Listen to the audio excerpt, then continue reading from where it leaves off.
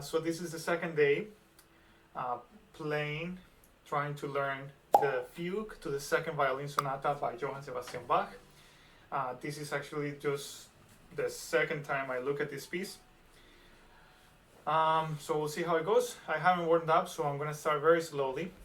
So let's get into it right away. So yesterday I worked on the subject, so let's review it.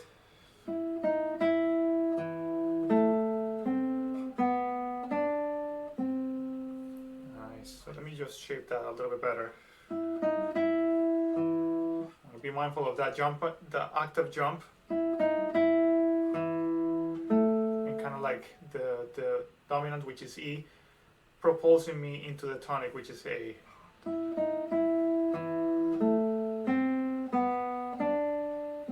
And then, even though it's in thirds, I'm still kind of like going up in a scale in thirds.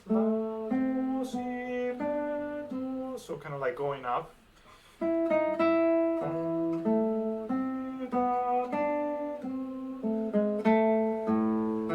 Yeah, so I want to feel a sort of release into the C.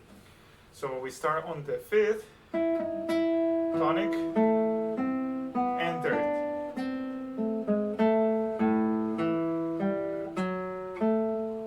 Release into G sharp. Good, let me do that again.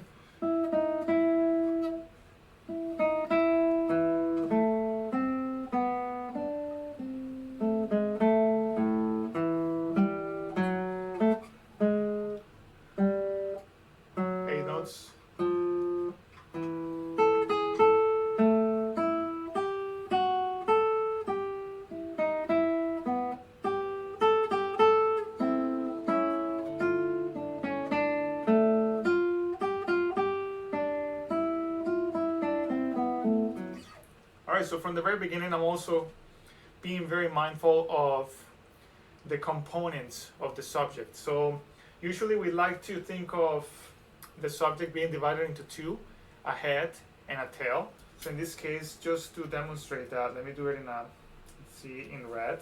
So in this case, the head is kind of like the beginning of the subject, and then we can consider the rest the tail. So this is head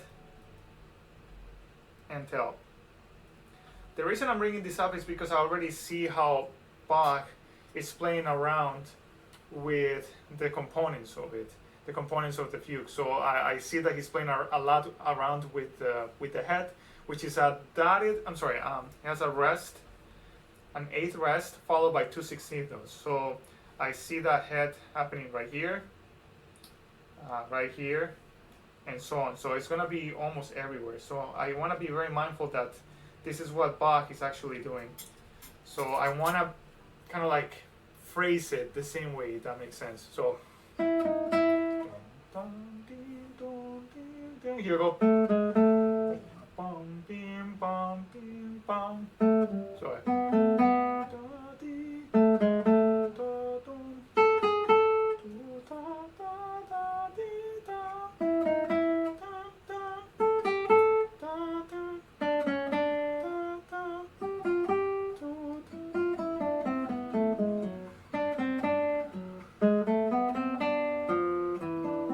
so on. Good. So little by little, I'm starting to create kind of like a map of what it is supposed to, the components of basically what is making this up, this fugue.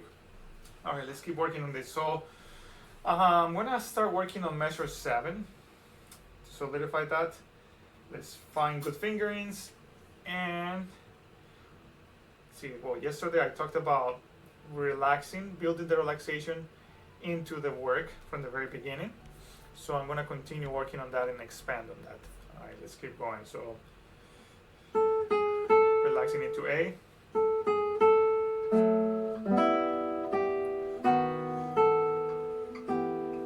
Good, that's hard.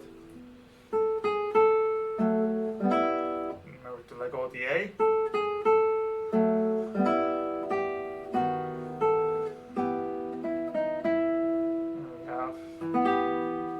Find a good fingering for this. So that's a quarter note, so this G needs to be ringing while the head of the subject is ringing in the, is playing in the alto. So, well, that's gonna be hard. There we go. The good news is that I can let go of everything except the E because of those rests. Okay, so.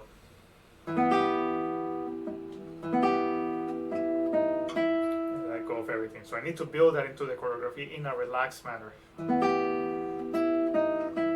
relax. There we go.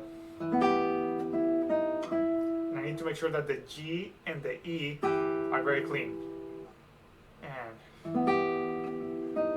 not so much. Now let's try it in a block.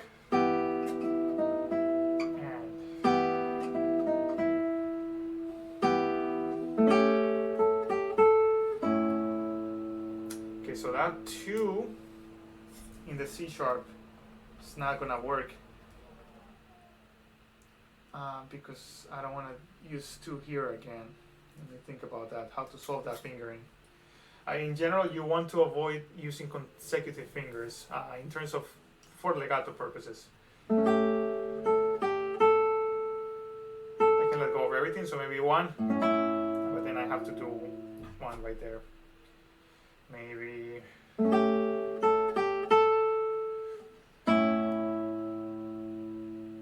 it's an E.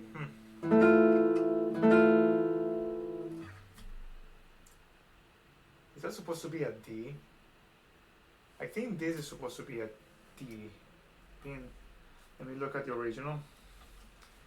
That E doesn't make sense.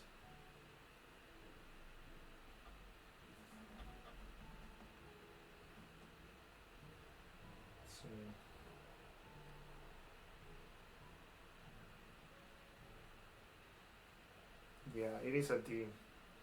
So that's a mistake. Good, let me fix it.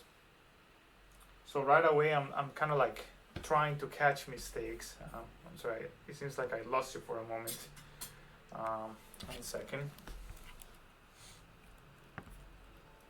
I don't know why I lost my casting app.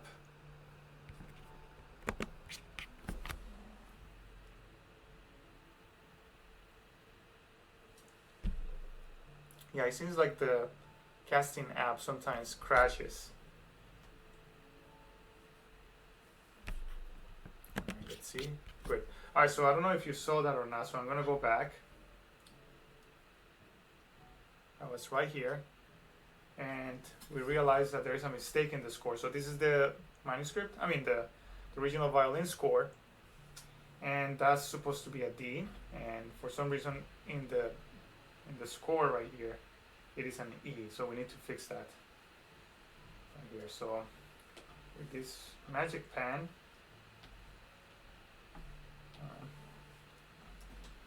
delete this.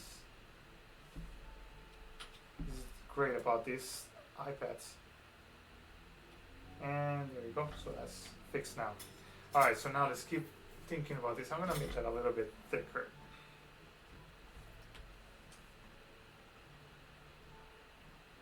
There we go.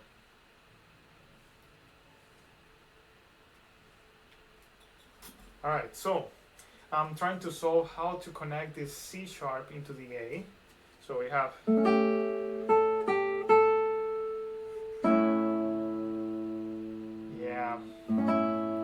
already having problems. Maybe if I do 2 and then 1 and 3, that might work. That might work. Let's see.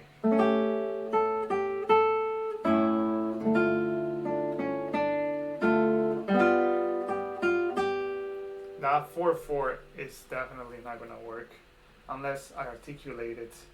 But I'm not sure that I want to strictly commit to the fingerings that are being suggested to me. My first instinct is to go for legato, and then I can decide later if I want to do a staccato or not, so that the decision is a musical decision rather than a technical one, meaning that I want to make sure that I'm able to do both, legato and staccato, and then decide whether or not to do it legato or staccato. And definitely that 4/4 is not a great idea for that. All right, so let's solve this one first. So we have measure 10. We have what if I do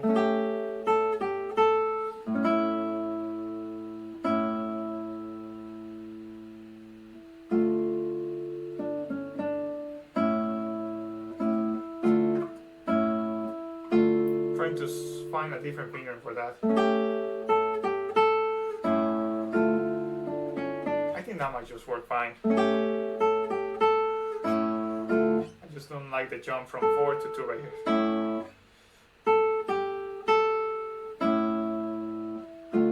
What about that?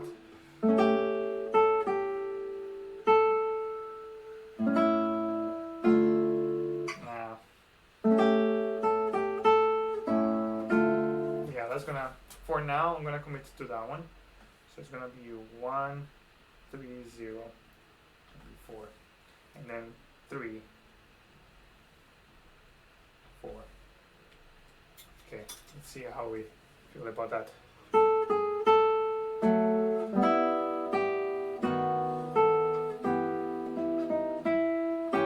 It's alright.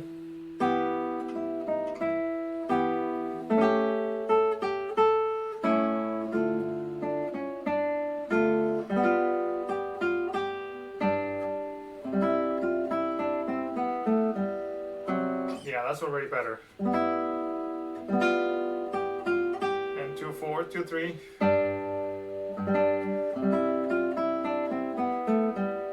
I feel a little bit less bad. I feel less bad about repeating a finger in the bass because that gives articulation. For some reason, I like articulating the bass short sometimes. So I feel less bad about that. Let's see. Let's see. Yeah, definitely. I don't like the staccato 4/4 right here. So I'm gonna go for the 3. For now, I'm gonna commit to it. I might change my mind later. Then I am repeating here 2, but it gives kind of like a nice breath of life to the bass. So.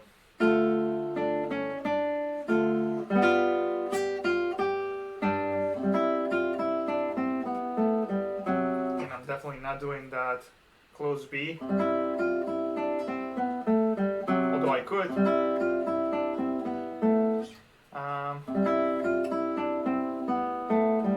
I'm gonna go for the open B, just because I'm also avoiding a negative string crossing and I want clarity in my right hand. So A and for the sake of clarity. Oh, right there. That's why I did that. So I'm gonna put the 3 right here. And da di da da da da da Get it down. So I'm gonna play this one open. Alright, so far from measure 7,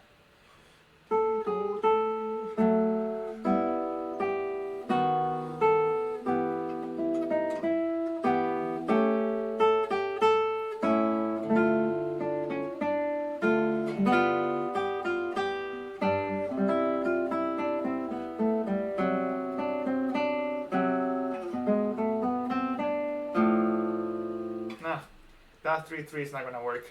So lots of problems with the fingering for my taste. This 3/3, jumping from the F to the G sharp, I definitely don't like that. So let's see if we can find a different fingering.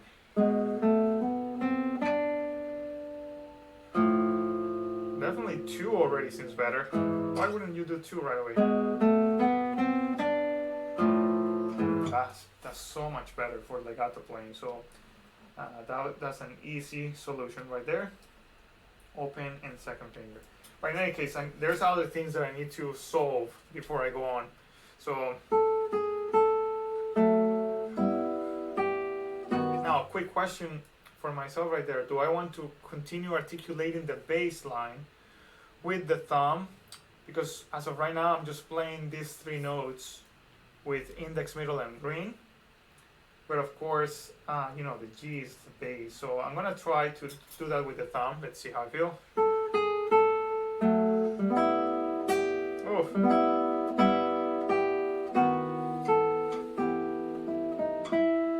Yeah, I think for consistency, I'm gonna do this one with the thumb. All right. So.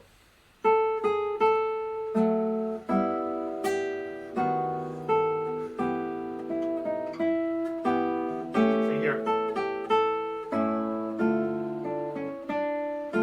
Same there.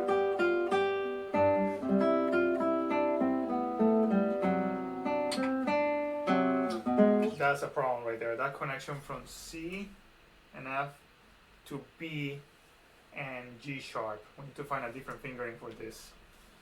Let's see. Lots of problems. I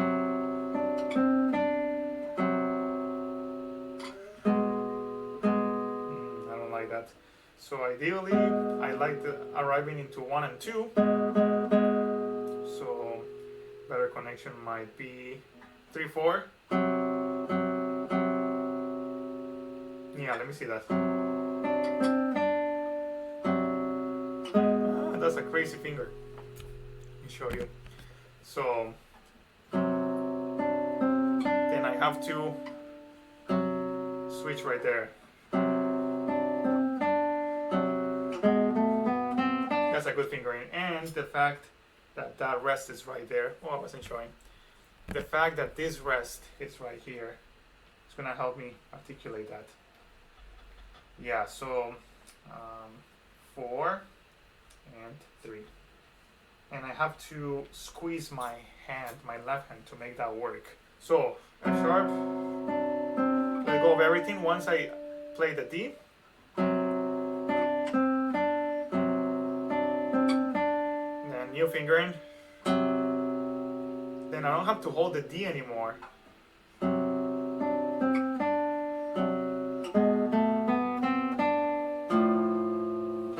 Yeah, that's gonna sound more connected. So.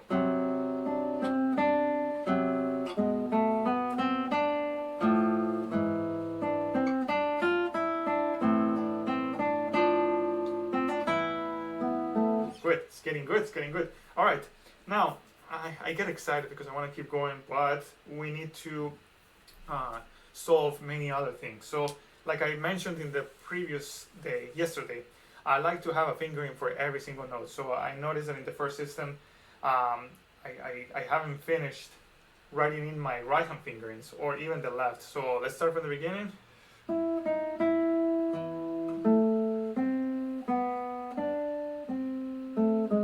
So definitely I want to commit to this now. And later on I might change my mind like usual, but for now let's just do this on the 3rd string. So therefore these fingerings are gonna change for now. 2, 1, 2. There we go, on the 3rd string. If there was any doubt. All right, so. All right. Ascending.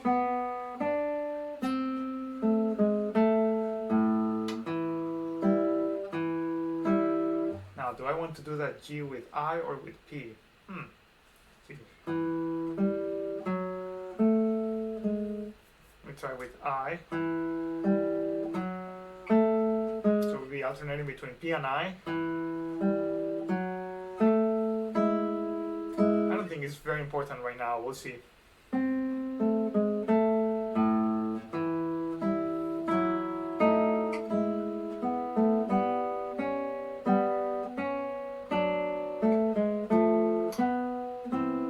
Good. Wow, this is hard. Need to make sure that I mute the F sharp and the E.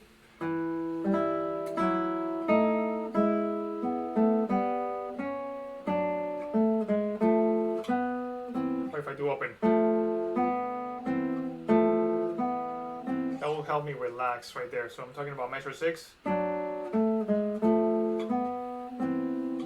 Kind of helps me with the idea of tension resolution, the B resolving into the C. So I'm gonna go for it. And remember, I like doing left hand fingers underneath.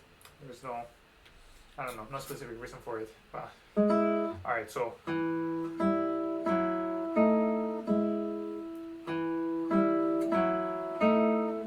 I kind of like alternating between thumb and index.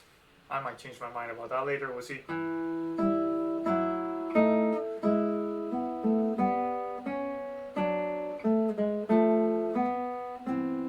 So this definitely, so that we get some of the work done, this is definitely PM right there. So I repeat M right here because I'm articulating the third string with I right there. Make that a little bit more clear. I'm stopping the third string with I.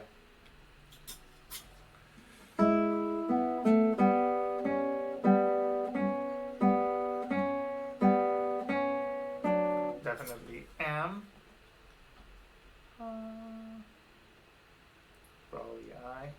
M. Lots of repeated fingers, but that allows me to maintain my right hand steady in position.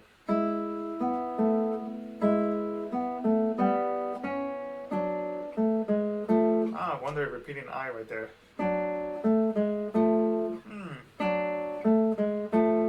It's okay.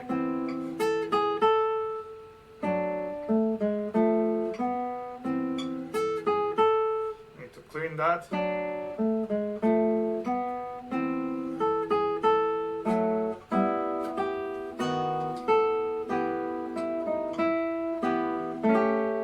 I need to remember to do that with the thumb.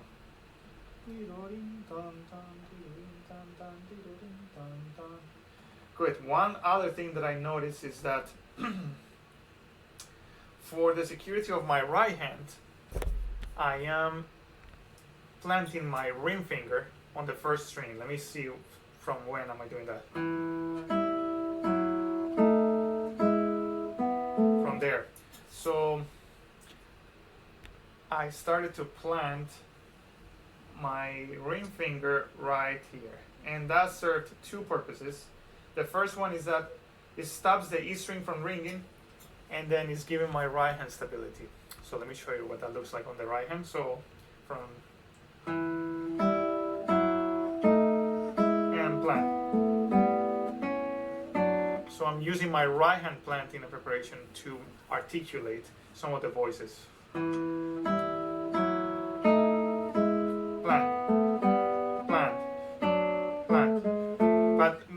The whole time my ring finger was right there, which is gonna be ready for when I have to use it again right here. So that plant was all the way from there and used right here. So again, from measure 3, we have plant A, plant I,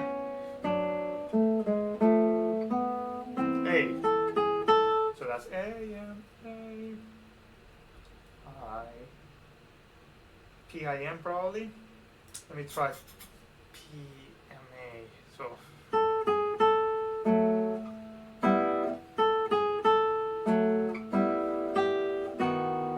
I could do that.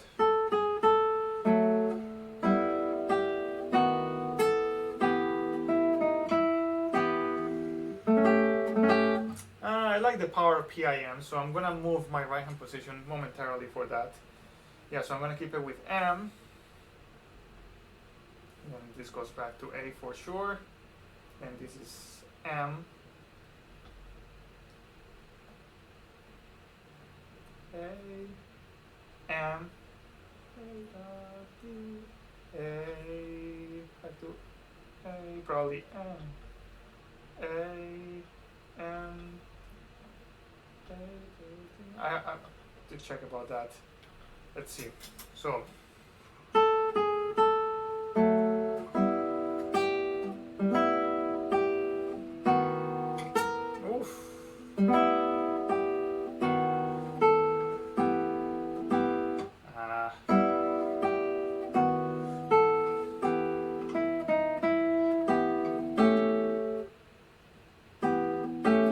to remain in that position a little bit longer.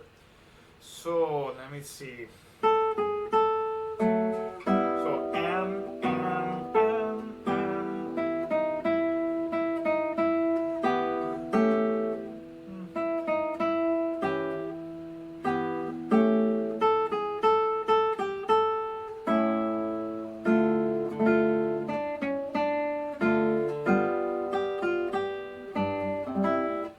this is definitely M right here. I'm not convinced yet what to do. So I'm debating whether to remain in prepared position number 1 or to go maybe like a prepared position, I guess 0, where thumb is on the 3rd string and M on the 1st. So that's something I'm thinking about right now. So let's see. So prepared position 0, I guess.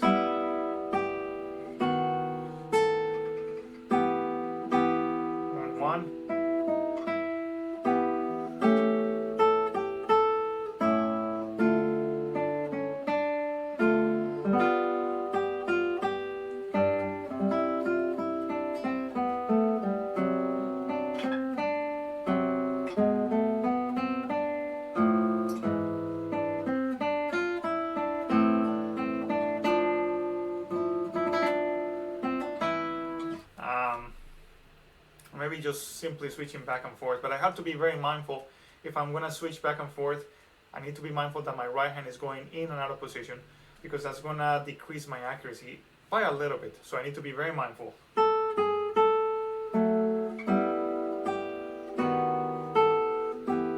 Let's see. Yeah, let's do MM right here for now. Then A. Let's see about that.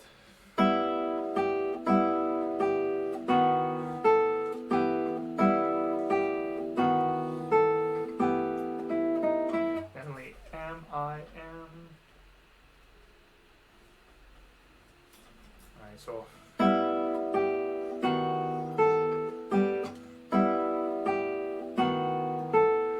Actually, let me just stay right here in that position for the right hand, M, M, M, M, M, for the sake of simplicity. So A,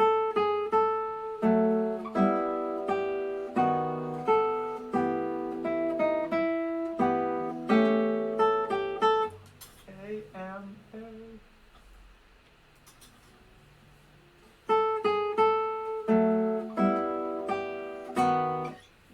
You want to keep going. I cannot let go of the D sharp.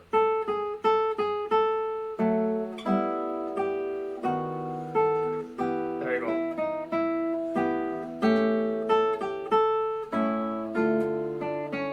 M, I, M. So this is probably A, good, and then that gives me all the fingerings for the right hand from the very beginning. Let's see.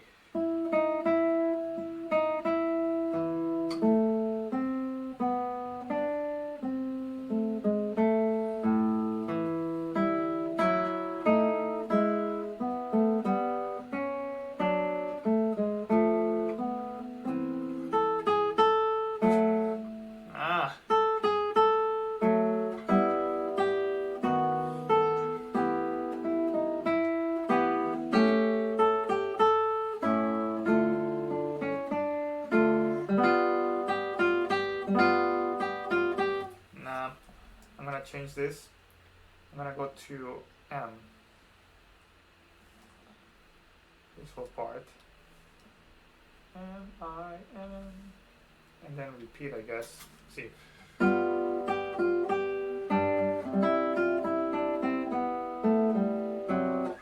this definitely right here, 1.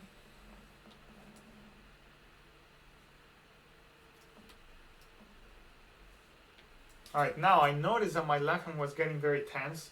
So now that the fingerings are more or less solved, I'm going to work on that relaxation. Good. You see my elbow was tense right there?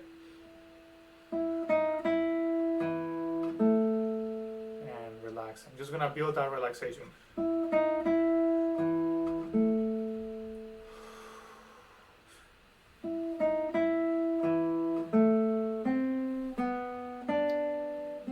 Again.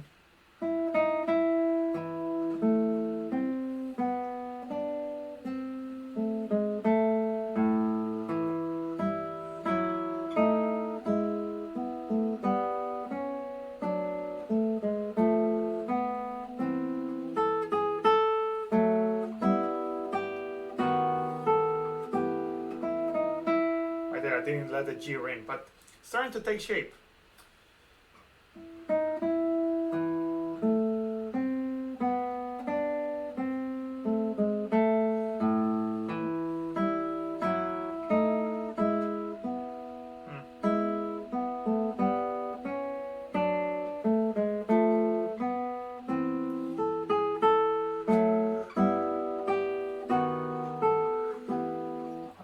I'm realizing that I'm changing the right hand fingerings right there on measure 8.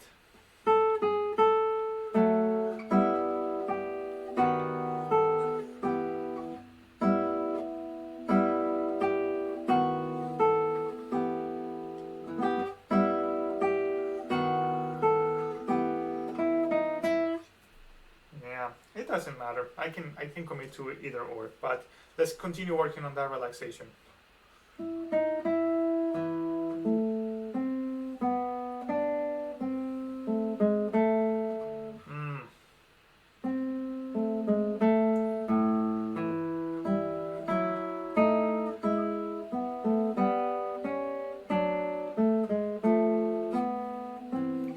Very tense. So I'm just gonna work on the left hand. I'm gonna show you with the big screen.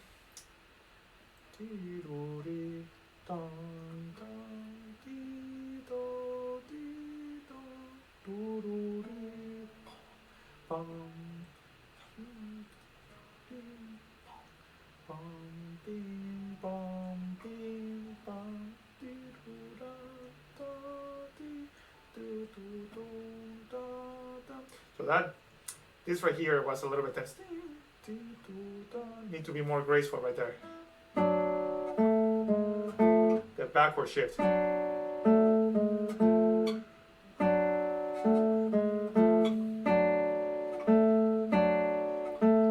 I have to remember that I can let go. I am allowed to let go of 3 and 2 once I press the A. They don't need to ring. I'm talking about this. Once I play that A, I don't have to hold it. I don't have to hold the F sharp and the D anymore. And that's going to allow me to lighten up that backward shift with the 1-1.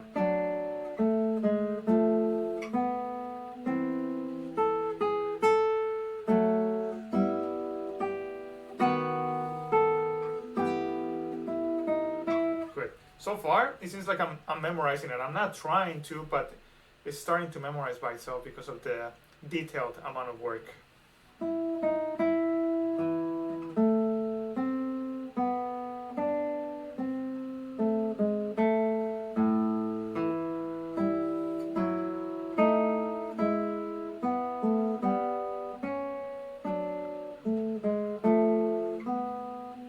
Good, that felt much better in terms of the jerkiness of the backward shift. Much better. Something I realize I'm doing that I might not have talked about is making sure that I mute this A. That's how I like to notate my mutes. And I'm just muting it with my thumb right after I play the E. So let me demonstrate that from measure 3. Then I mute. Let me show you with the big screen. Measure 3. And then right away mute after I play the E. Let's see.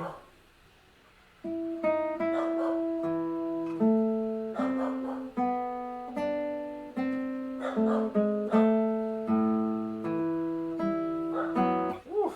My dog is distracting me a little bit. Let's keep going.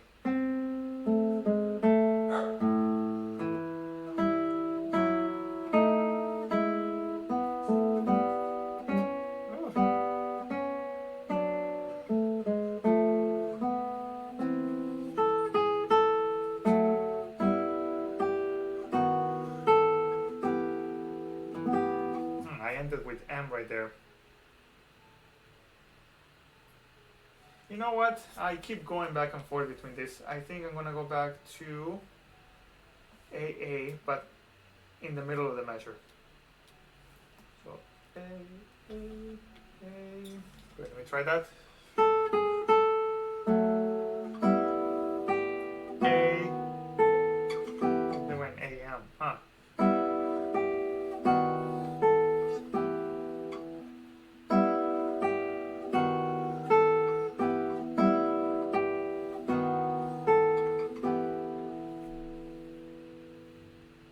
I'm doing AMA. It feels like maybe natural. I'm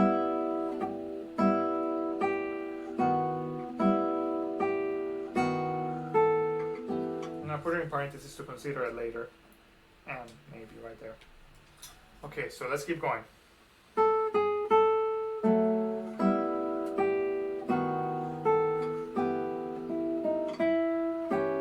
Oh, wrong note. I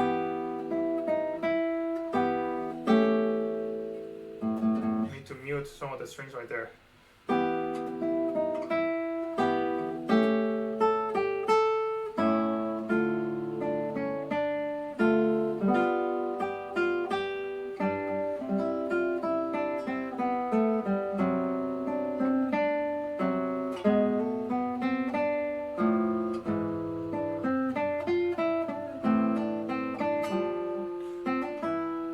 Alright, my left hand feels really tense right there. Let's work on that.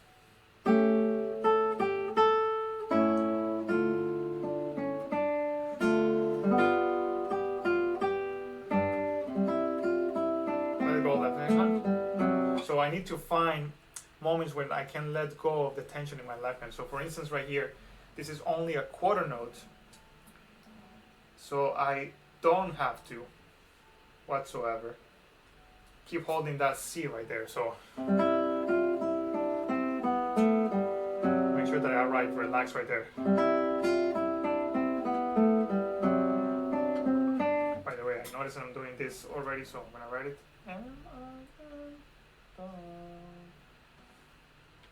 Alright, let's see that.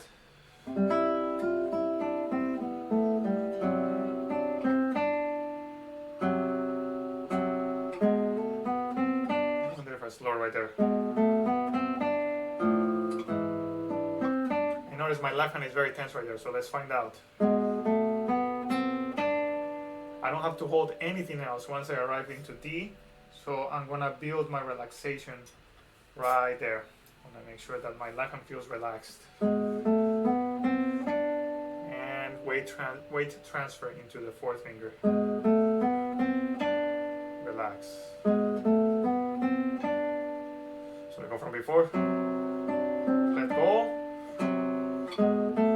Let go. Let go. Good. Alright, so let's do it again. Right there it was a little bit tense, so I need to work on that one too.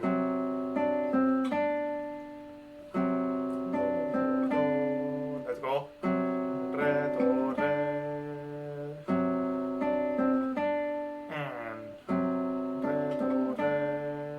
I'm building my choreography so that I'm building in those periods of rest and relaxation. Right there, I can take a breath, I can relax my left hand on that D. Same right here. Relax. And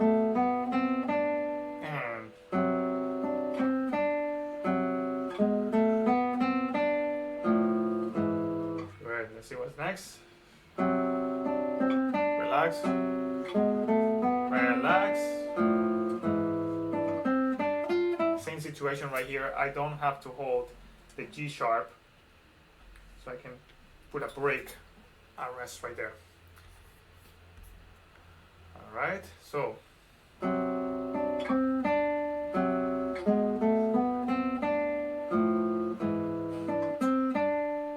now I'm thinking about what fingering to follow right here.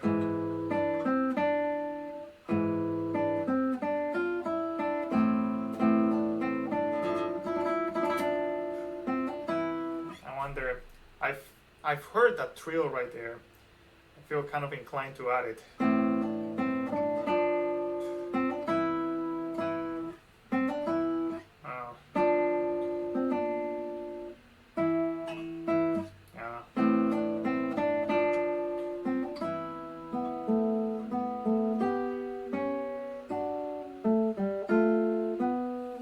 getting tempted to keep going, but I'm gonna be disciplined and I'm gonna take a moment to breathe and not go on yet. Let me finish with the right hand for this at least third system, and then I'm gonna take a little break. So build relaxation right there. I'm repeating I, and I don't want to do the slur right there, so I'm gonna go. I think I'm gonna repeat I right there. I'm not sure I like that. Let's see.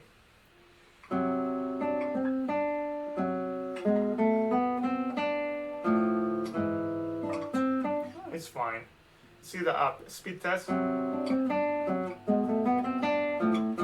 That's totally fine.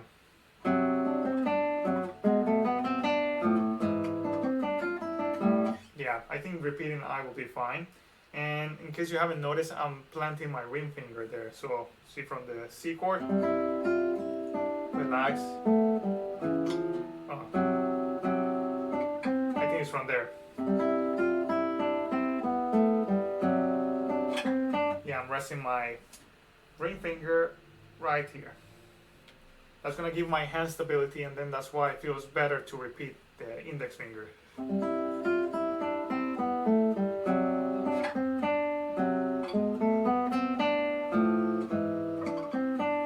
Yeah, so I again.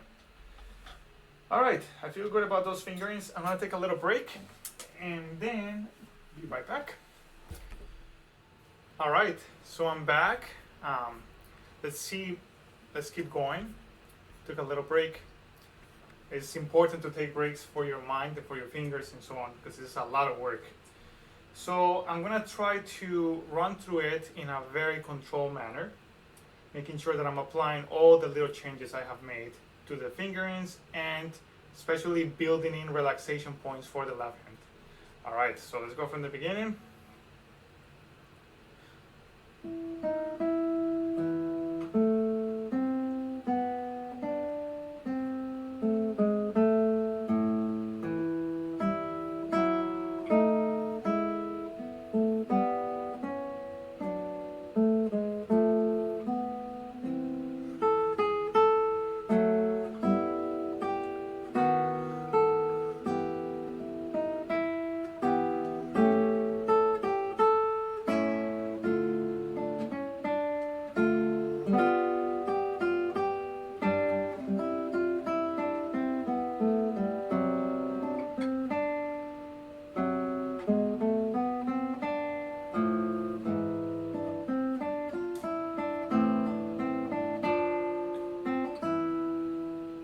Good, I'm gonna stop right there.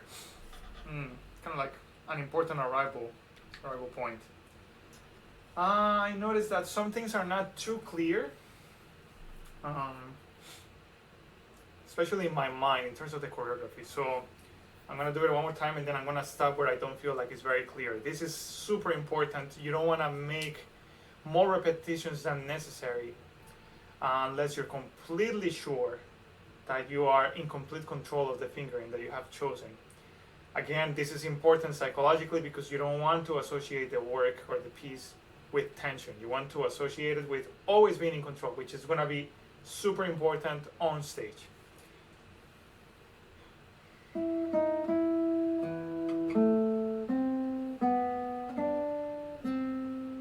Good, so sometimes I'm playing the G sharp right there when I do the little bar, so I need to be mindful right there.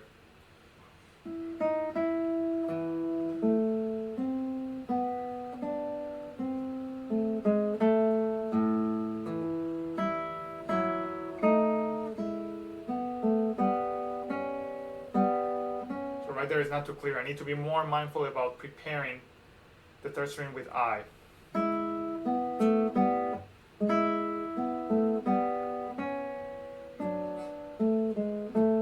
Great, one more time.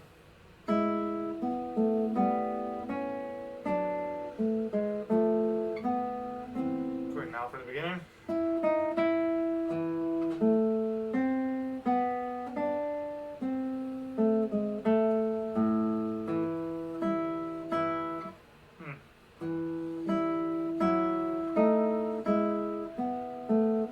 Right there, it seems like I wasn't sure that I wanted to use two, and it's a fingering that I haven't written down, so let's write it down. And I'm just gonna solidify it from measure 5. 1 second. It's good that I noticed that the app crashed. It's interesting how that happens so often.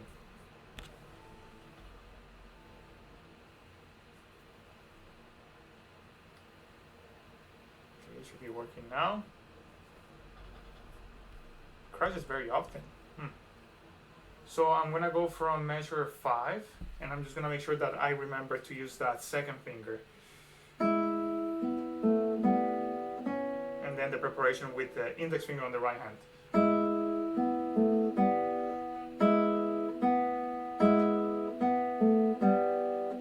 And also the preparation with A on the first string.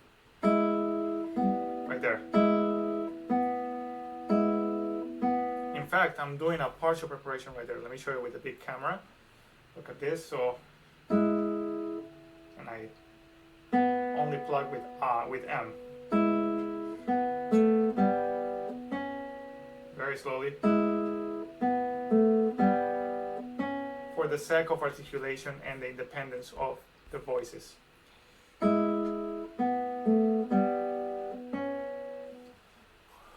want to make sure that it feels relaxed.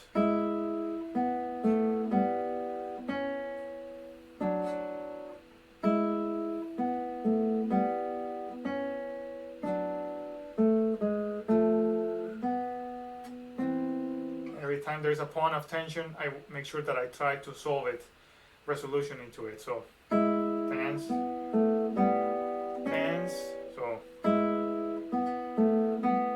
tense, resolve, tense, resolve. So musically, I'm also working musically at the same time as well as technically.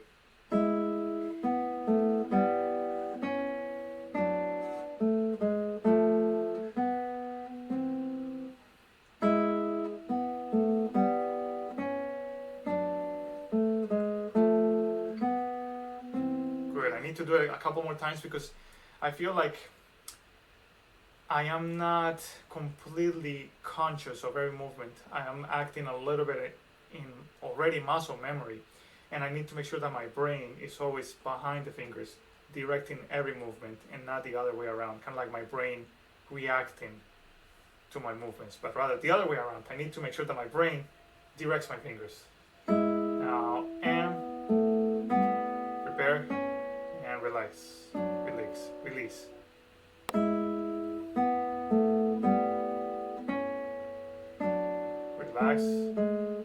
Relax. Good. That's starting to feel better.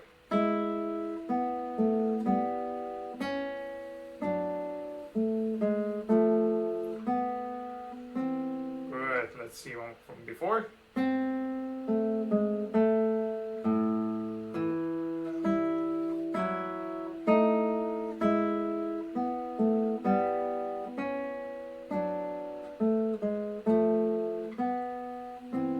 Yes, alright, from the beginning. I think that feels good now.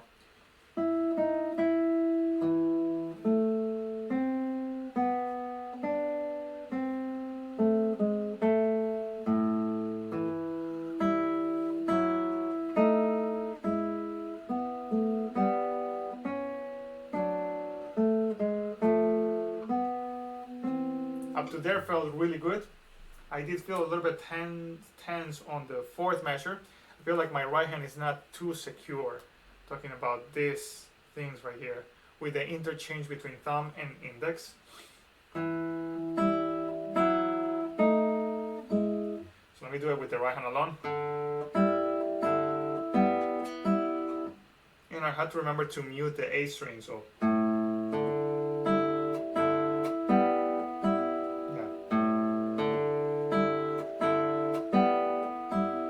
preparation is a little bit sloppy. I'm hearing a lot of the nail, so I'm going to be mindful of that. Better. Now with the left hand. Now I'm hearing the E ringing over the D sharp, so I don't like that.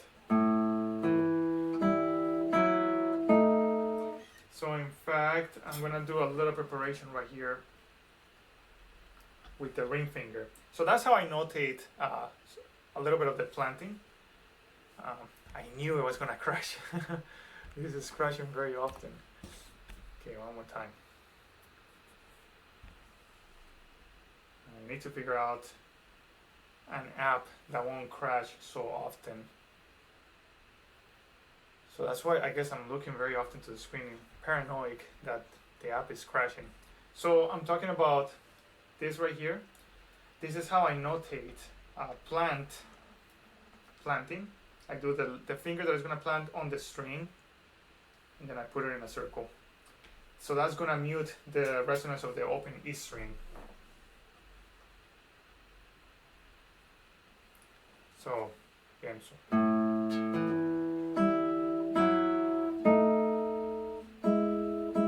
ahead and relax my elbow right there.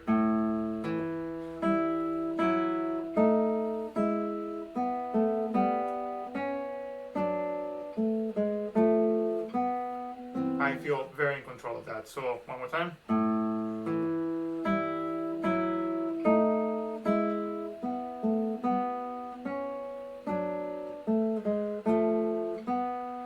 One last time.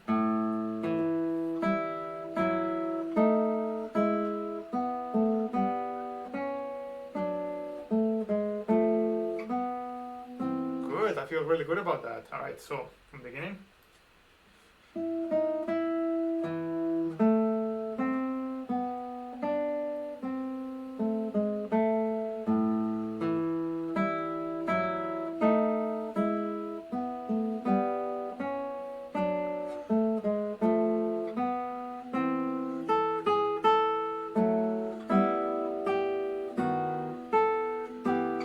To do the articulation, but up to there I'm very happy with the result. From then on I'm going to make sure that I only do reps, making sure that I'm always in complete control, so that from now on every rep is going to reinforce my choreography, and basically my muscle memory is going to be very solid, and also reinforced by my mental hints that I'm going to give myself, those little hints about planting here and there and so on. Good, I feel very good about that. Let's do once more and then I'll move on.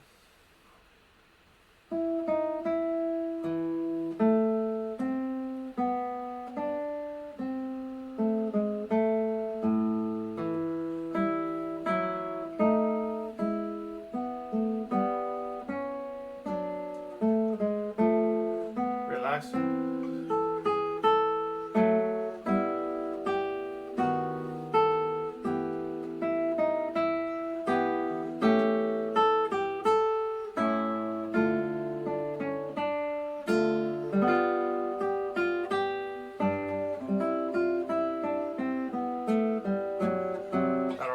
To practice it, but up to there felt good. There is something about resonances that I want to fix starting on the second system, so to relax that. I'm wondering if I should go back to 3.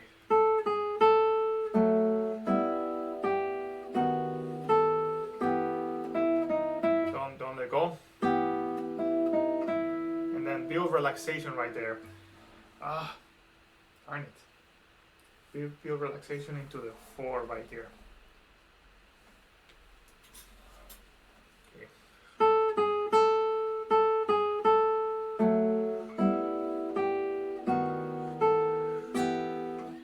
Clean that up.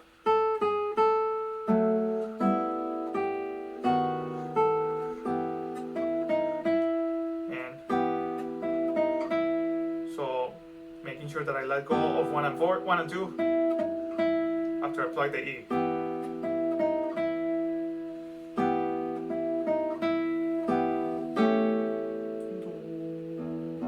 So the low E is ringing right here. I need to be mindful. This E is activating the low 6th string, so I need to be mindful to stop it. Mute. So how are we going to do that?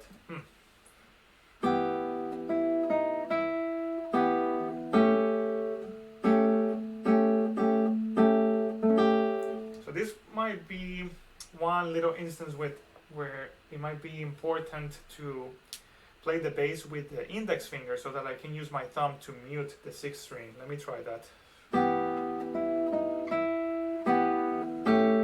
Or just do that. Mute the E string with my thumb right after that. Let me show you with the big screen.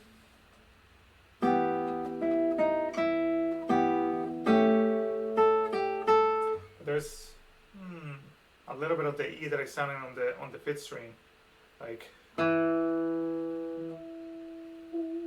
which is this.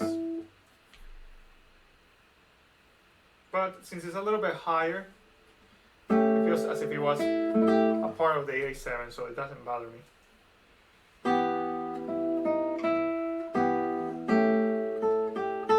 Yeah, I might do that. Let me try with the index. Nah, I'm just gonna mute it after the fact.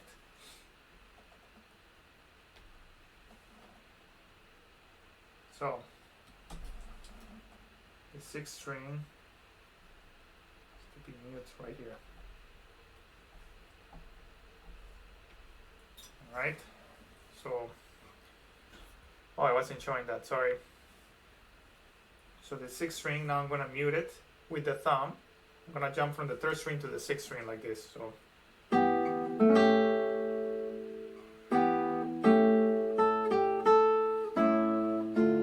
now, I think that was the little resonance thing that I wanted to fix.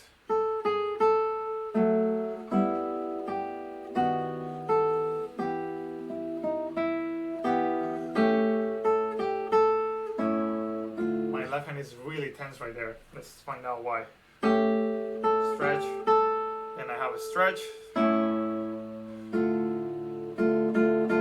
to make sure I feel relaxed in the rival of this D minor. Alright, let's see. Relax.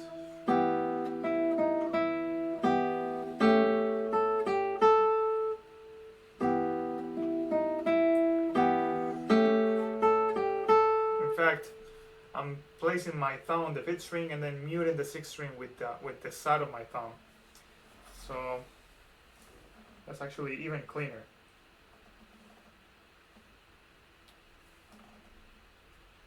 Mute that.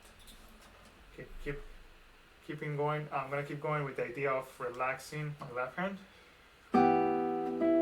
Let go of everything. Build that into the choreography.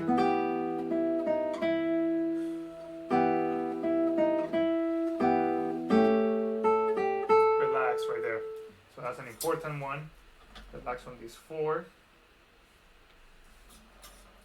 It's good that there are a lot of these moments where you have only one note in the texture, and that should be a moment when definitely I need to relax with my left hand. So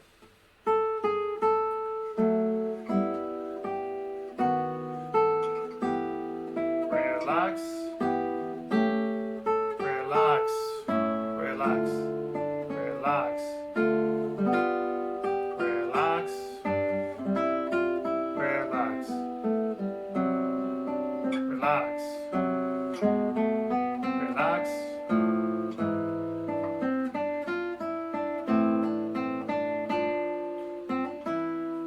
So these are both definitely A, and right there. So I start getting ahead in terms of the fingering. All right, one more time. Relax and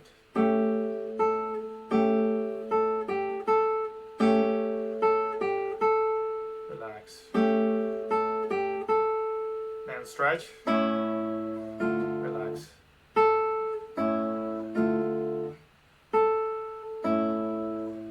And relax. And also it needs to be reflected into the way I'm phrasing it.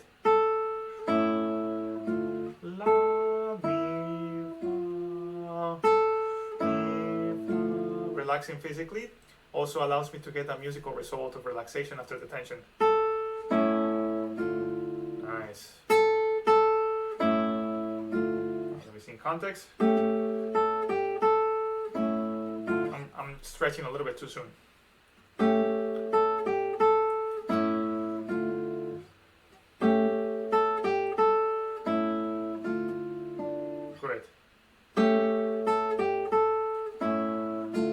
too soon. Relax right there. So let me work on that one.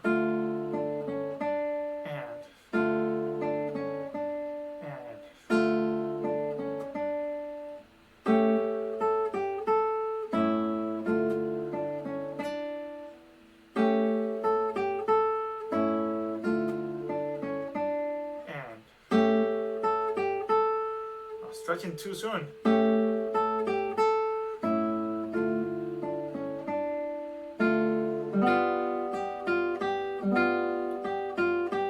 Just like I'm going AM right there.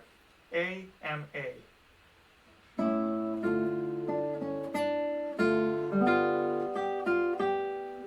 Yeah, let's change that. It feels more natural.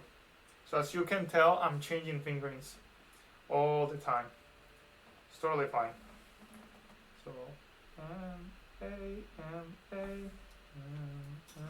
Good. One more time. The app crashed one last time. I think it's probably asking for a break. Right. This is not. It doesn't take too long to open it back. So I'm just gonna finish this and then I'm gonna finish for today. Relax, relax, relax.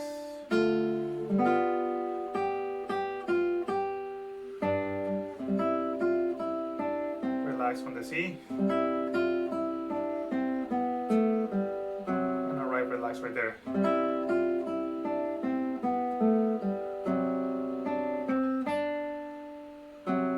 Be hard to memorize.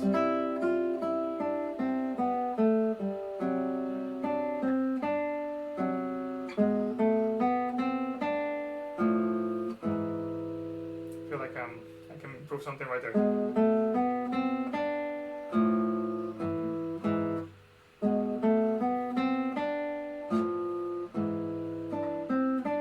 Relax in two. I don't know why. One right there. I think, yeah, I don't like this. It's not gonna allow me. This backward jump right there, backward shift, is not gonna help my legato for sure. So I'm gonna erase this.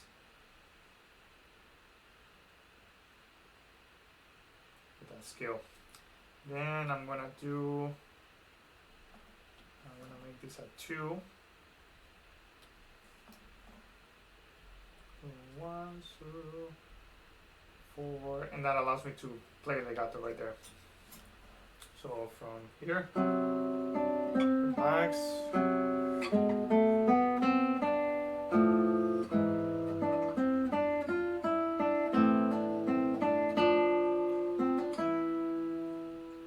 Yeah, that feels good, I think. Here this was slur.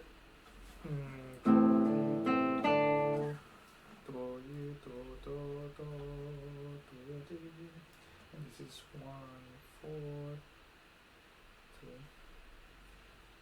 Alright. I'm almost done with this section. Let's see.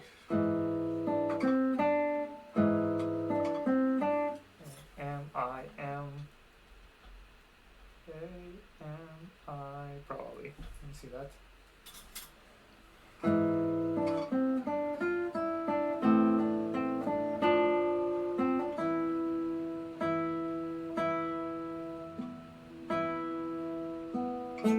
Good.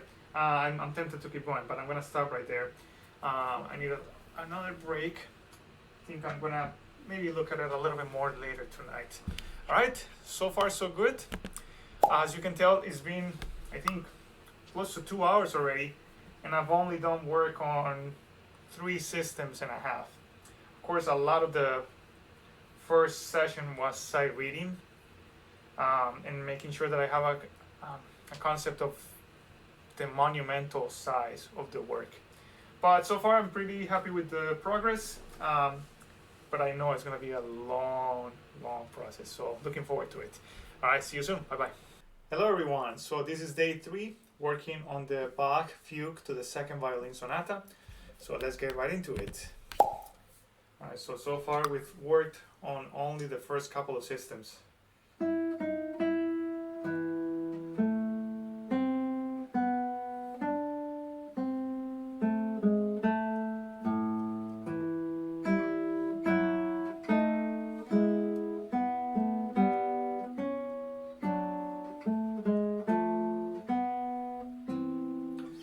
I'm gonna try to continue working on feeling the relaxation as much as possible on my left hand whenever I can. So I also need to warm up a little bit, so I'll go very slow.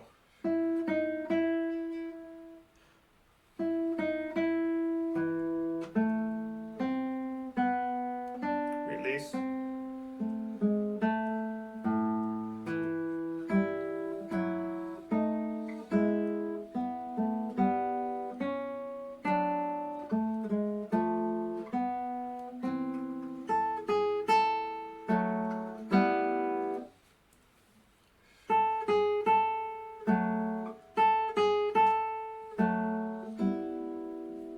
Yeah, I think I'm gonna decide to go with the 1-3. I was thinking about that yesterday, so I'm gonna commit to it.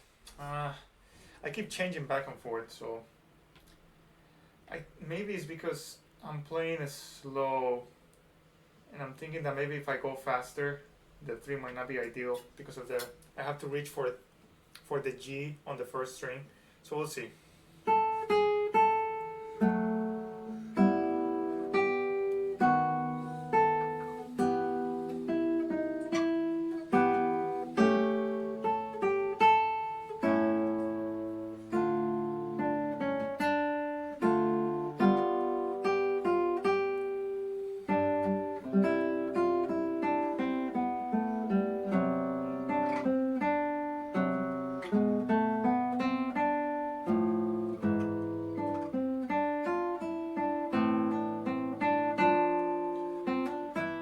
So I noticed that even though I am in control, my left hand feels a little bit tense, and I am convinced that has to do because I haven't played today. So I'm gonna do a little bit of just practice with my left hand to kind of like get it warmed up.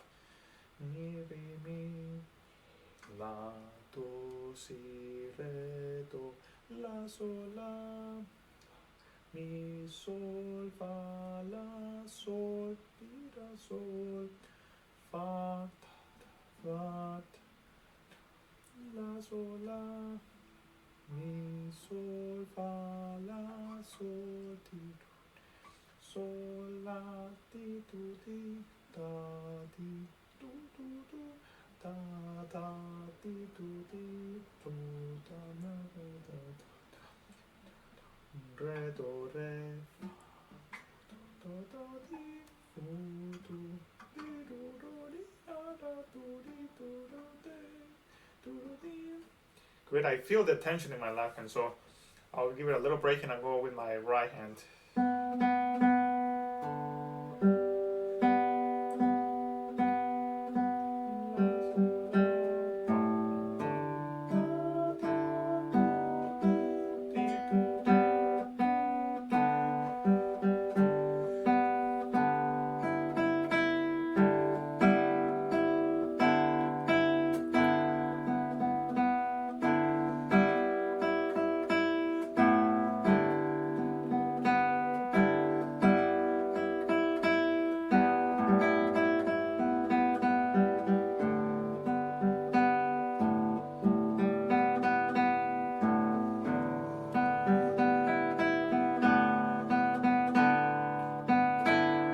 More or less. I'll go a little bit slower, focusing on the relaxation.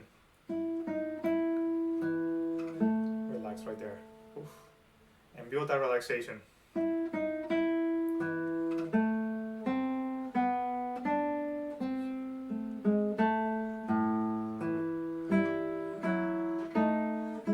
Relax right there. Again. Relax. Right there, I didn't mute the E.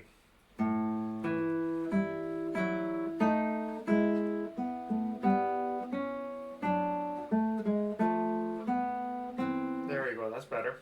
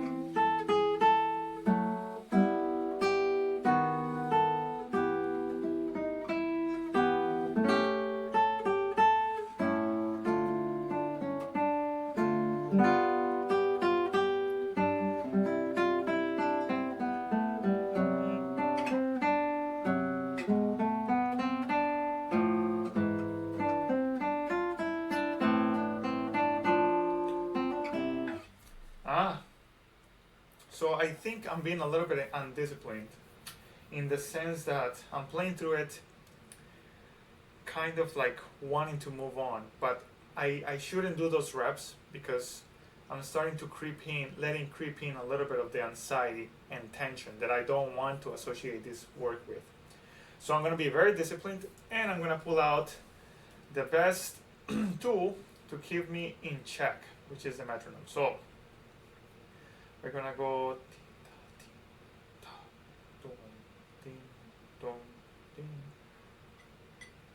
really slow at 36 or 35.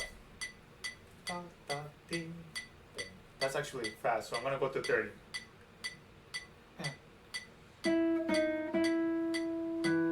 Relax. Release.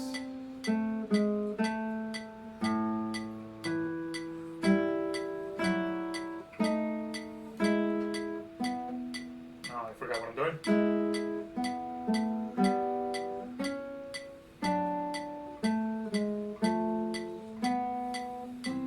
Great, that's feeling better. Again.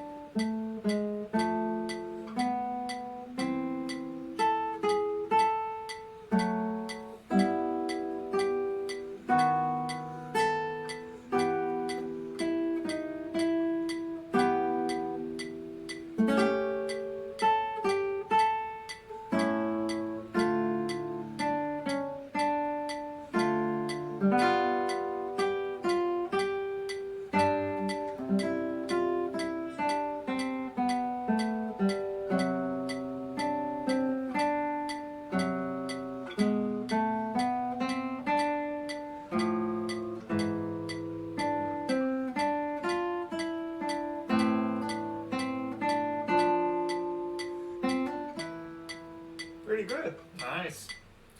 Alright, I'll do the same thing with the big camera so you can see my fingers move. Relax, relax. Feel the release. There.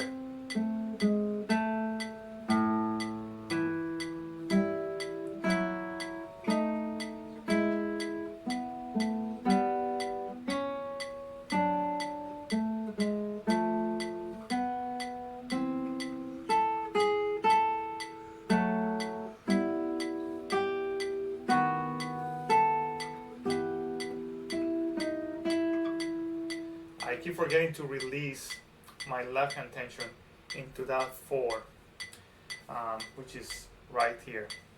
So I need to remember that. Release. Release. And from before.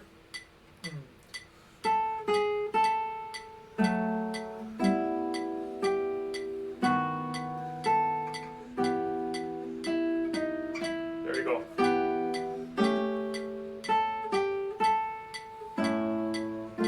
Release right here.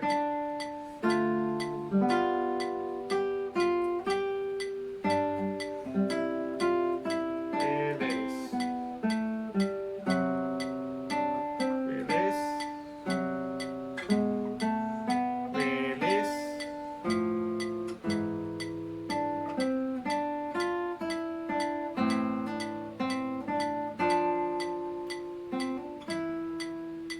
Alright, I'm going to notate that I'm able to do it at 30. What is that? For 16 notes. So that's 30 is the quarter note actually.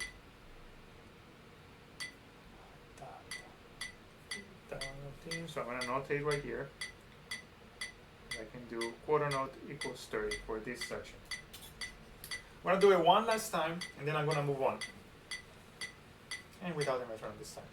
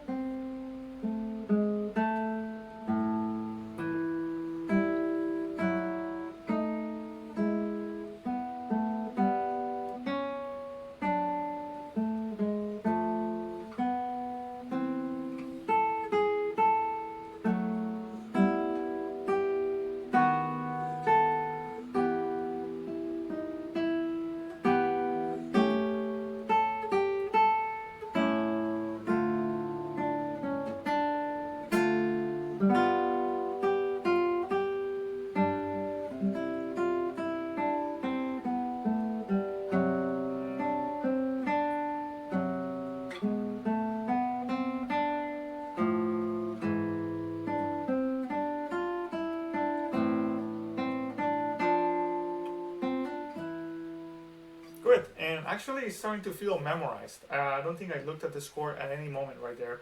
So today, let's move on. In fact, I'm just gonna let that mature, and today I'm gonna focus on new fingerings. I think from having read through the whole thing, I think a good first place to stop will be around measure 44. So I think that's the first big section, which is gonna take me maybe a week. I don't know. Today is day 3, so we'll see how long it takes me to get there. So today we're gonna start right here, where we have this is kind of like a cool part where we play with the head of the subject.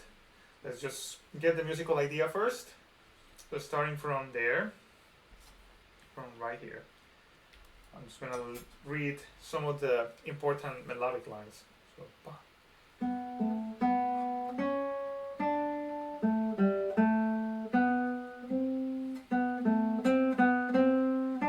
kind of climb. So first we have D, C, now E, now F, now G, now A, now B,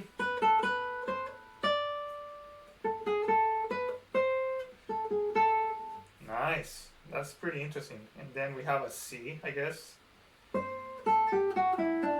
so on. Good, very interesting. Then we have that chromatic counter subject. Tension resolution. Climbing. Now B.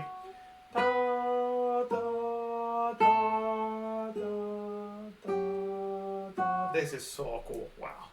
So we have G sharp chromatically. We have 4 pitches. A minor third. Then from A. Then from B. This is so cool. So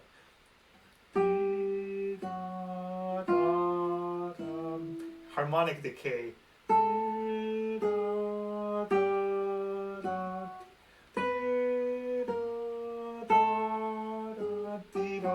And that line at the end of the counter subject becomes the head of the subject. Beautiful. So we have from B, A sharp, A, da, di, do, do, da, di. And then we have, now the chromatic line goes to the bottom, or that's E again. Okay, it's do, do, do, C natural. Sol, fa, fa, mi.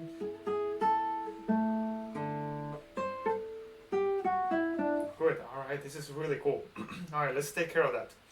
So starting right here from the cadence, you have E. Now he has 2 and then 3 right away, which I don't like. That means you have to cut the E short to get to that B, unless you want to stretch. Yeah, so I don't like that. So I think I'm just gonna go with the open B. So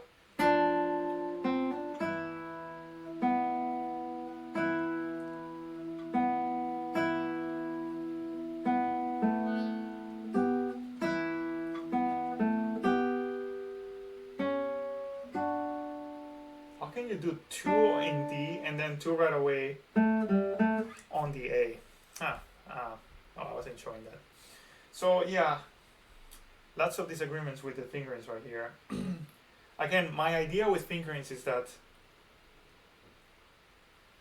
you need to be able to do both legato and staccato, and then decide whether you want to do a staccato or legato, but not as a consequence of the fingering. You'll be basically stuck with only one option, in this case only staccato.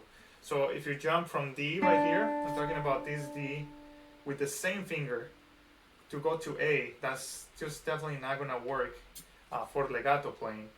So I'm gonna try to find an alternative right away. So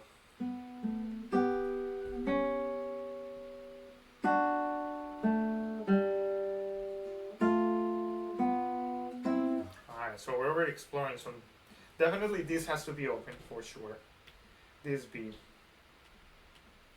Now if I later decide that I want to articulate it and make it short, then maybe I'll go back to that. But as of right now, like I said, I want to make sure that I have the option to make it legato or staccato, whatever I want. So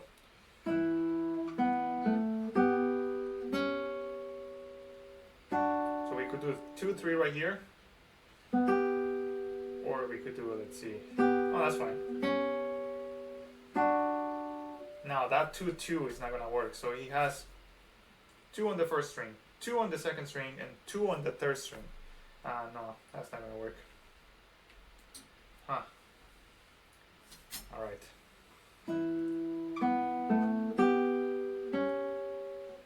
One option is to do 2-3 on the D major chord, or to do a little bar, then 1-3, and then 2 could work.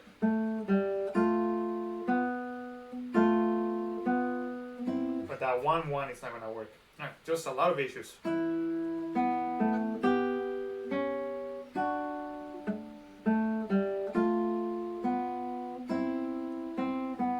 That could work.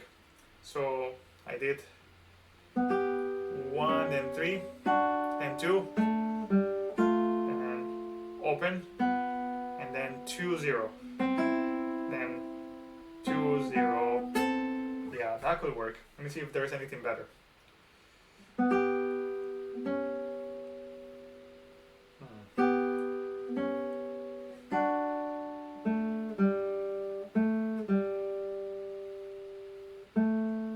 Now, what if I go right here?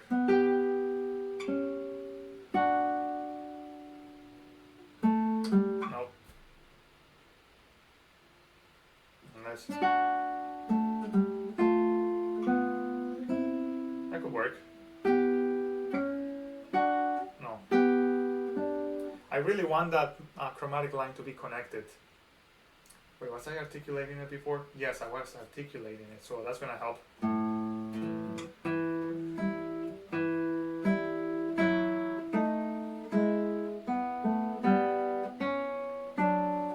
What if I wanted a legato?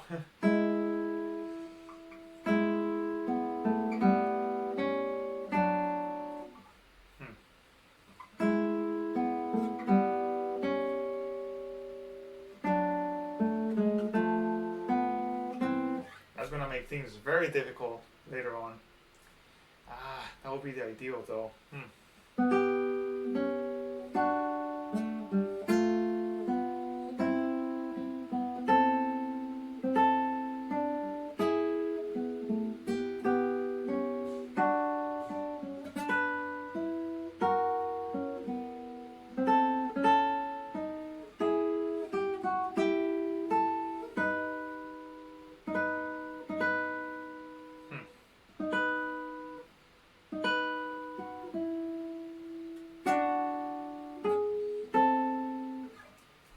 What should I do?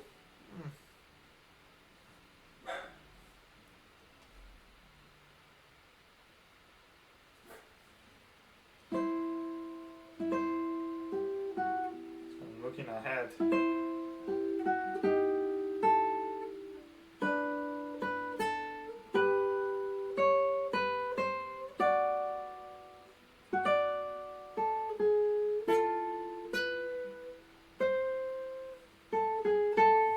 See it later.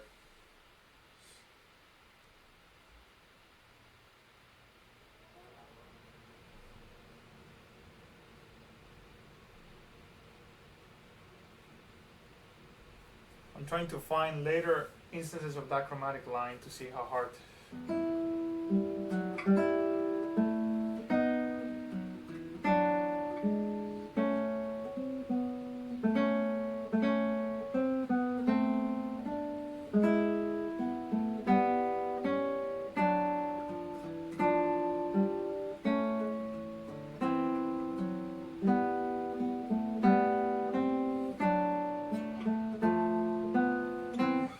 That's possible. It's gonna be a lot of work, but I think it's possible.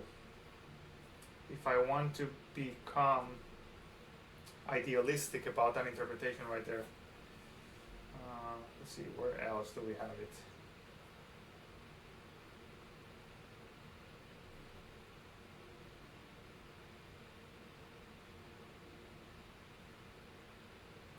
probably missing some of them. Here's a chromatic ascending one right here. I measured 155 right here. See that?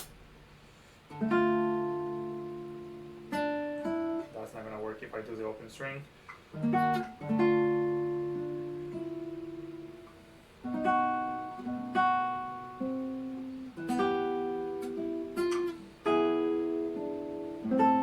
That one is tricky.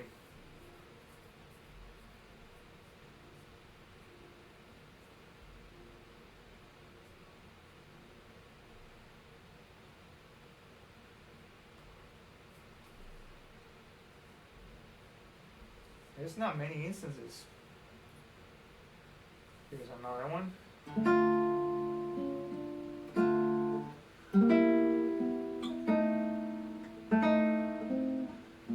Not really.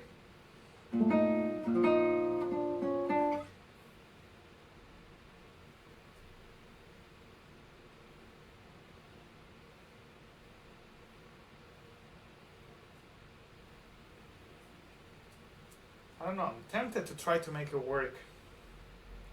Then I'll have to change the fingering in the very beginning, which is gonna make me very sad. Because I worked so hard on it. Let's see.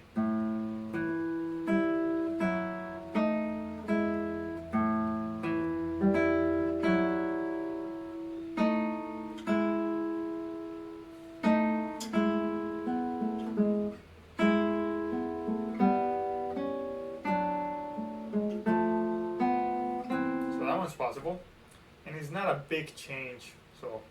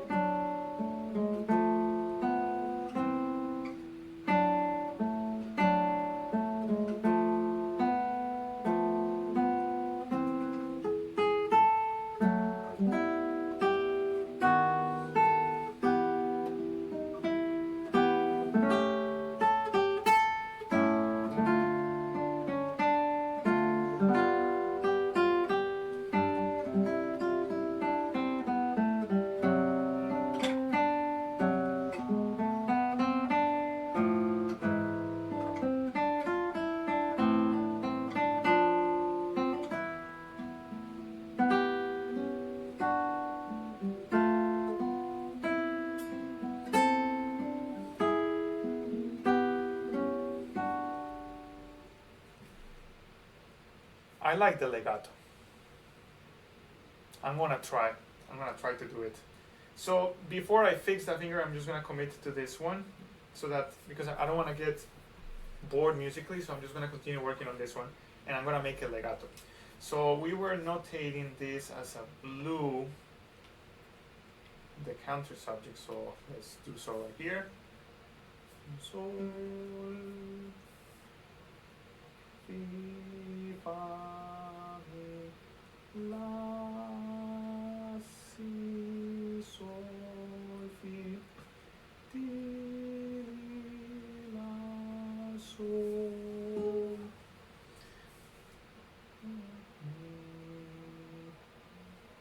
wait, not that one. Mi, re, re, do, not chromatic. Do, fa, mi, re, re, sol, fi, fa, mi, la, sol, la. Alright, let's try it. Interesting.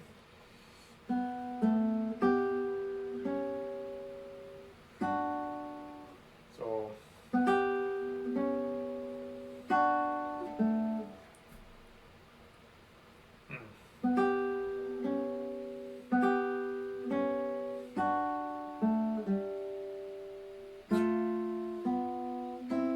alright, let's see.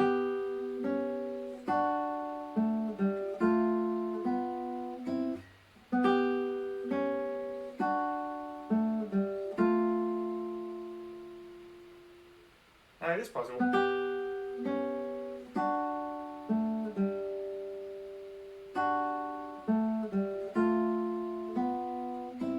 Alright, let's write it down. Let's see. I'm letting the idealistic me take over. We'll see. So this is gonna be sliding 2. So this is 2. So I'm gonna do it underneath. 3. Then this is gonna be 1.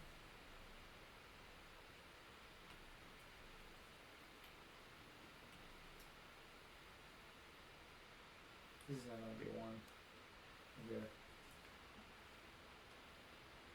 This is 2, so I'm gonna slide this one. This is 3 and then open.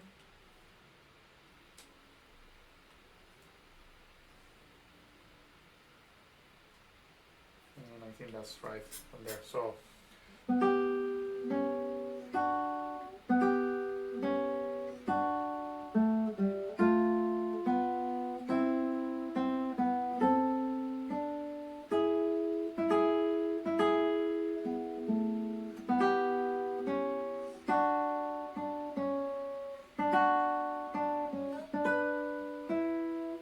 that's an issue.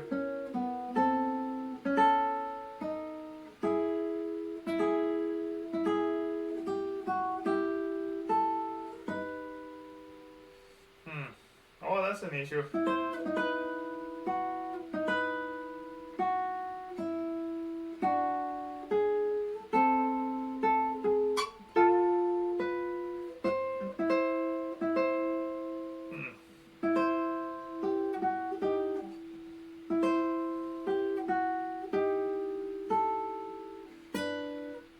Alright.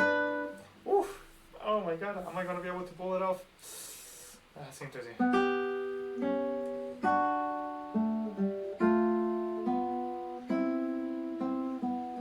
Definitely right here. We're gonna avoid that jump so that the E can ring. Although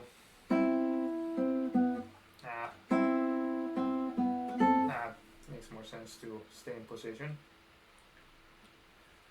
1, 0, 2.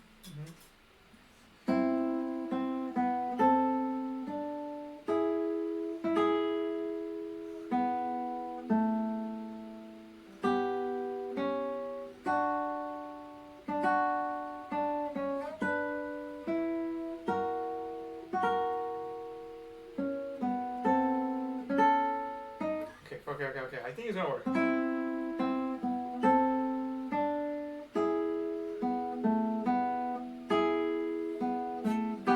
Yeah. Okay, so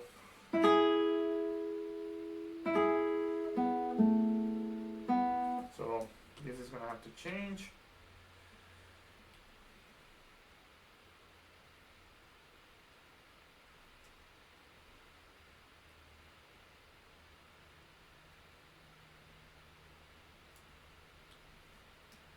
Zero. Oh wait. 0, 1, 0, 1. This is probably 3.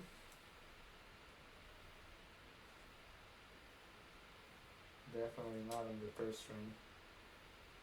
Although, actually, I need to check on that. Let's see.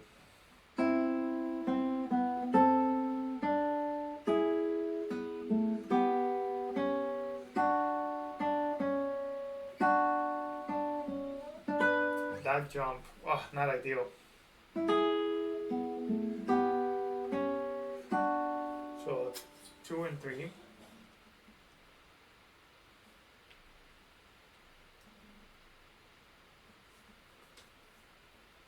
And this one definitely cannot be this. Probably 1.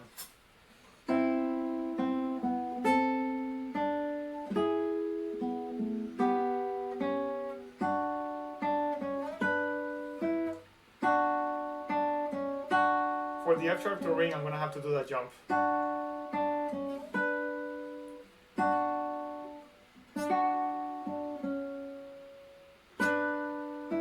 Unless somehow I'm already there.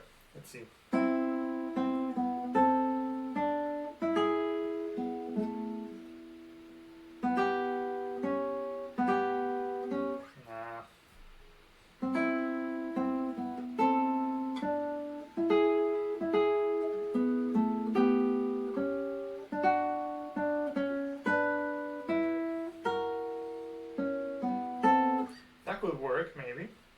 Sì.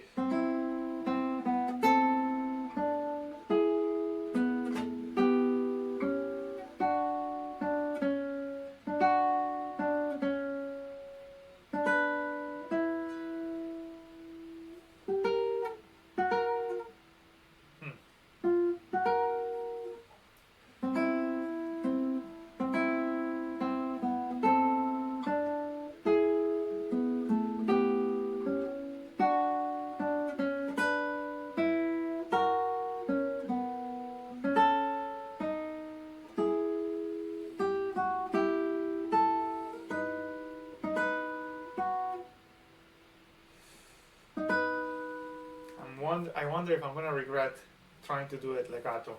I gotta try. Wow.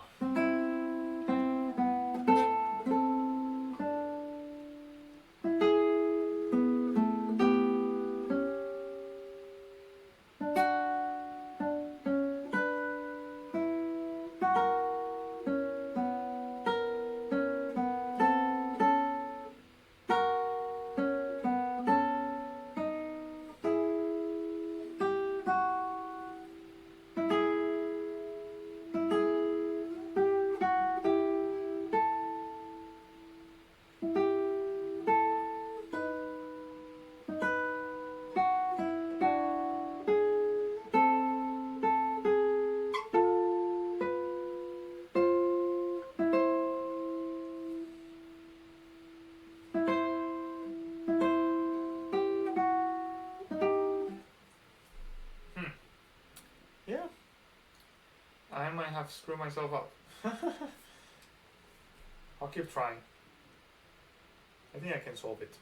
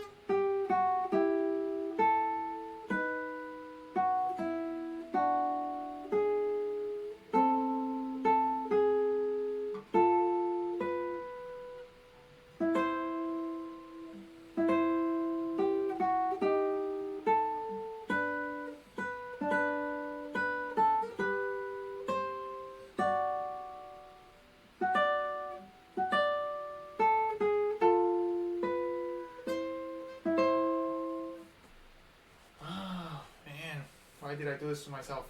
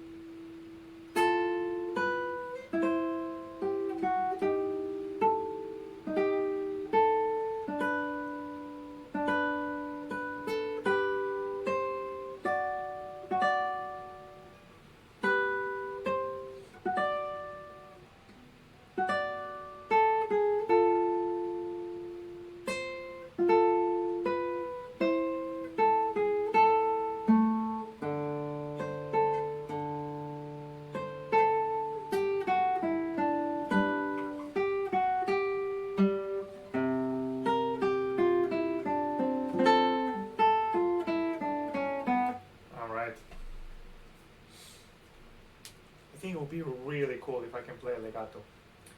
So even though the fingerings are awkward, I'm gonna give it a try.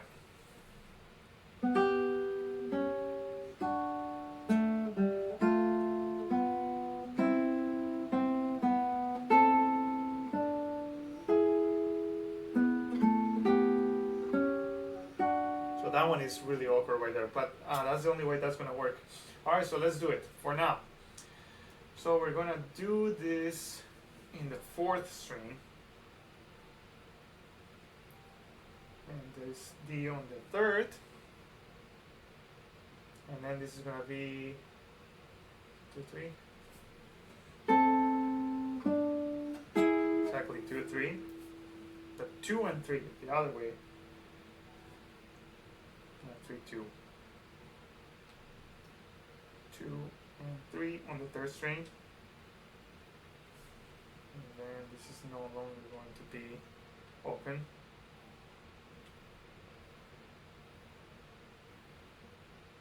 It's crazy fingerings that we're coming up with. Ah, wow. So, I knew I was gonna crash at one point. Make sure that we get it back.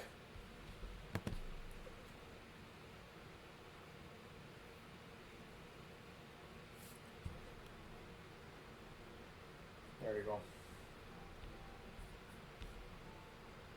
Okay, so far.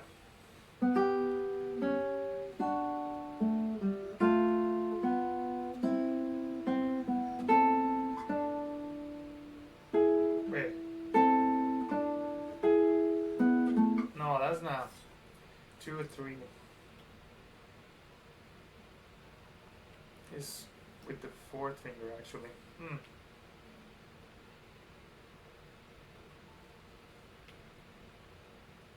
Alright, so 3, 4. No, what are you doing? 3 and 4. So I can use 2, 1, 2, 1, 3, 4.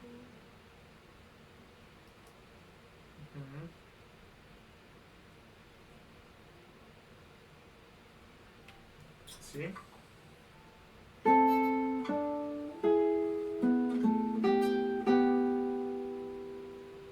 So 2 and 3.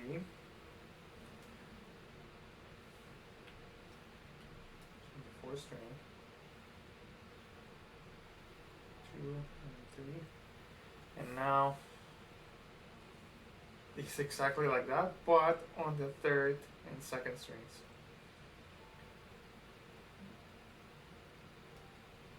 And 1. And this is 1.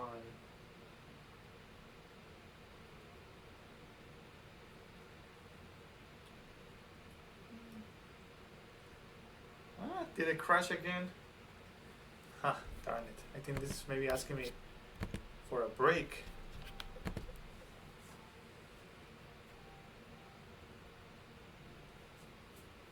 Stop crashing. Yeah, I probably need to take a break soon.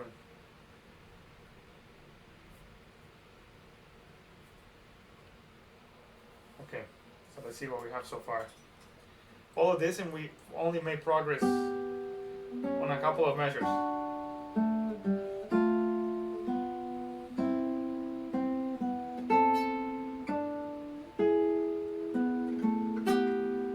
Your awkward finger.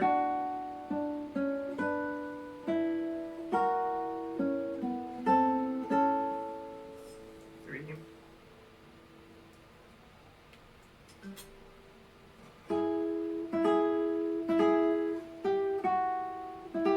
Right there, it's fine to take that breath because it's actually at the beginning of a new phrase.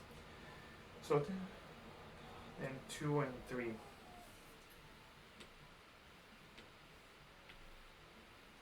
If it crashes again, I need to take a break.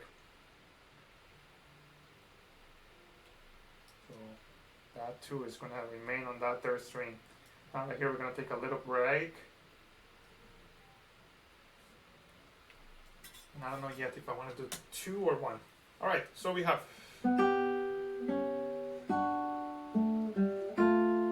with the legato. arrival is crazy hard. Relax.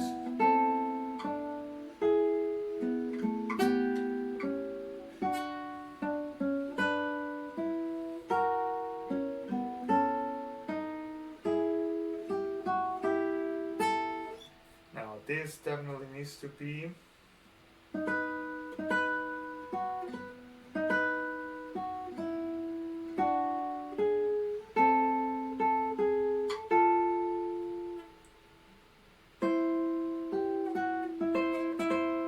this needs to be for sure for the legato line to work.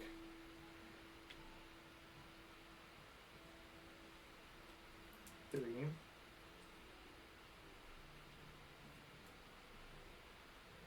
No, sorry, 4 in the third string and 3. For that to work, to be, which is the same case right here. For the legato line to work. 4 on the third string and 3. Alright, let me explore that.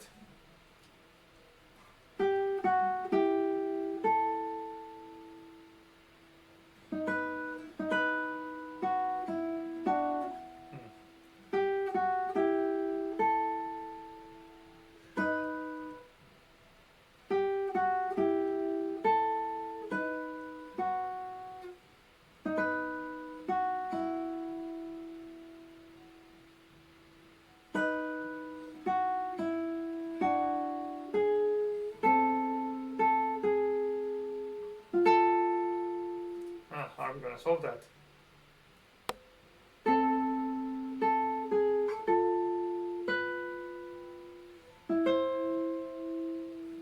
That's the only way.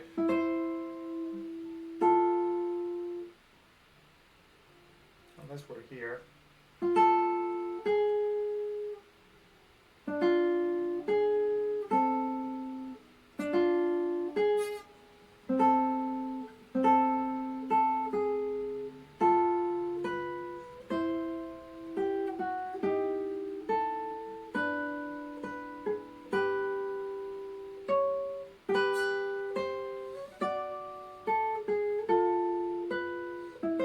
So some of it is starting to take shape. There's a couple of things that I need to solve for sure. But this is solved. Ooh,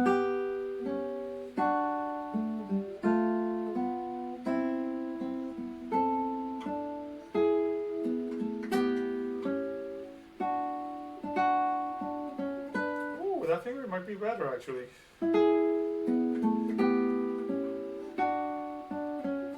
Yeah, I don't know why I'm doing that crazy fingering right there. That's great. I did a little speed test. Turns out to work better than what I had. Okay. All right. So what was it again? 1 and 2. And this is 1 again. We're going to repeat for the sake of legato. Repeat the left hand finger. So.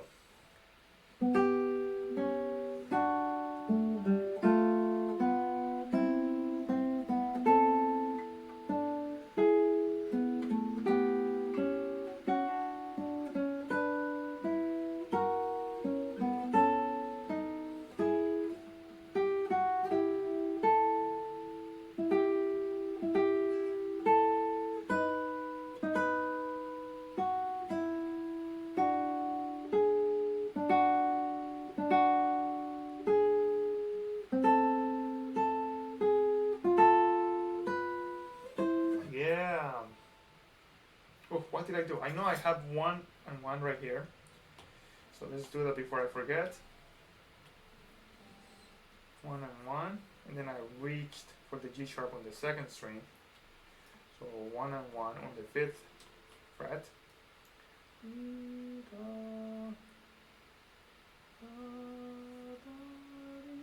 Yeah, for sure. So.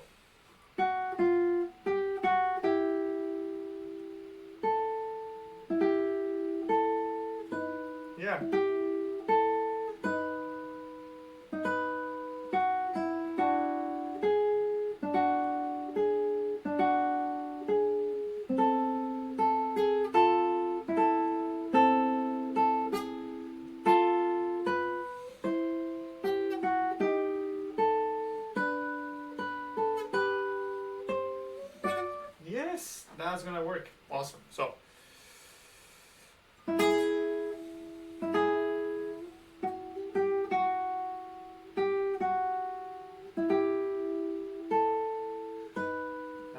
easy. So this is great. So a couple of things that I'm going to talk about right here. First, it is an important idea to remain in contact with the fretboard as much as possible. So I'm going to use this third finger as a guide to remain in touch with the fretboard. So it'll be 1 and 2.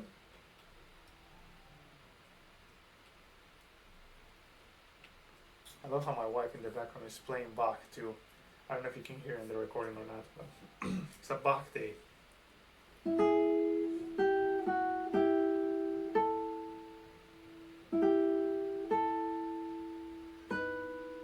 So here's the finger in the hat. 3 and 1. This is good. Don't crash on me. 3 and 1. And that way that also is going to work as legato. So I'm going to keep the third finger on the third string. So again.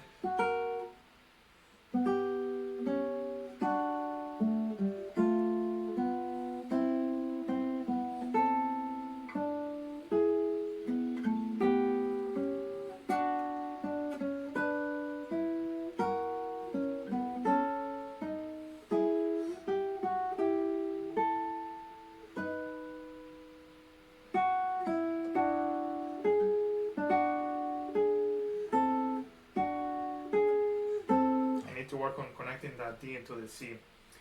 So this is definitely a tool right here. And open.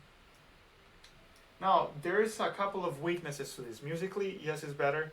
There are a couple of weaknesses in the sense that I'm changing a lot of strings, so it's going to be hard to retain the evenness of the sound with my right hand. So that's something I need to basically, for the sake of the musical idea, I'm going to sacrifice a little bit of another important musical component, which is evenness of the sound. So that's something that I guess I'm going to have to deal with later. All right, so far.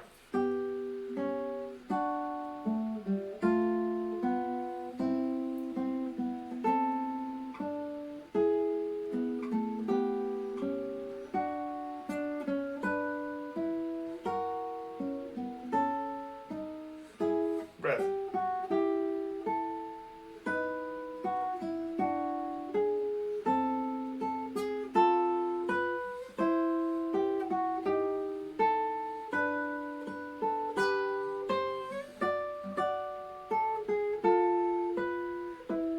That was crazy, but I think it's gonna work, especially at the speed.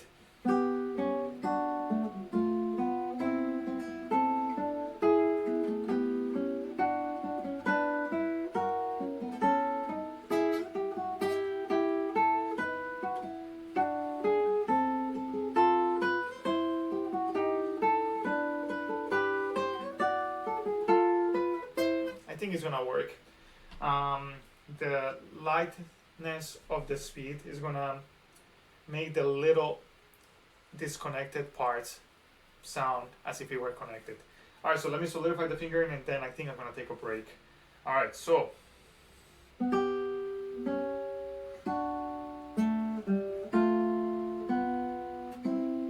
lightness into the shift.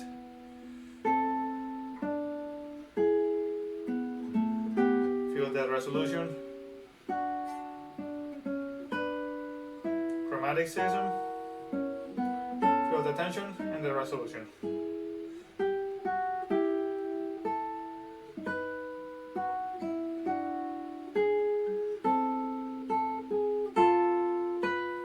I cannot keep hearing the C right there, so I need to address that. 2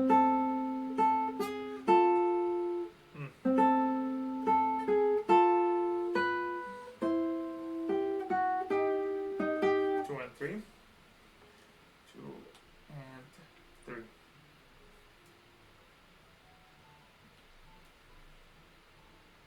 Definitely not 3 again, probably 4. Alright, keep going.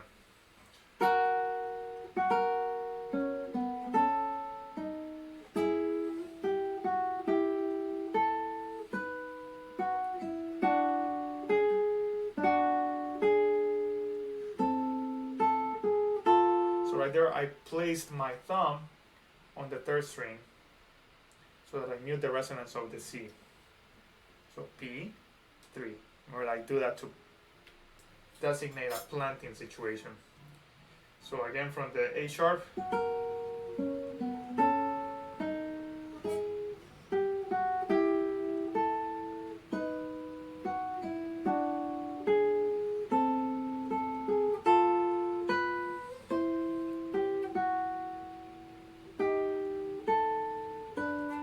and 1-1.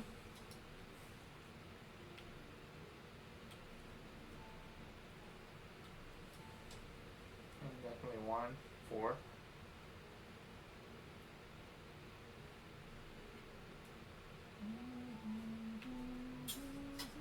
Then from the A sharp. Oh, that's not right. Oh, come on. There you go.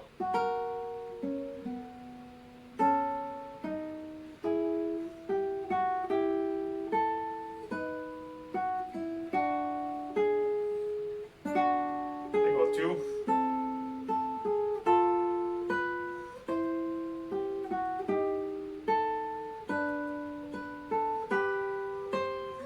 Same idea right here. I have to plant my thumb on the third string to mute that undesired resonance right there. So now I'm gonna go from here. I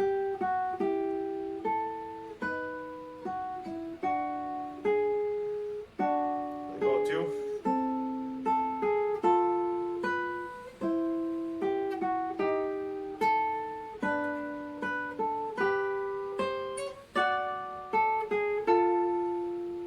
And 3. Almost done with this part.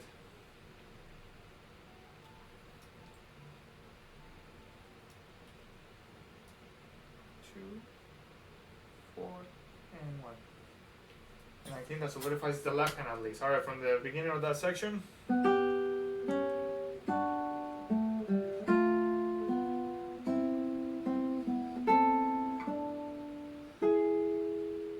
Right?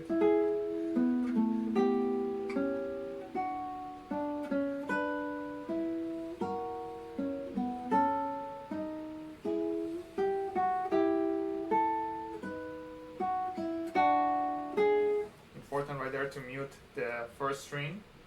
So plant A on the first string. Again from the beginning, I want to feel how it sounds like.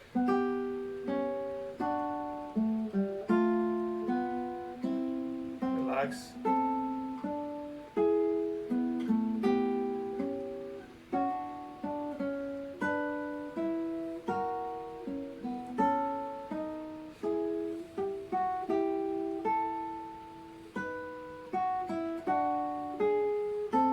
Let go of the second finger.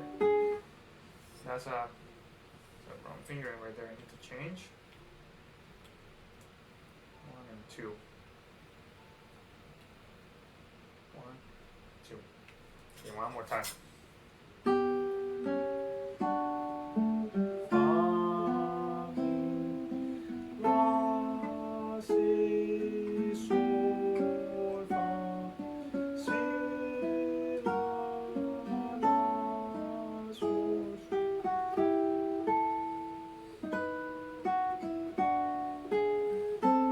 Again.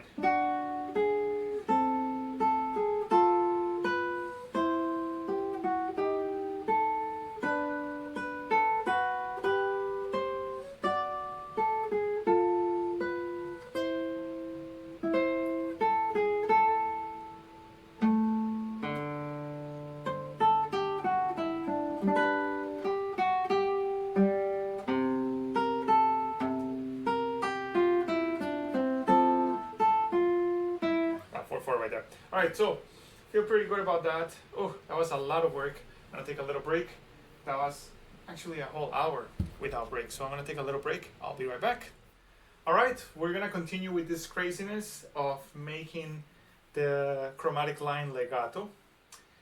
I wonder if a couple of weeks or months down the line I'm gonna regret this, but so far I'm pretty satisfied with the results, so let's continue working on it. All right, so we have on the blue highlighted area in G.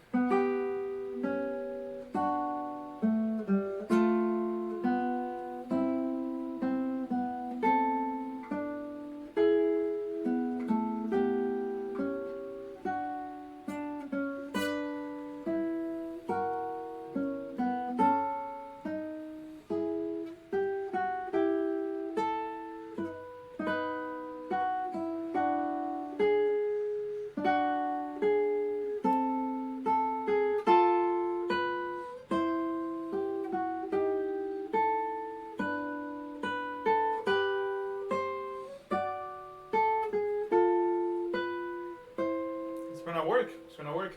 Couple of little things that I'm not satisfied about, but I think for the sake of the ideal musical idea, I'm gonna survive it. It's a lot of left hand tension that I need to solve, but I'm not gonna worry about that yet. So I'm gonna go back and change the fingering for this line right here. It's very brief, so I think it's gonna work. Let's see.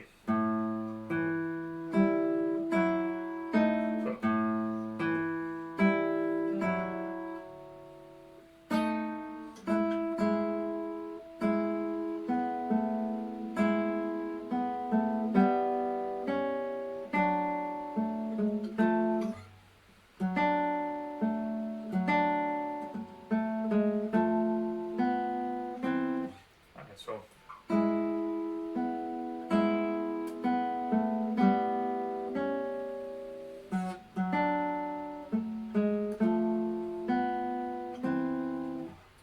for sure this is gonna have to be on the 4th string. It has to be for the line to be able to be legato. So now we have to change things before so that we can make it work.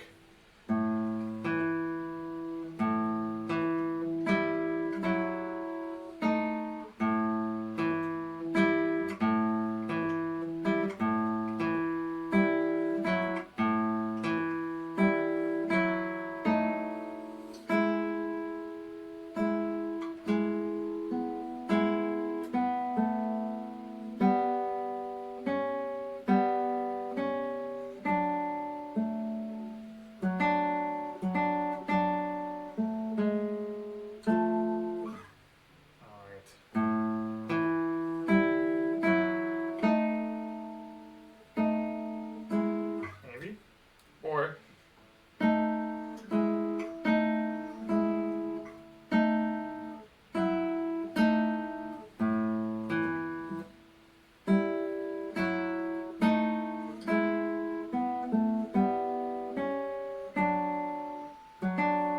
I like this definitely 4 and 3. It's not gonna be a big deal. I hadn't spent too much time in it yet. 4 and 3. And I'm gonna get rid of this 8th. Oh, wait. Yeah. Still gonna be a quarter note.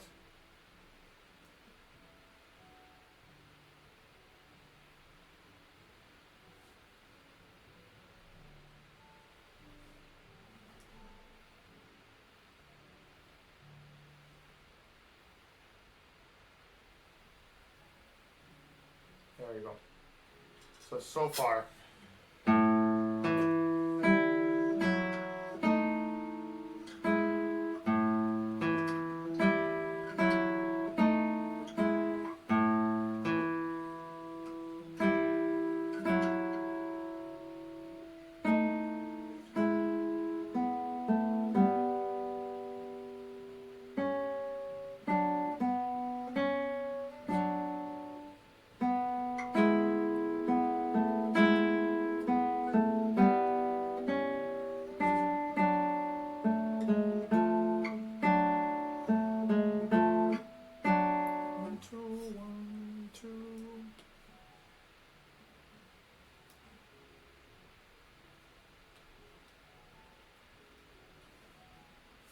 And I'm going to make this into a 3.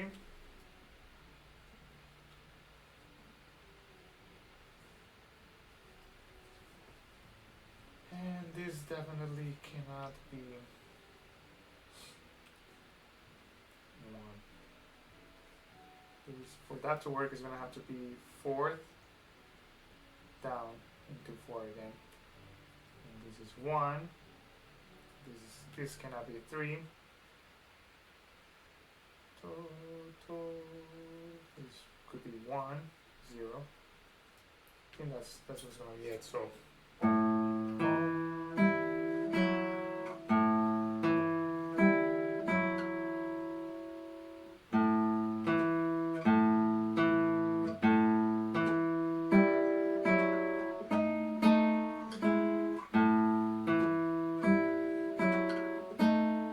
There's something, a lot of resonance that is bothering me.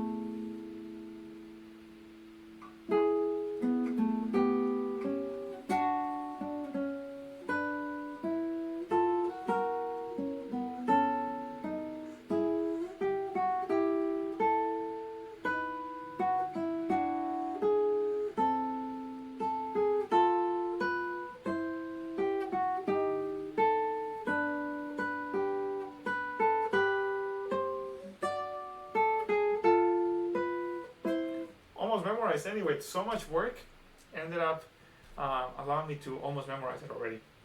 Alright, I'm not too convinced about this yet.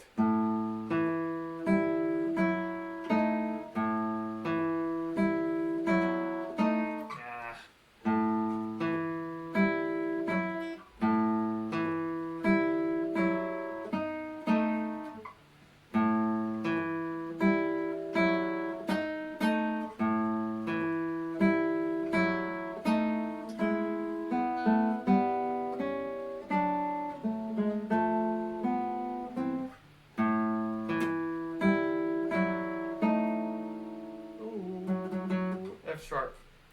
Need to cut the F sharp.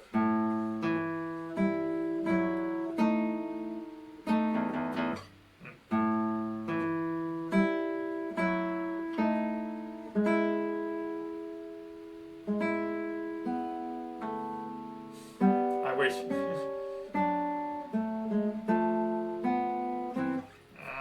Something I don't like about it.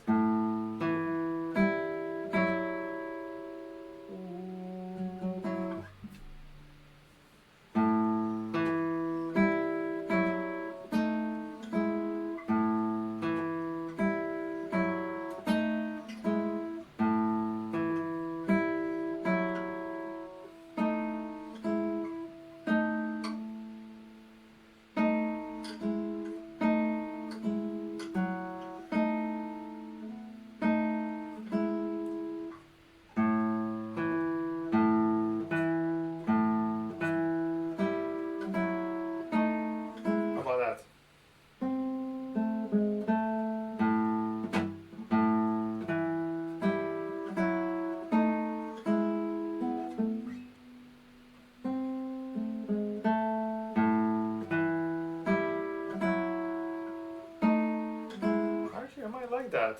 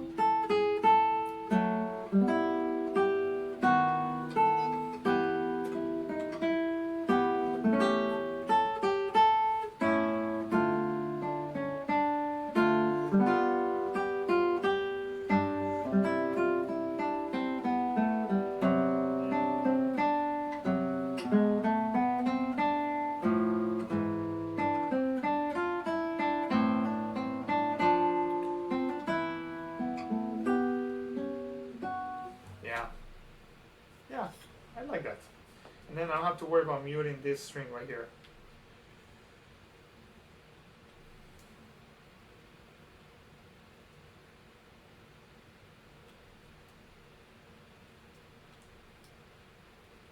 On the fifth string. On the fourth.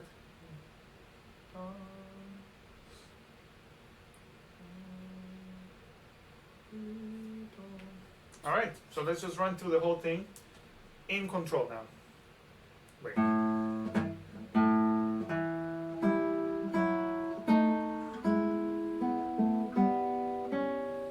all right.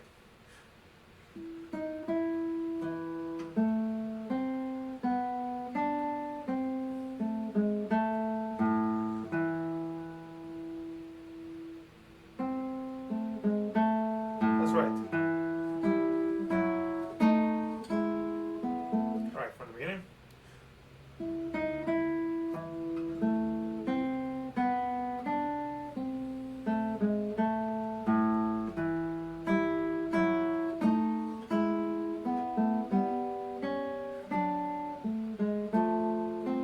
I'm not sure I'm doing it correctly right there.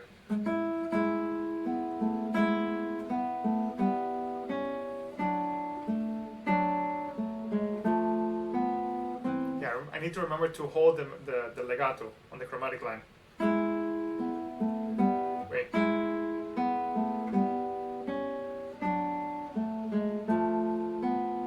There we go.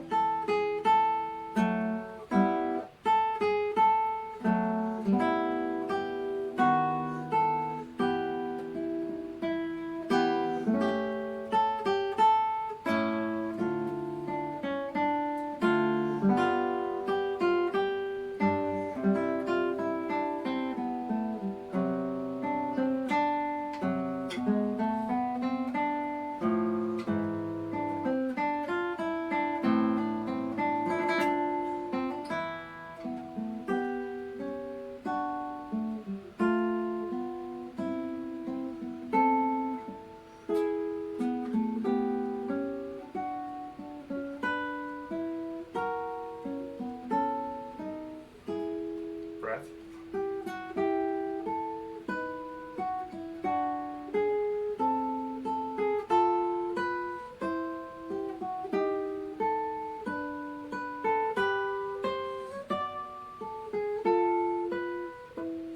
Until there. All right, I think I need a bigger break, starting to get a little bit spaced. So in moments like this, I realize that it's better to just stop practicing so that the time doesn't feel wasted. So we'll continue working on this a little bit later. All right. Hello everyone. So this is day 3 of learning the Fugue to the Second Violin Sonata by Johann Sebastian Bach. We made some progress yesterday in the sense that now I have different fingerings for the legato chromatic line, and also have fingerings for the staccato chromatic line in case I would like to change my mind later about it. So let's get into it. We'll go from the beginning. I haven't played in a while, so I'll start very slowly to avoid tension in my left hand. So here we go.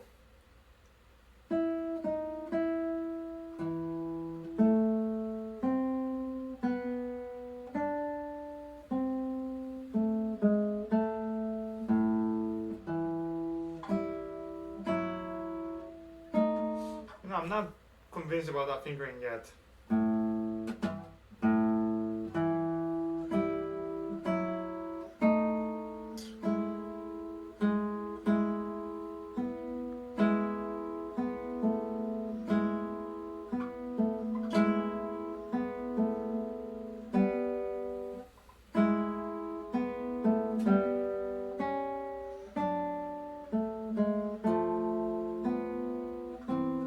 I need to find a better fingering. I like this one.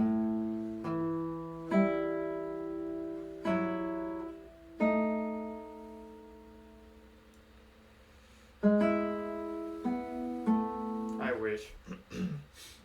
No,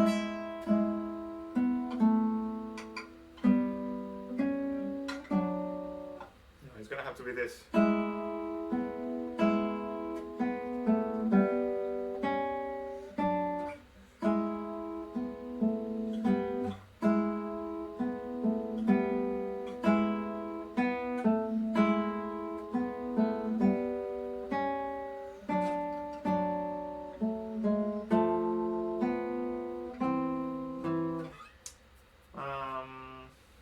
have to commit to this.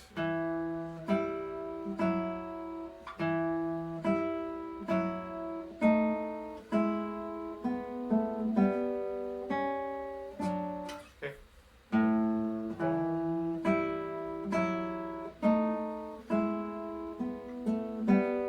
All right, let's do it.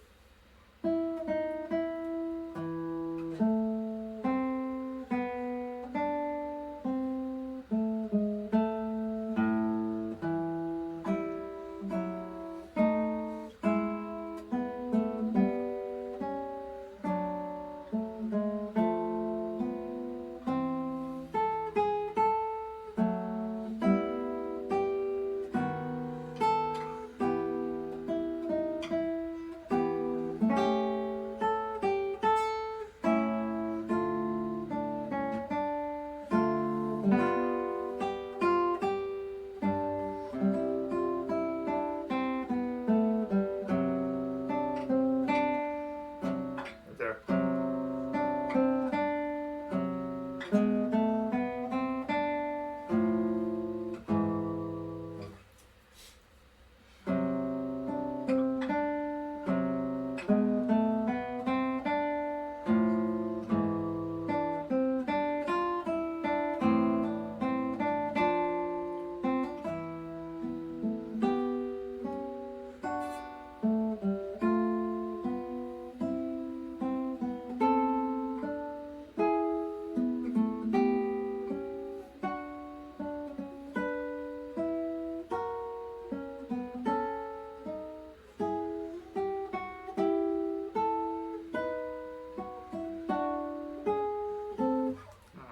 That's always a problem right there.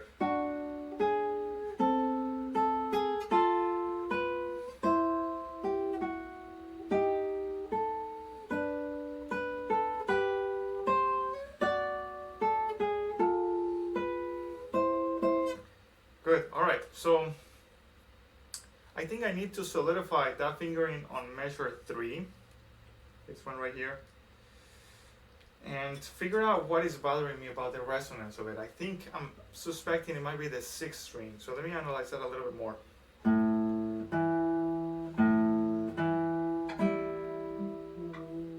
Yeah, it's the 6th string. Why wasn't it a problem before?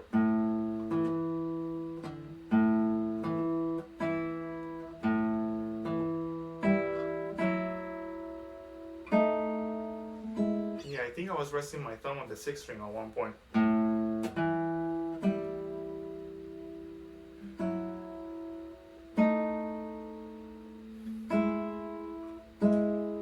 Yeah, because I was doing that maybe with I, the bass line.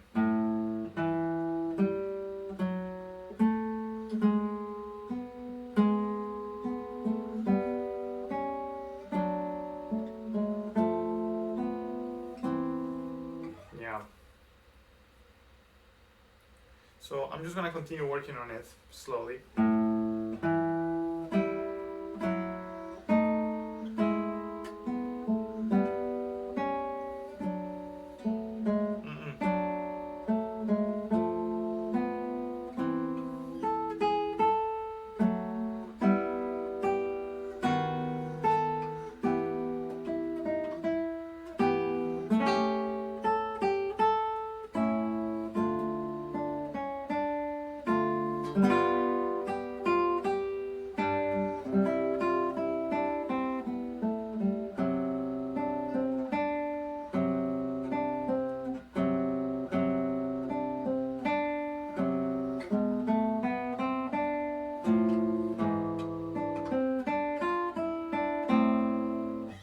So one little thing I've been realizing is that I've been holding this F sharp and I've been holding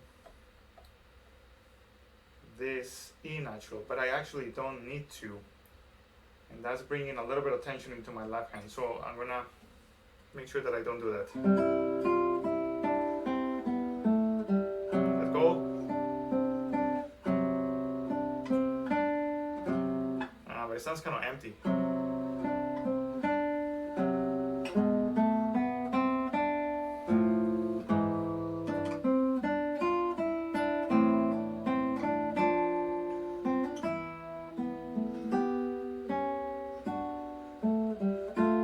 tempting to not to keep going, but I need to fix some things before I go on.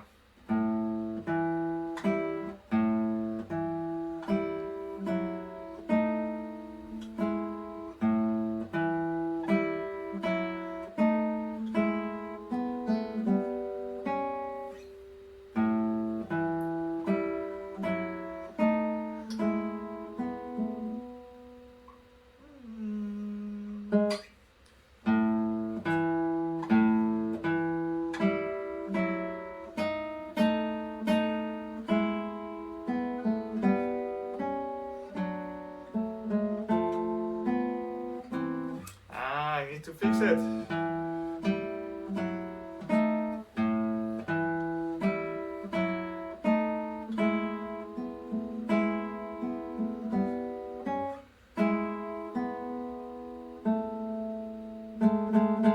At one point they're gonna sound together, that minor second.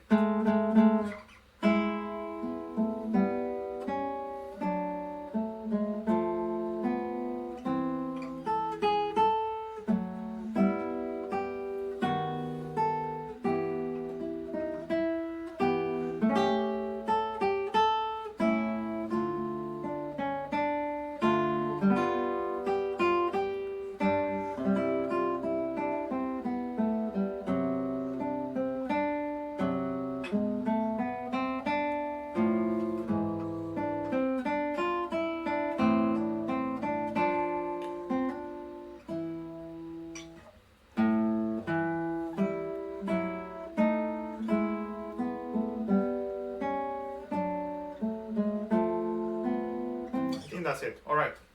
So let's work very slowly on it, and then we'll move on to a new section. I just need to feel like I am in control mentally of everything I'm playing.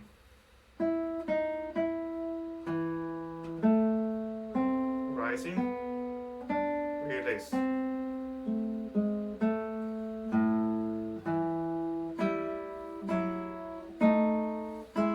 Mute E.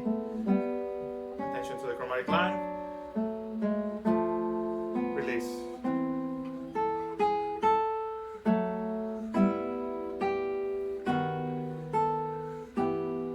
Hold. Release. Release. Release. Release.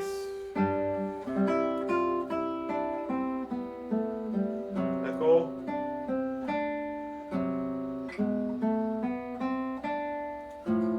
Easy.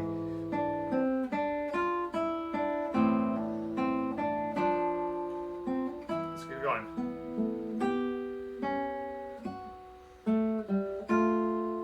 Listen to the chromatic line. I ruined it. Now, so let's keep going from there. And from the very beginning, I'm worrying about that phrasing. Especially da da da da da da da, kind of like that leading tone into the resolution. So tension, resolution, tense, same, and also the melodic inflection into the top line, the chromatic line, which is like a 7 into a 3 and 4, da, da, release. A little bit more tension, more intensity.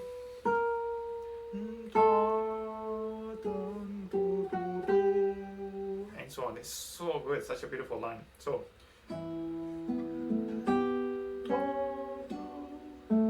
tense, release.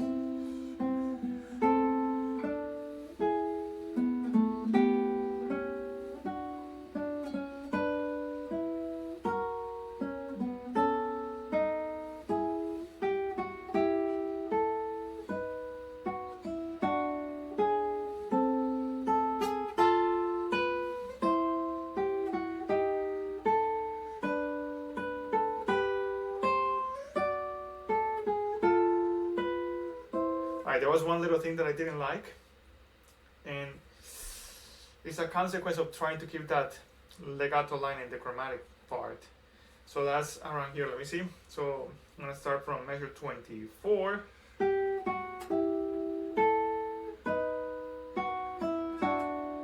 Right here.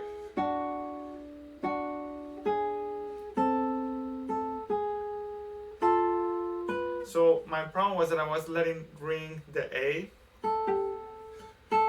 or the G sharp right here. And I really cannot do that. So what I'm gonna do is I'm gonna do a lazy pinky to mute the resonance of the first string. So look at this. So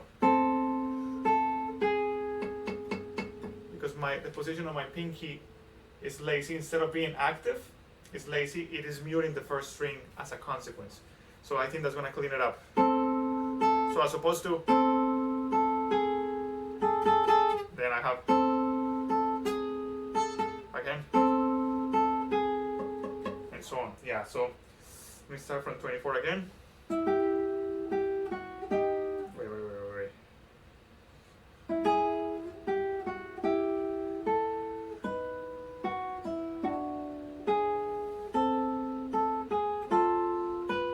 And I need to mute the third string too.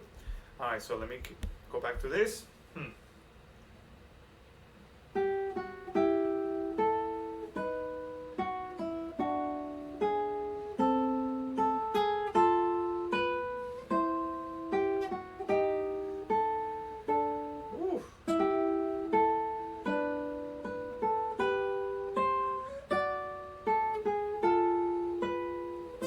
Alright, so that's where we stopped last time. I'm going to do it one last time and then I'll move on. I just want to feel more in control.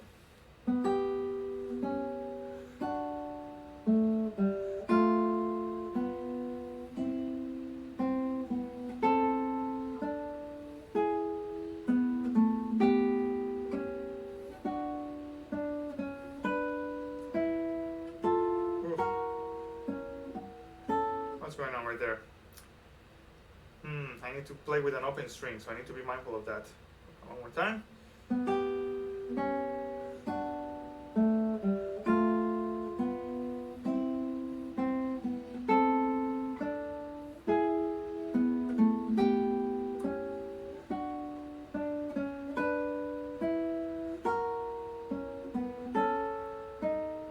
And now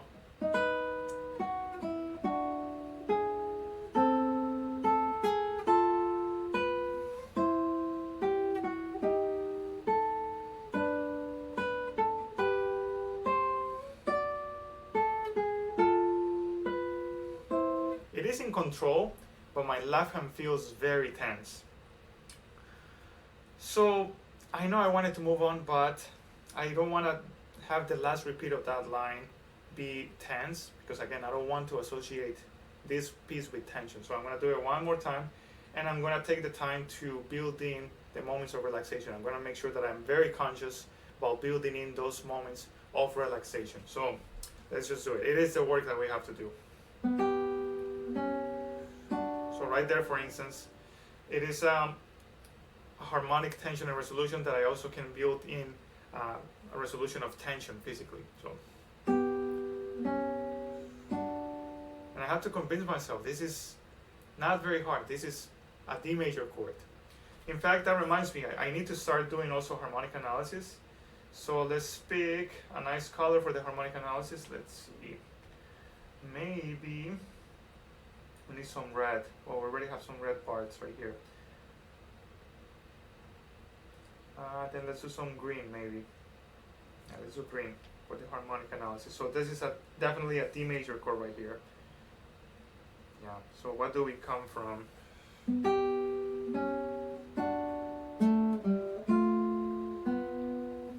So I know that's definitely a C. A lot of ambiguity. It's a major. Back to D major right here, I assume.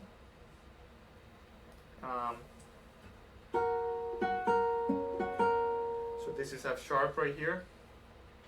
Seems like we're climbing. And E major briefly. B major. And I'm gonna fill in the rest as I become more sure about it. This is definitely maybe a C, but I'm not sure about it, so I'm not gonna commit to a harmony yet. But I'm gonna start thinking about it while I build in the relaxation points. So what is this? We have E minor right here.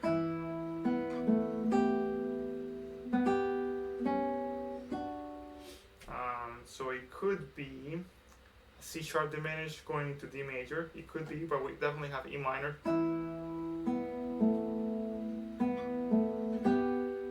Does it sound like a C diminished?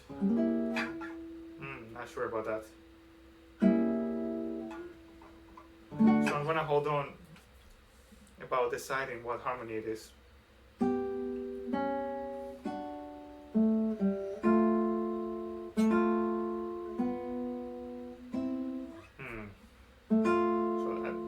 That definitely feels like a 7 releasing into a 3. So that kind of like makes me think of a G harmony, but the G is on the previous beat. So I'm not sure how I feel about that. But in any case, let's continue with the relaxation. Tension, release. Relax. And this is just one finger. I need to convince myself this is easy, Carlos. It's easy.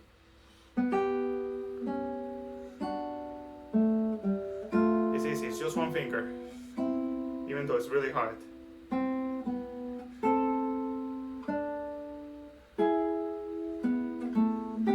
E minor, right?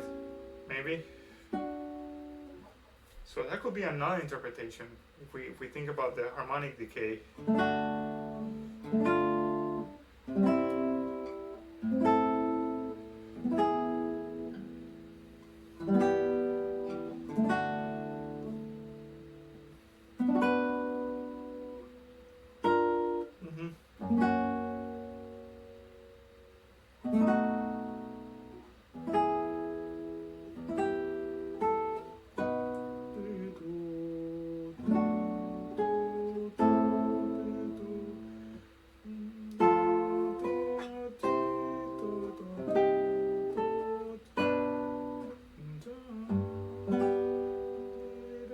Even though it doesn't have a G, it sounds like a G right there, right?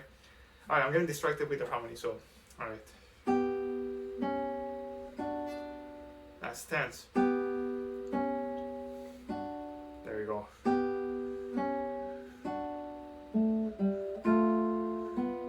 Relax.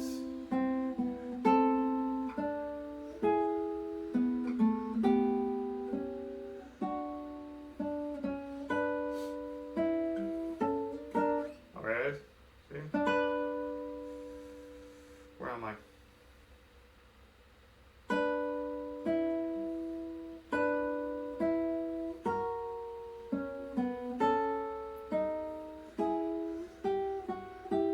Alright, so going back.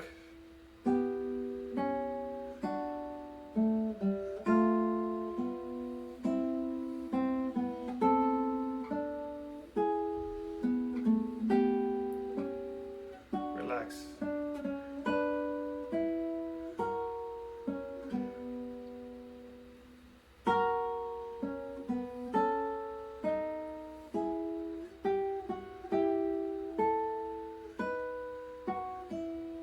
Now.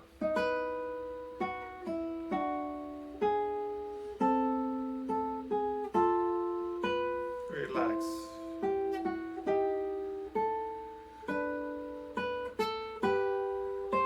Relax. And good. Alright, so that's definitely definitely a C major arrival, so in first inversion. We'll continue thinking about the harmony.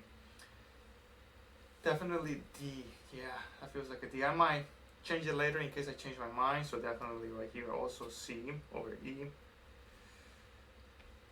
Alright, so let's think harmonically.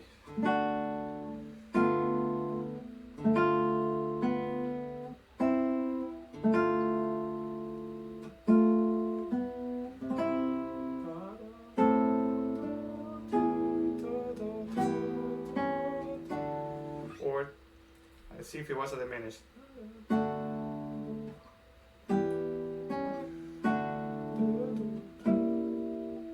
it doesn't sound like a diminished chord because it has an A. maybe half diminish. So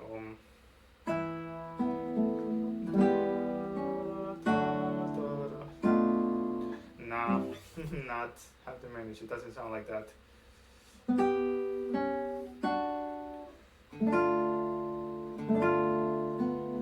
Sounds like a D minor. Because of the harmonic decay. Let's see if we want to G. So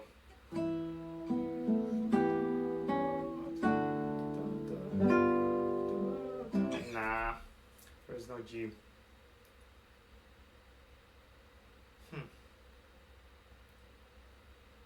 Feels like a D minor. What do you guys think? D minor. And support the idea of harmonic decay. So I'm going to go right here with A minor. So harmonic decay. I would like to hear someone's opinion, someone who's an expert in this. I might change my mind later. I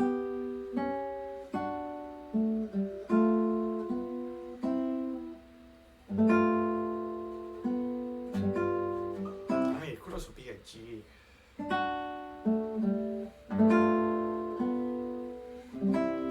With the A being a passing tone, an accented passing tone. So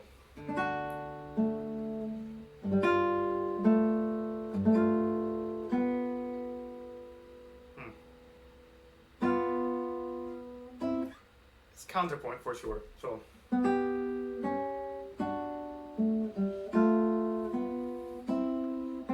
it's really cool regardless.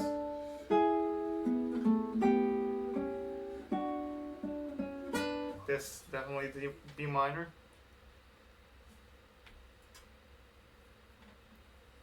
And this would be F sharp minor,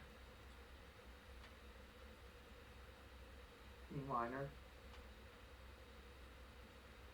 B minor,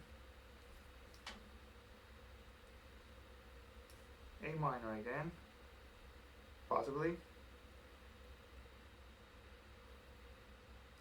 and I don't remember what happens there, so keep going. Relax. A minor, maybe.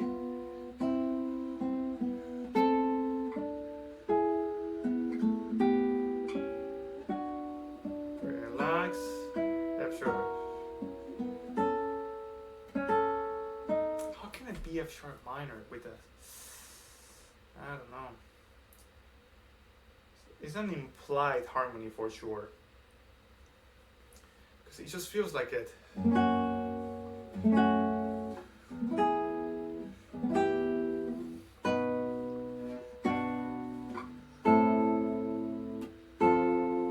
And this is F. C minor. Question mark again.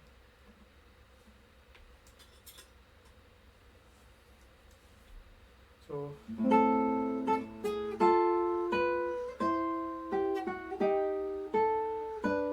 that feels like a G for sure. G without a tonic, but it feels like that.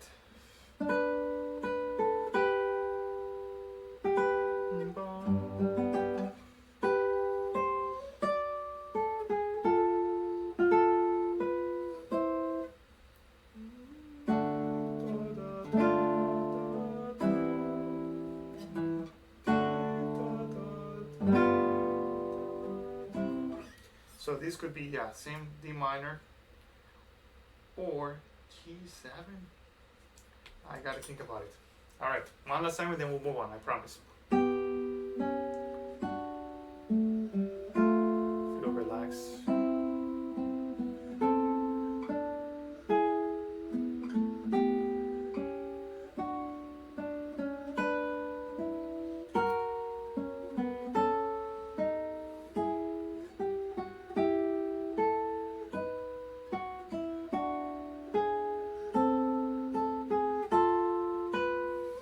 Relax. And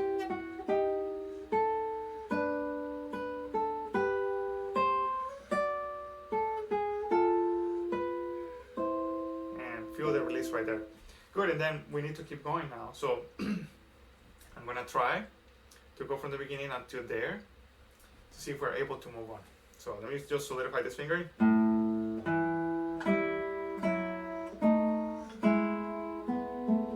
Okay, good, let's do it.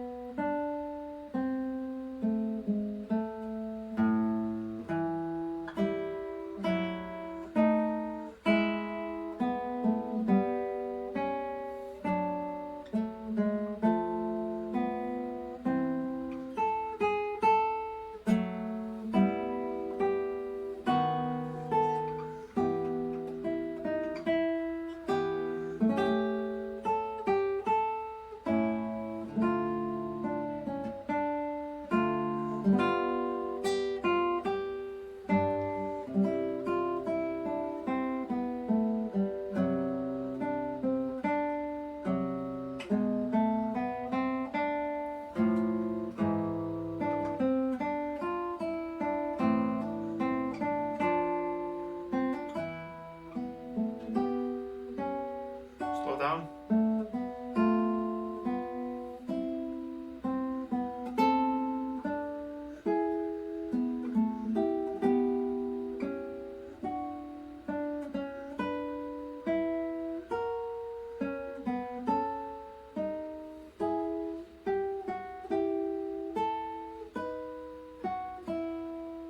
And then I forgot right there. But so far so good. So let me go from the F sharp.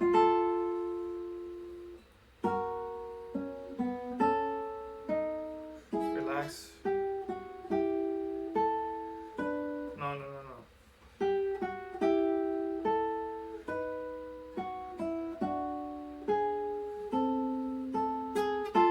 No.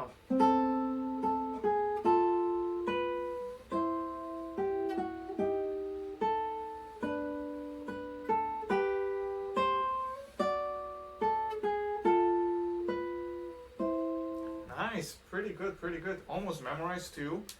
Again, I'm not trying to memorize it, but it is happening as a result of the detailed amount of work. I'm tempted to try one more time because once that happens, I can let it in my head kind of like mature. So I'm gonna try one more time.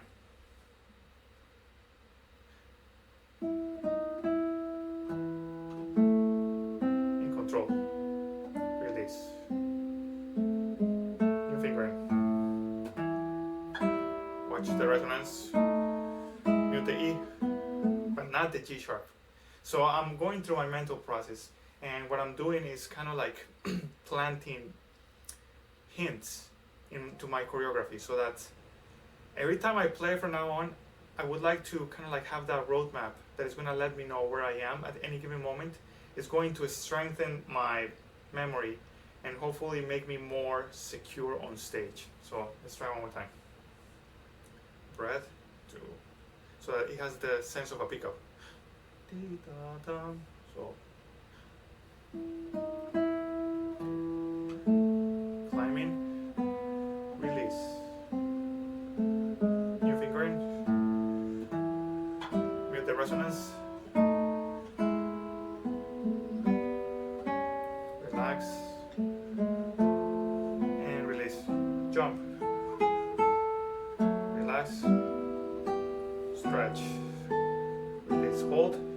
Relax. Need to concentrate.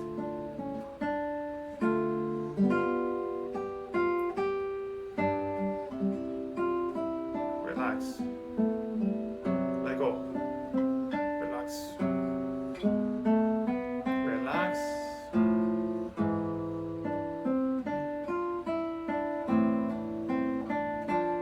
New section. Relax.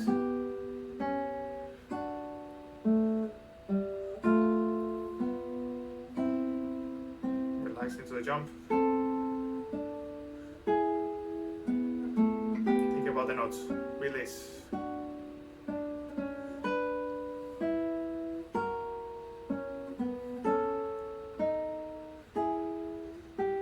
Relax.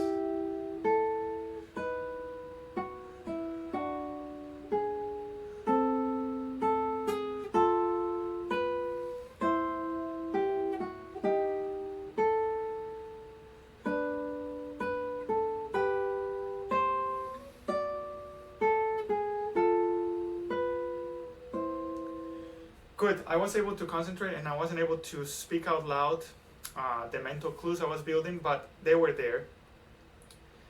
Still, the only little thing that I wasn't happy about was in the A minor, in measure 26, how I let the A ring against the A sharp, against the G sharp, this. My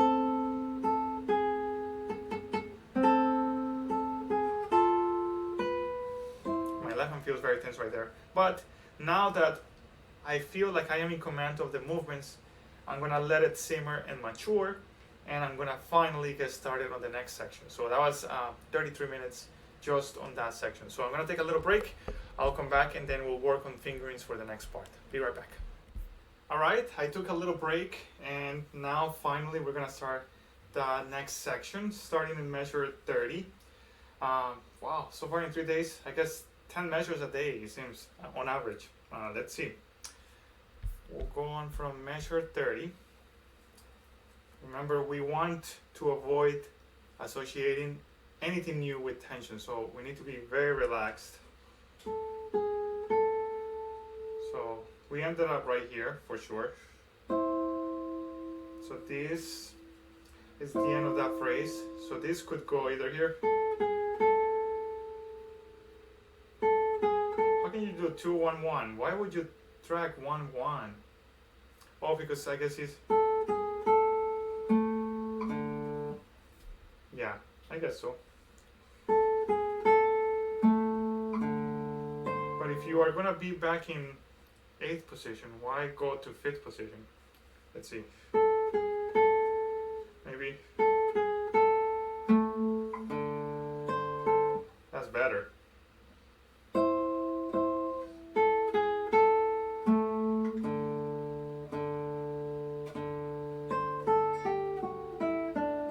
So this is definitely.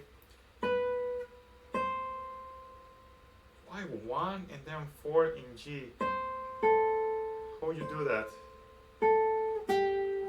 Yeah, a lot of these fingerings don't make a lot of sense. So, and then I guess 4 doesn't make sense to me. I'm just gonna do it.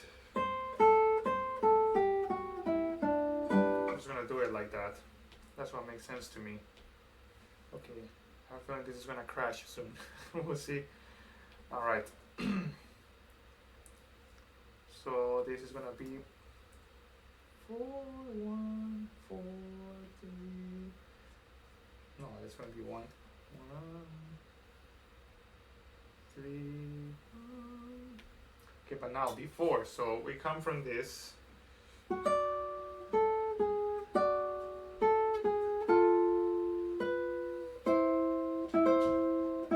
So I can take a little break right there, and that's a new phrase.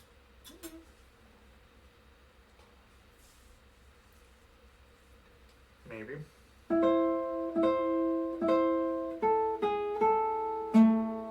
Could also do that, but then the A is really out of tune.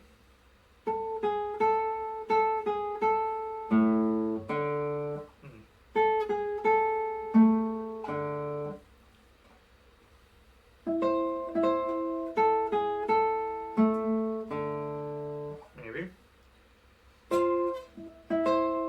Or 4.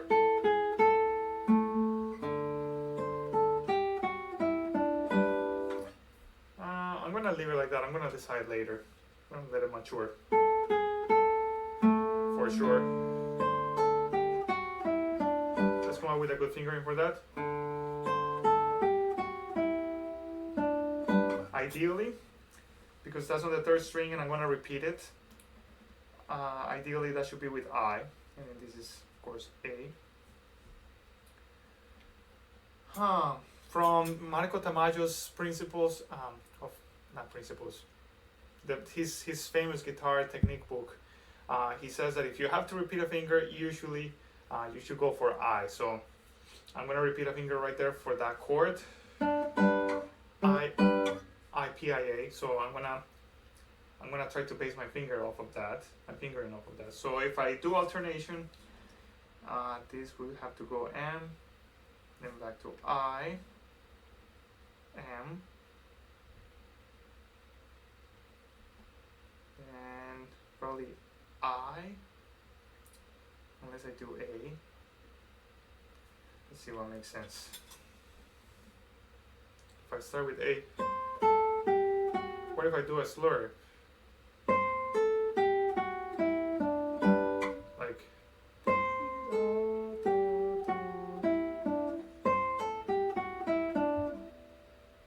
let's see.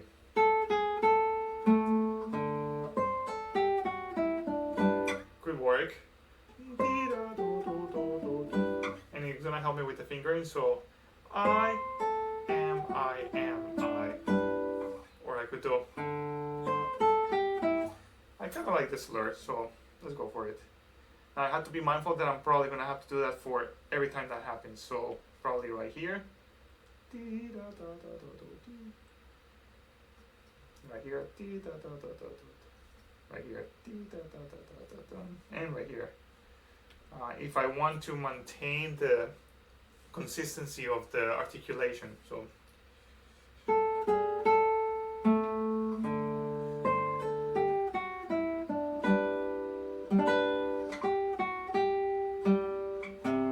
now that 1-1 is not gonna work. Could be open. Look at that, that's gonna work great. So let's see. I did da da da da. Repeat I. And then I think I'm gonna have to do it there again. Let's see if it's gonna work. I don't like my sound on the A finger right there.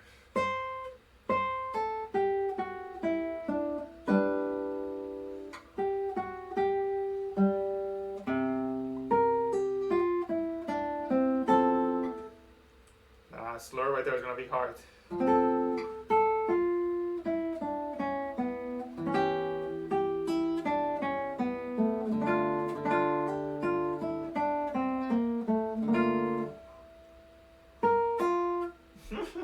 That's gonna be hard. But this is a third. This is also a third. And this is a major third. And then this is a minor third. And then this is a perfect fourth. I don't know what I'm going to do right there. Maybe at least the first ones.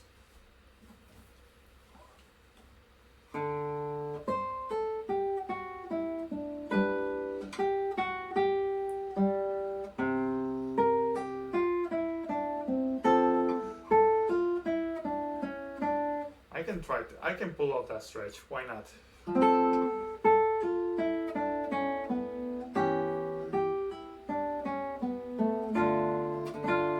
This has to be, right away I'm trying to save time and I know that has to be that fingering. Alright, again, ideal Carlos taking in, trying to have the ideal musicality, of course. I don't like the sound of my A right there, come on.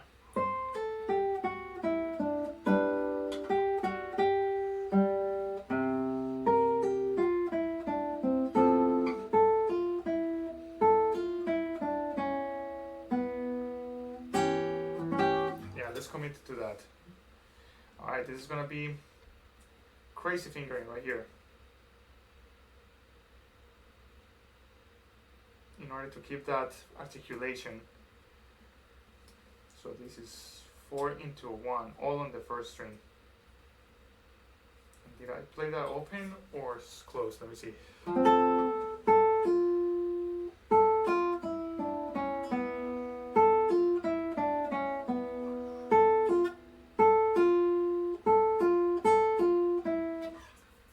I'm gonna lean towards the open because after a slur, it's important to know about slurs.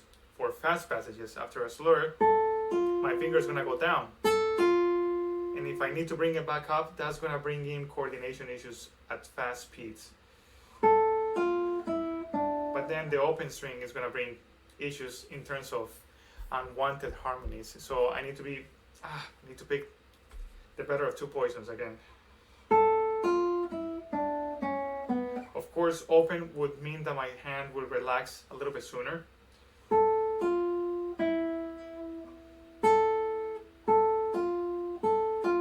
What if I do 3? Now.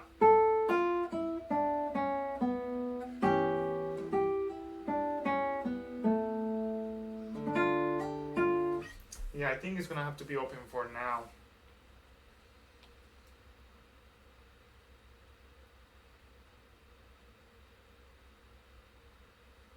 Let's do that. 2, 1, 0. Alright, so going back.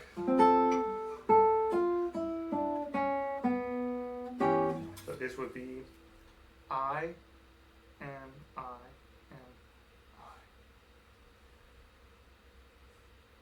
And then A, I assume. Alright, so going back.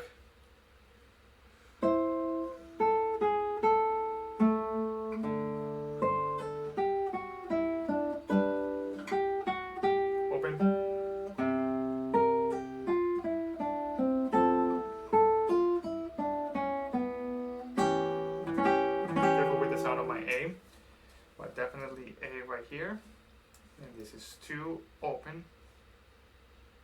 It's not going to be 4 anymore, probably not 2.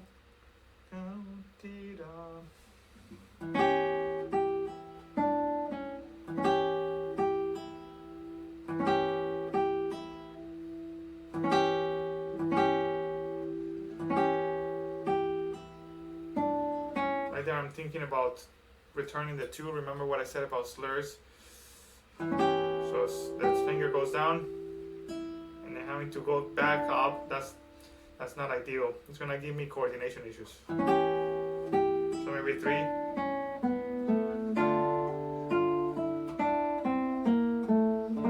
Let's see.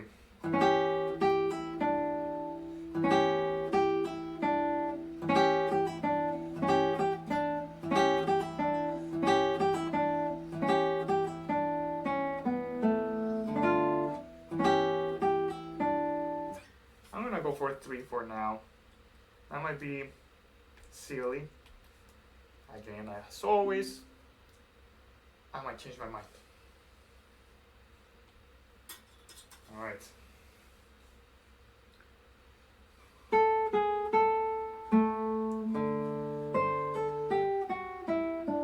If you notice, I muted the bass.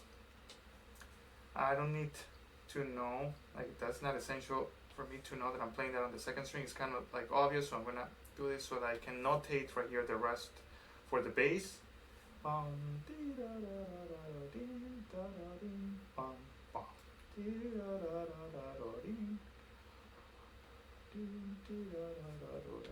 Yeah, that's good.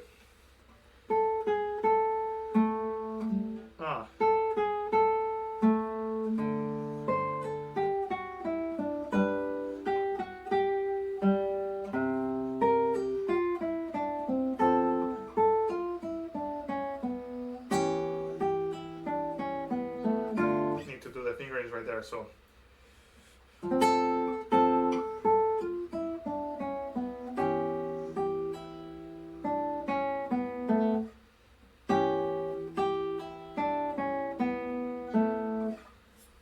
kind of like I right here, then MA, then this is going to have to be repeated A, T, da, da, da, da, da. Let me try that.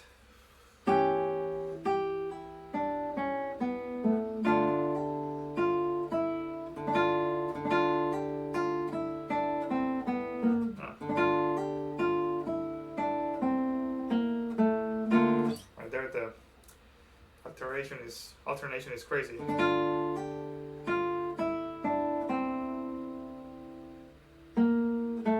wish I could do. I would like it to be I am, so this can be IA, so I don't have to repeat.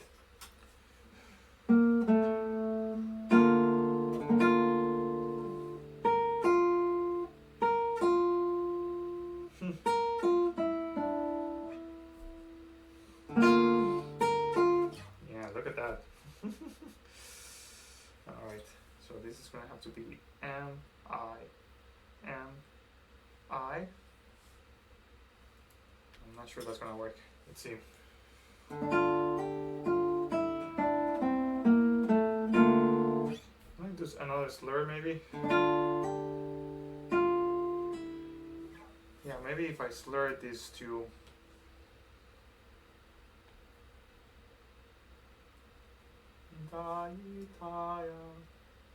Then I can do M right there, and that's gonna make more sense.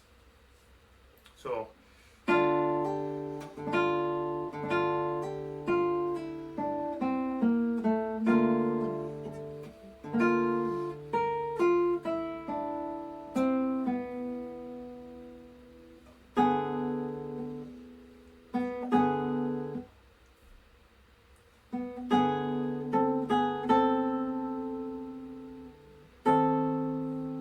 this is getting crazy.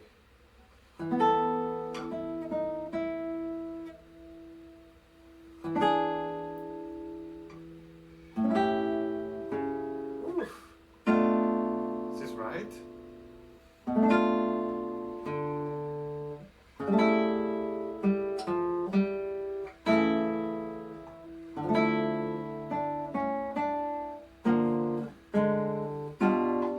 That right?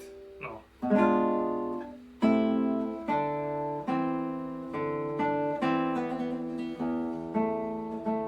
This is our first big cadence into A minor, which is, I assume, I have to analyze later, I assume that's the beginning of the development section. Alright, so we're almost done with the first big bulk of the fugue. Now, what is this? Is this 32nd notes or just 8? Doesn't make sense. So remember we're in 2/4, right? Yeah. So it's 1, 2, 1, and 2. So those are 16ths for sure.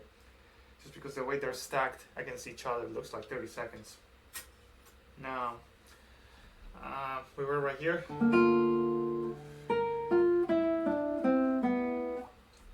Now, I feel like maybe I don't need to keep the articulation right there. It feels so different. So I have from measure 31.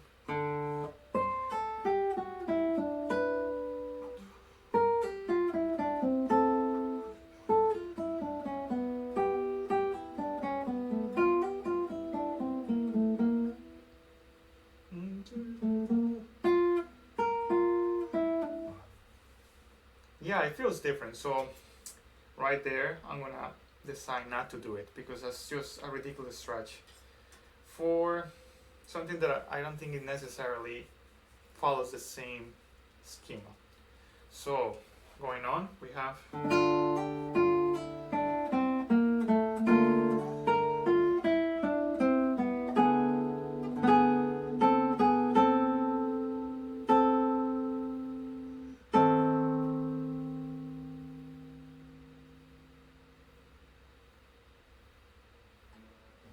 need to figure out how to connect that. So for sure,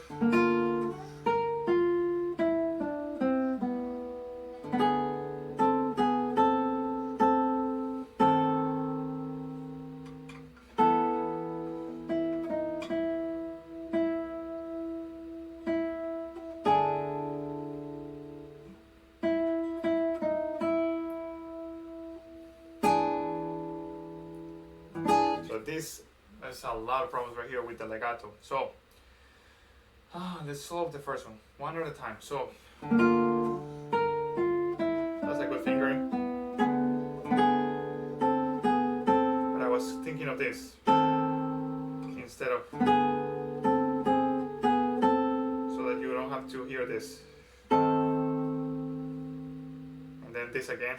That's just not a good fingering for sure. So I'm going to eliminate that bar. I'm going to stretch this on the 4th string. And crash, that's good. This is still going to remain with 4 and 3. Yeah, let's do that. So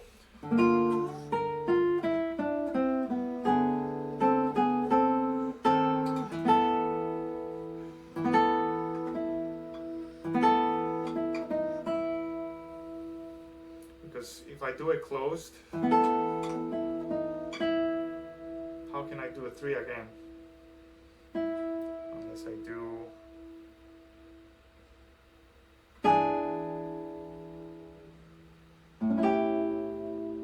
I need to hear this for sure, so.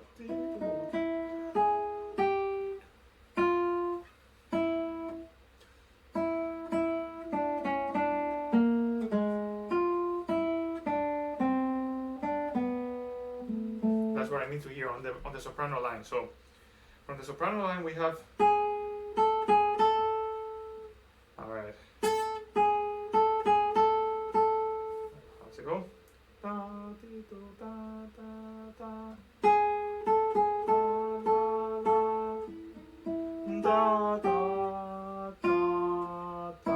Oh, is that the?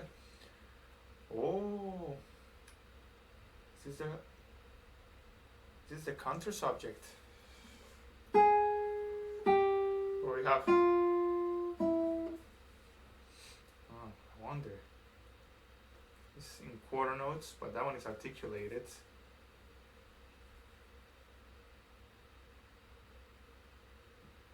It could also be in the middle line. No, definitely not there.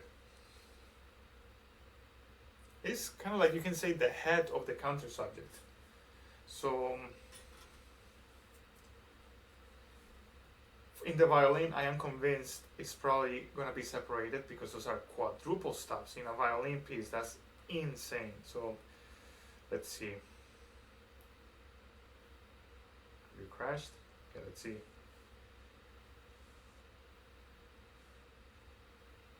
Where is this?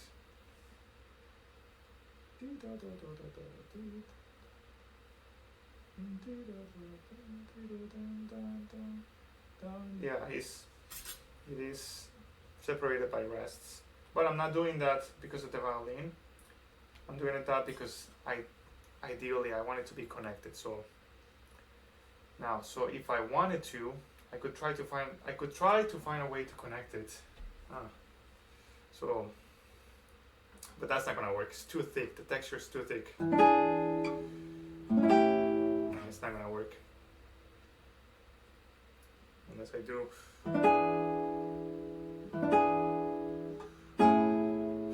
I wish. Yeah. That's gonna be. This is one of the moments when I'm gonna have to go vertical. Unfortunately, I think the texture is too thick. Unless I try to take things off, but that's what Bach did. And he played it on a 4-string violin. So yeah, I'm gonna have to go for the verticality right there, the effect. So I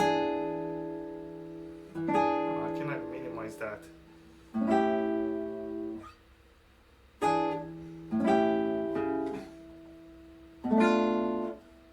Is this right? Yes.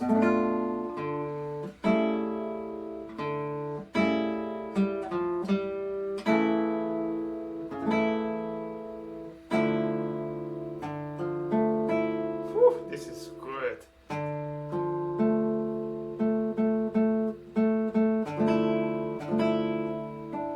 That is glorious. Wow. Am I marking special moments? Have I started doing that yet? No. So sometimes I like to mark special moments and give them a special color. How about purple? Me. That's so good. And let me get rid of this. That's such a great moment. So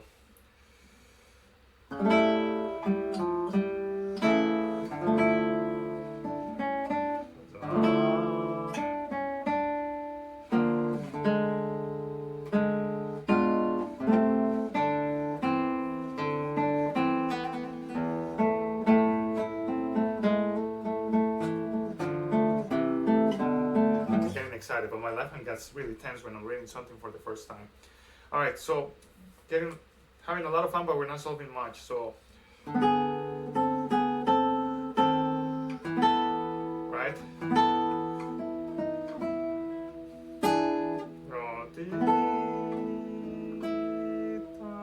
I wanna hear that Da, da, da, dee, da, da, fa, mi.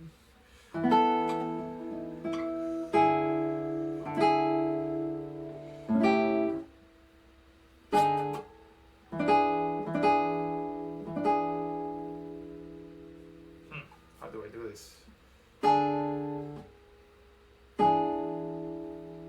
I'm trying to find a way to connect this effectively.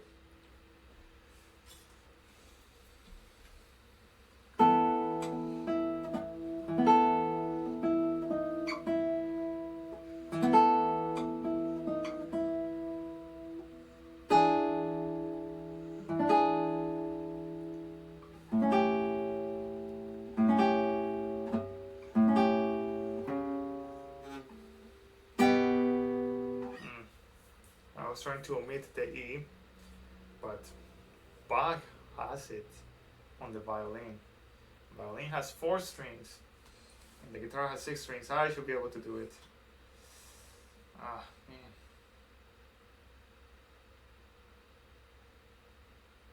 Oh, look at that. He has the E an octave lower. Alright. I would like to start marking measures right here. I think that's 39 if I remember correctly. Cleaner. That's 39.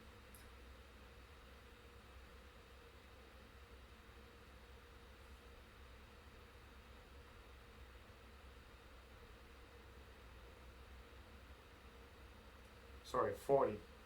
Alright, let's correct it.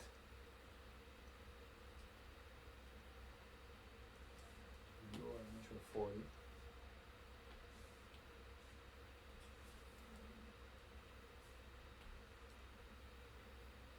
Let's measure 40. So the E is lower.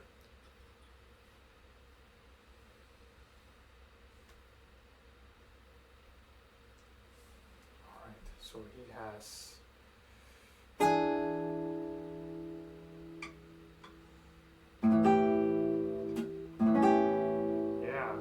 that's gonna allow me to help.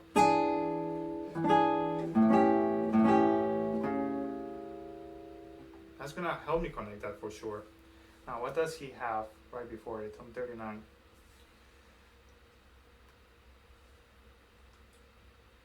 Same voicing. Let's see.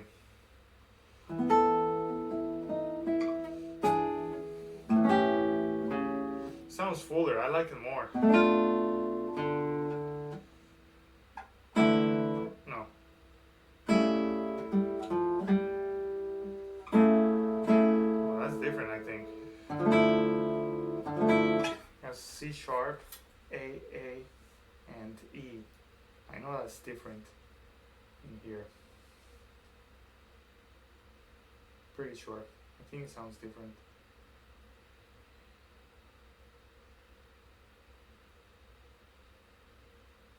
Yeah, he added an E, but I like it. I like how it sounds. I'm gonna leave it. I think Bach would have wanted it too. So I'm gonna play that open. Unless I wanna resolve that the A into the G sharp. How about that?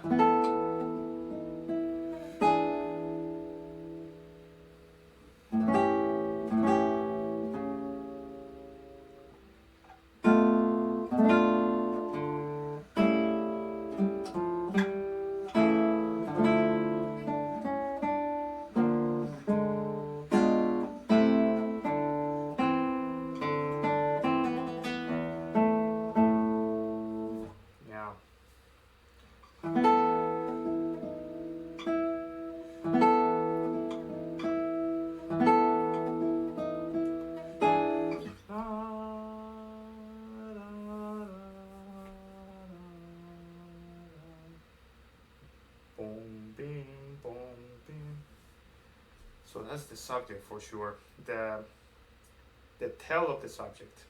That's something I haven't been paying a lot of attention to.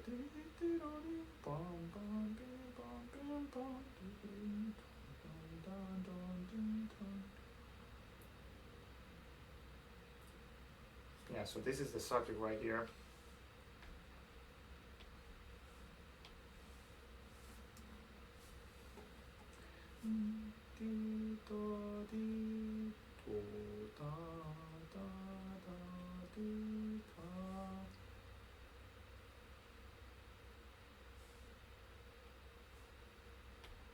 Let's see that.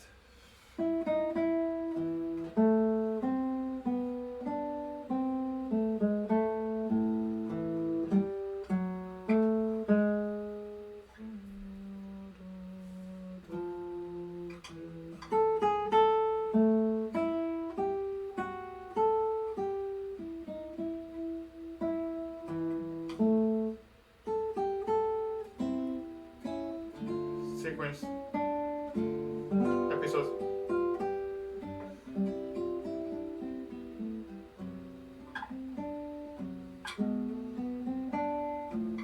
Relax.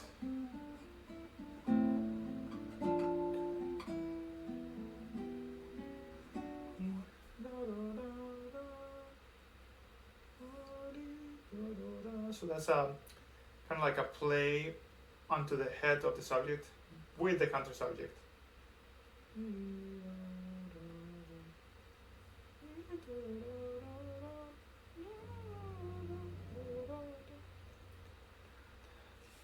Then we have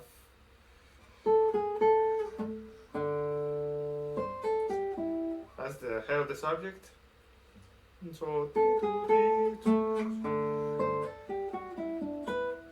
head of the subject.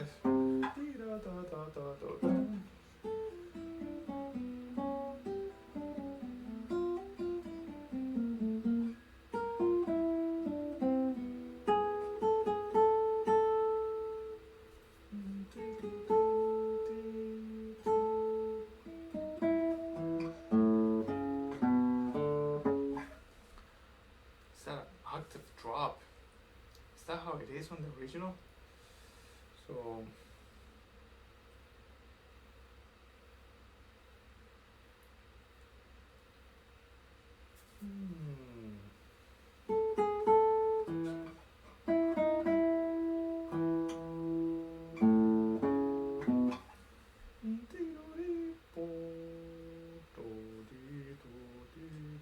yes, it is. That's the subject right there. That's the next entrance. It's kind of late.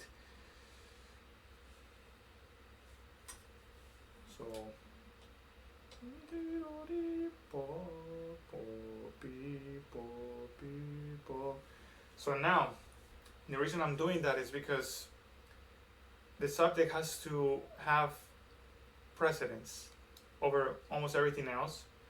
So because the subject has to be very clean, I'm going to base my fingerings so that the subject is very legato. So I think I'm going to opt for shortening the chromatic line at the top. Alright, so this needs to sound like this.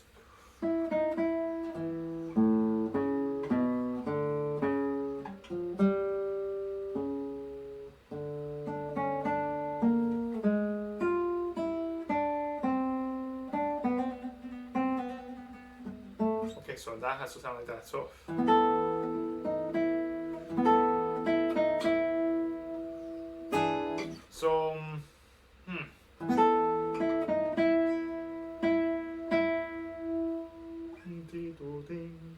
how was I articulating that earlier?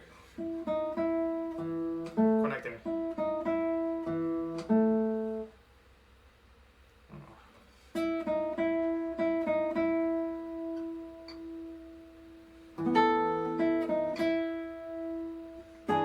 Yep, I'm gonna have to change to 4 right there. So yep. So I'm gonna cut that A even shorter. Originally I was thinking of letting it ring for longer, but now for the sake of keeping the articulation of the subject the same way, I'm gonna sacrifice that. So it will be 4 and 1. And this is 2. Alright, let's see.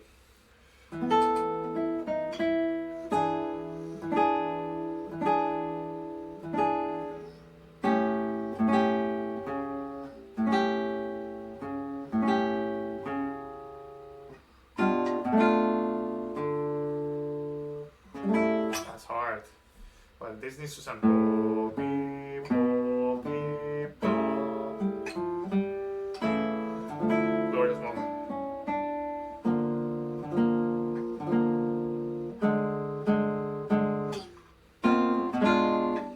Yeah, lots of things that we need to fix. So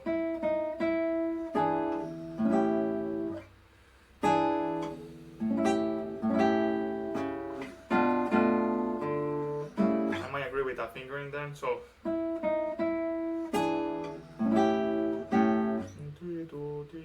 and bring the bass. Let go of everything. Let go of everything. Let go of everything. Glorious moment.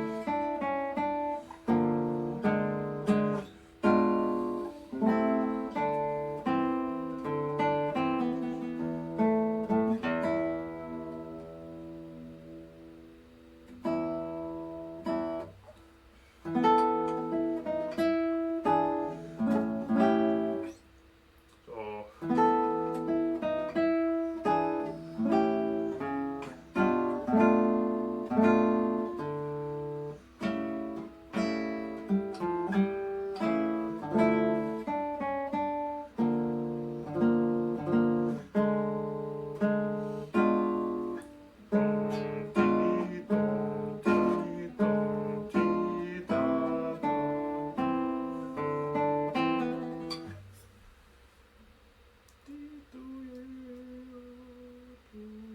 maybe.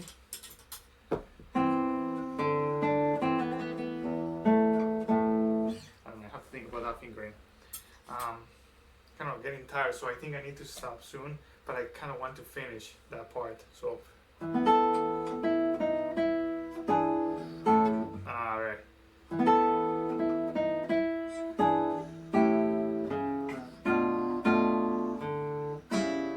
Light. Oh my god. That's something I was listening to the recordings and I'm very heavy. That's something that I'm gonna work on once I start speeding things up. So that once things are faster, they're gonna lighten up already. So I'm very, very mindful of it, but right now, oof, I don't think I have enough bandwidth to concentrate on it, but I'll try.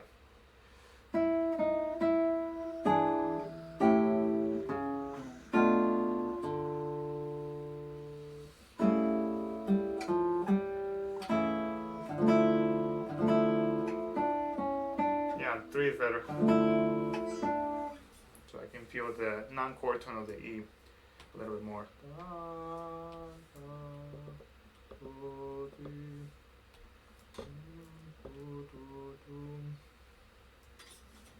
All right.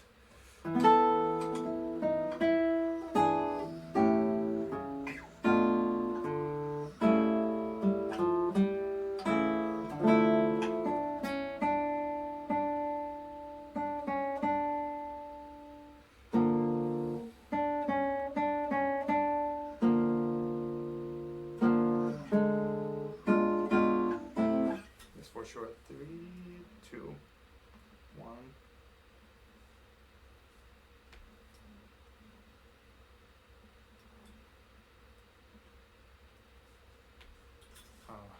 Right.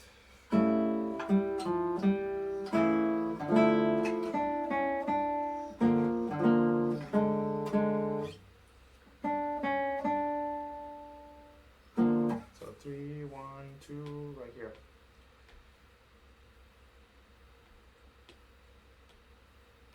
3, 1, 2, 1, then 3, 2, 3. I'm not sure if 4 or 3. Probably 4. 4. It's gonna be hard to connect no matter what. So need to find which one is the one that makes the most sense, makes the least sense, makes the most sense to disconnect. Yeah. Let's see.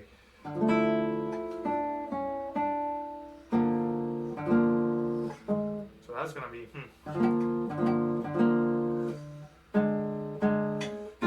now just the melody.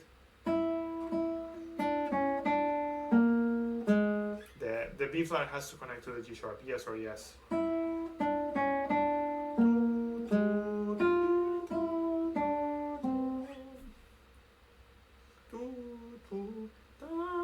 So I could disconnect on the end of one, possibly. So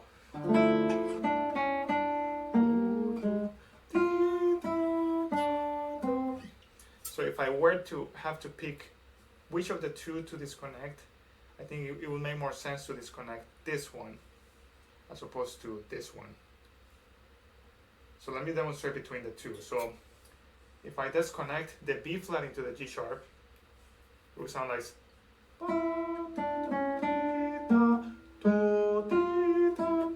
which doesn't make sense. And then now if I connect that, that makes sense. Yeah. In fact, I'm gonna make it into a phrase mark.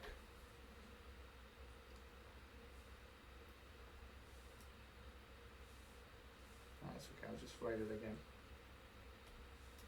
1, 4, 1. So for that to work, then this is gonna be 4.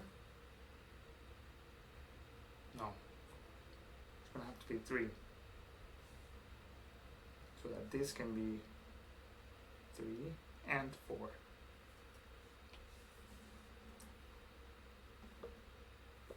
Just trust me on this. Let me show you. So 3, 4, then breath.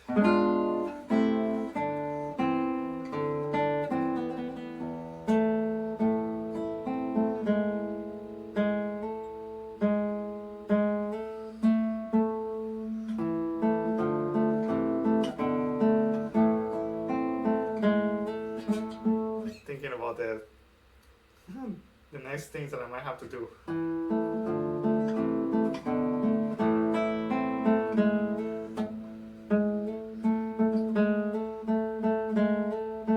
It might not be worth the trouble, but that's for later, another day. So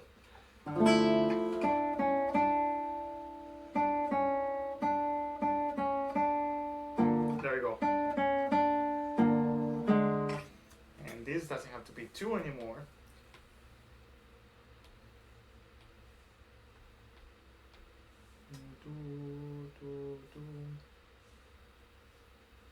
Could be 1, 3, 2, 2, and the 3 is from here, and not from there. Alright, so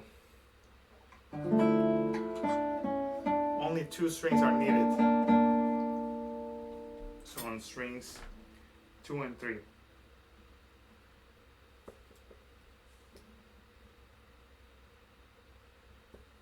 So a little bar on 2 and 3. So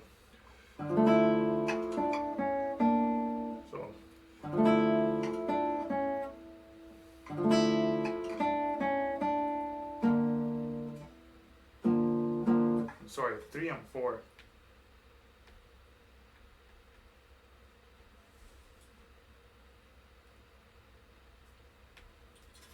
So and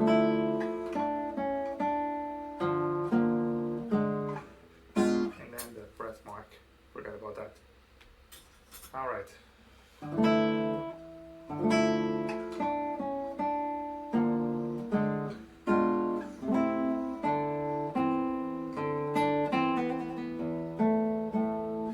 And I know this is gonna be A M I.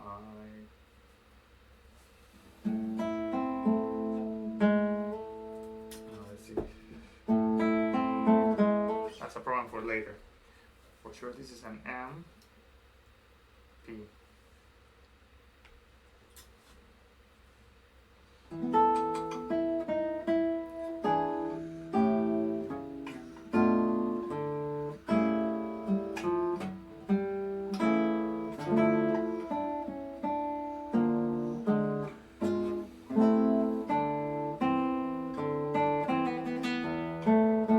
Also M right here.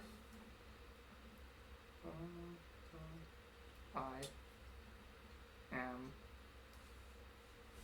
not A. That's not pretty.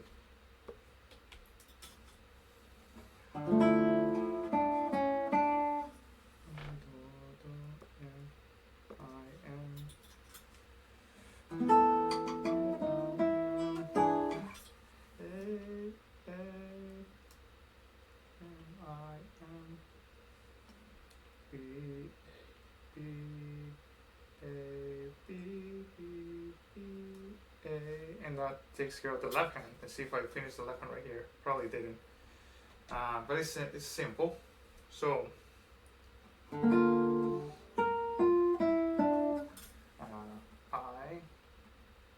and I, A. There we go. So from the beginning of that part, and why not? Let's just commit to it. Getting a lot of work done. That's good.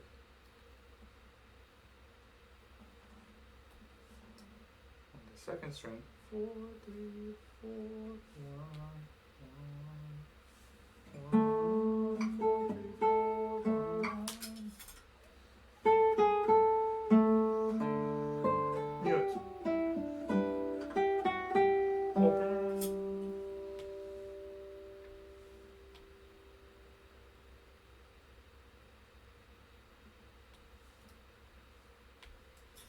Again.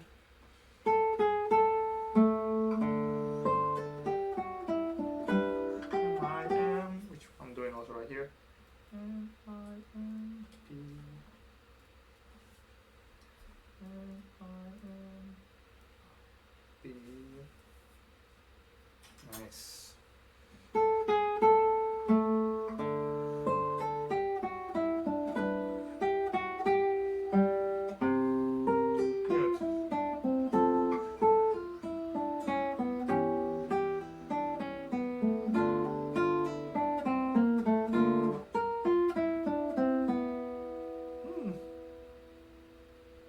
That's difficult.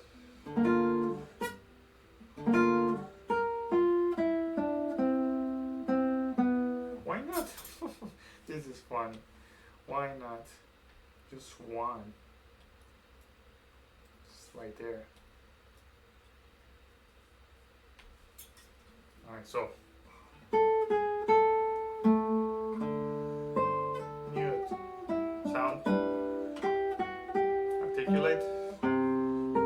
Mute. Sound.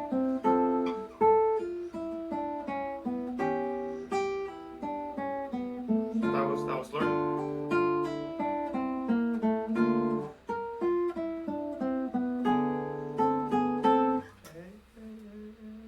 I need to work on the sound of that. That sounds horrible. And the string is also scratched, so.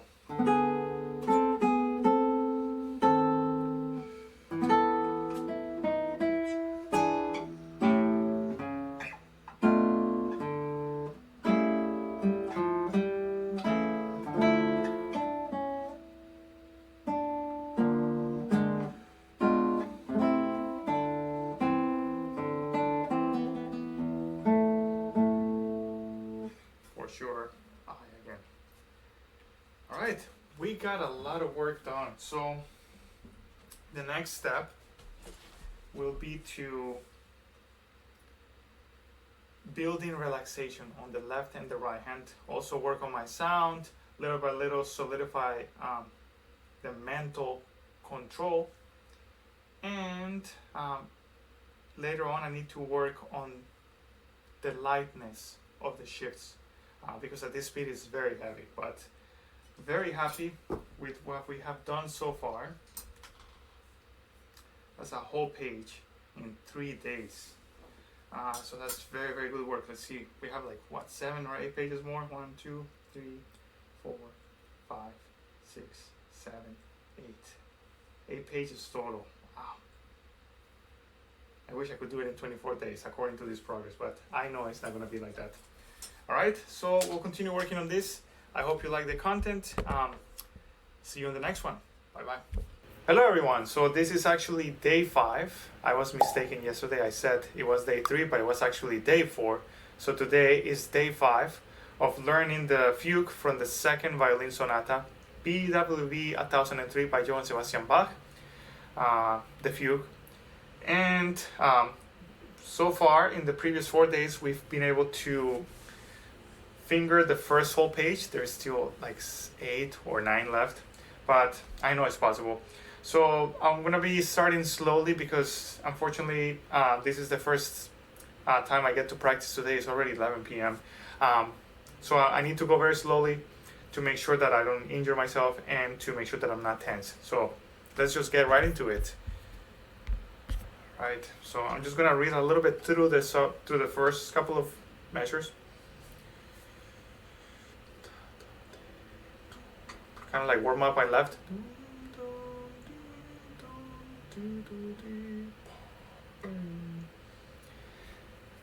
Figure out that fingering.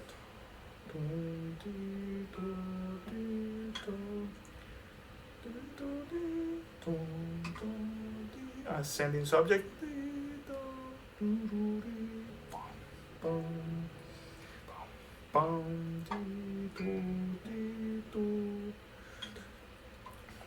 All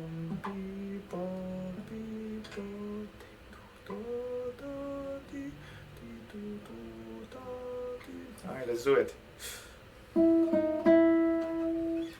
I really want to emphasize that breath. It is as if there was a bass right there. Boom, ti, do, ti, like. But it's not there, of course, so.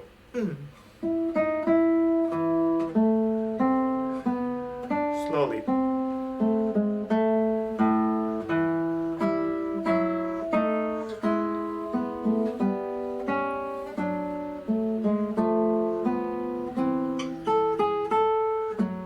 2.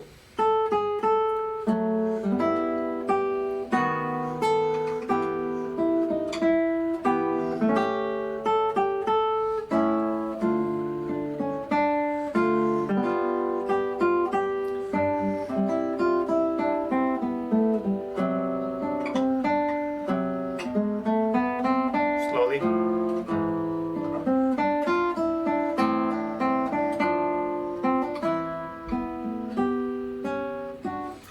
My fingers are going ahead of my brain, which is not good. I know I could go faster, but I don't want to go faster than my brain can handle.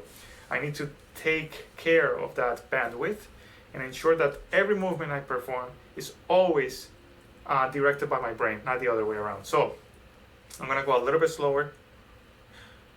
Here comes an ascending thirds, releasing to C, second entrance. New fingering. Release. You take E, let it ring, let it go 3, release. 2.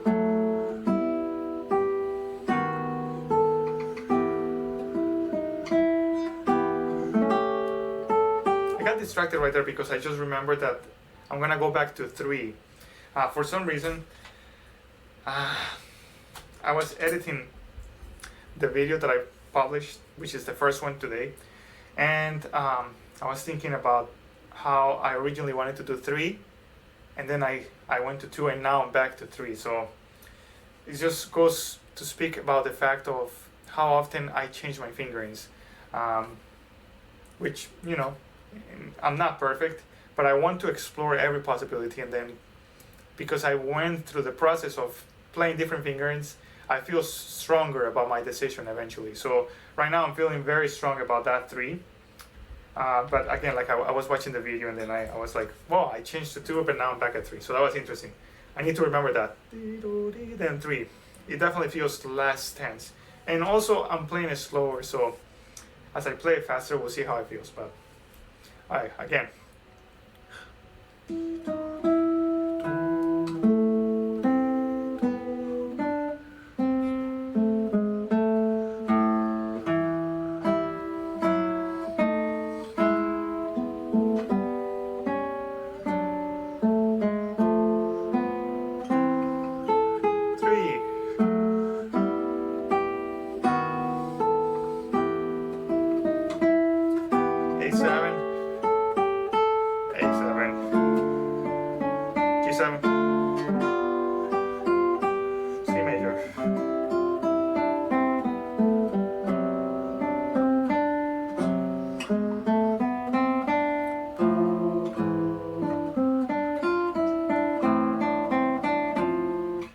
Right there, I feel good about it. That mistake was because I was thinking about how I feel in control and I was playing too fast, but that was me getting in my own way.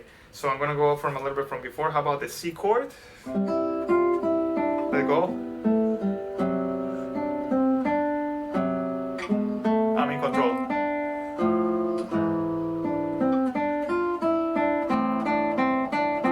Ah, come on. This is funny. So sometimes I like to keep track of the things that distract me. And there was a period when I used to actually write down what distracted me, and then I will review all the distractions that I had, and it's just simply ridiculous. Like little things like what I ate for breakfast, what I need to do, or the color of my shirt. I don't know, really silly things that get in your way. There's a book that I'm reading. This person actually calls it monkey mind. That you have, like, sometimes you have no control over what your mind can think. So mindfulness and meditation and all these things can help with that. But in any case, so the reason I'm bringing that up right now is because the reason I got distracted is because I just remembered a story that I like to tell my students that I heard about Eduardo Fernandez.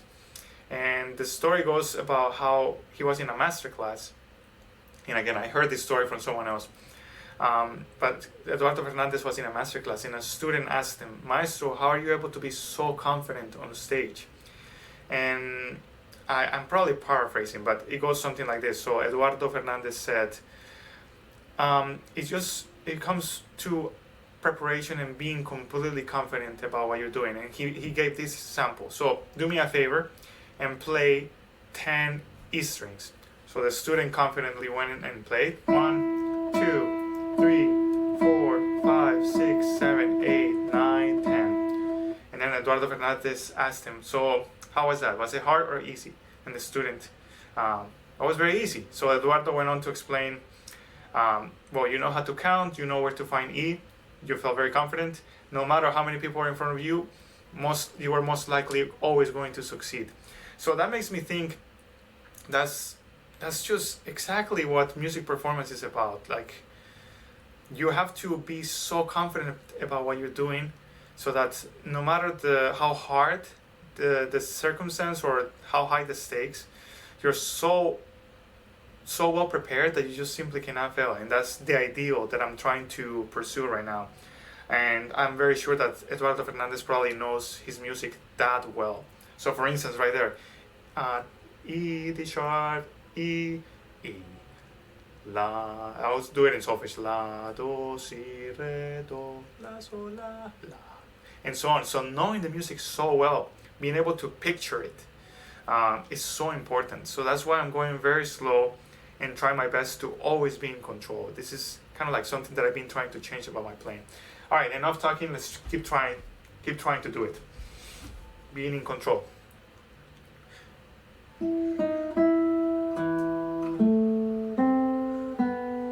Release.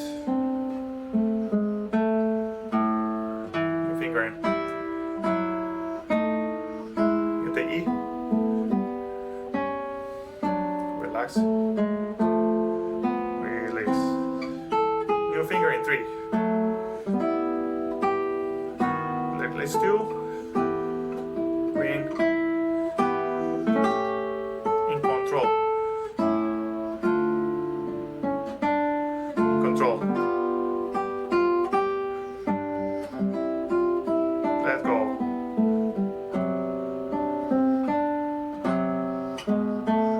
Let go.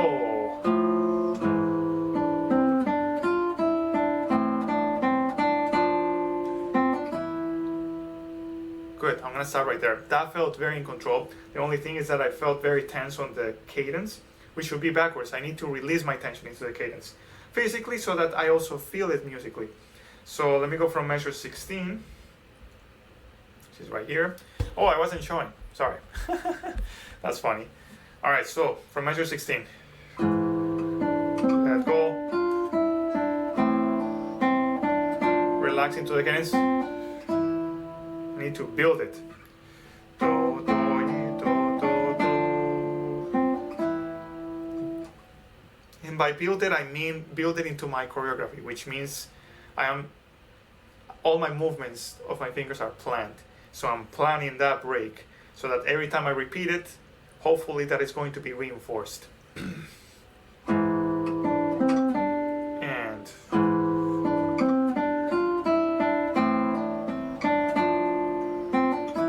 that felt better. I kept hearing the A, so let's keep going.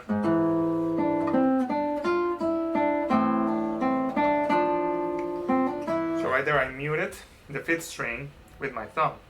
So P5 inside of a circle to notate the planting. And let's keep going into the chromatic part.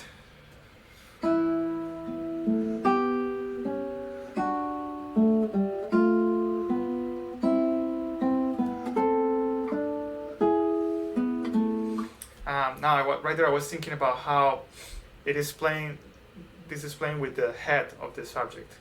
Ti-da-dee. It's everywhere. And right here we have it.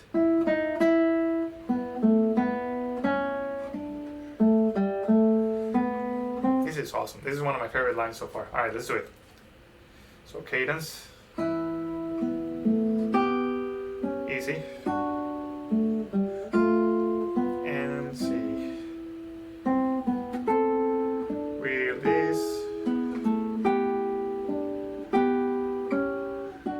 It seems like I've forgotten the notes, so I need to make sure that I'm reading to avoid reinforcing mistakes.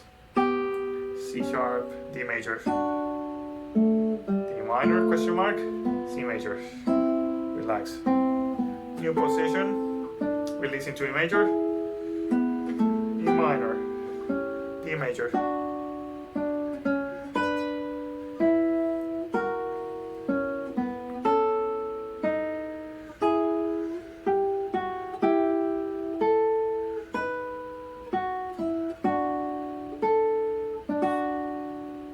Here. Wrong fingering. Alright, I'm relying too much on my memory and that's not great. I need to make sure that I repeat good takes, I need to do good repetitions because my brain is like a sponge and it's gonna memorize whatever I give it. So I need to make sure that most of my repetitions are good. So I need to go a little bit slower. I'm rushing too much in here.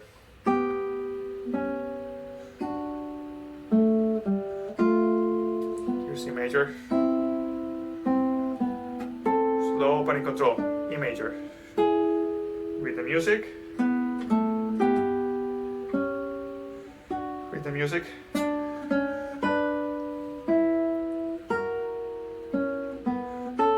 read the music, release.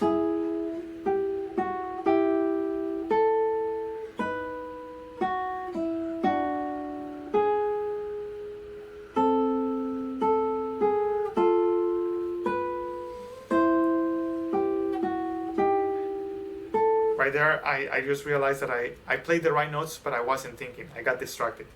Let's do it one more time. I need to be very strict about that.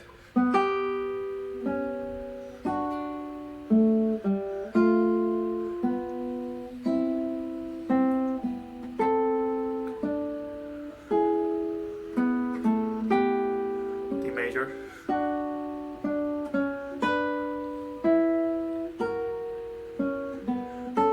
E major. Slur. Transpose. Think. Think. Think.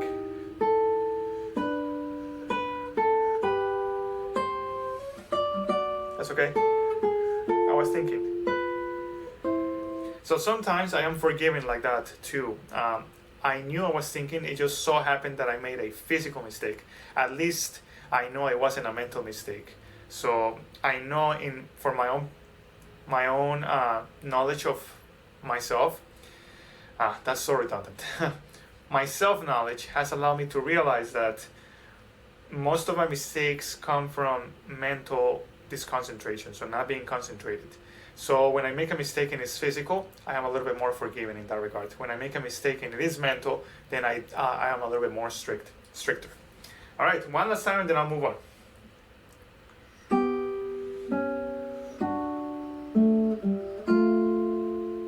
right there. I wasn't thinking. I was thinking about the fact how neat it was that I was able to keep the second finger on the first string, which of course is gonna be hard to play legato, but it is what it is. Concentrate. Concentrate.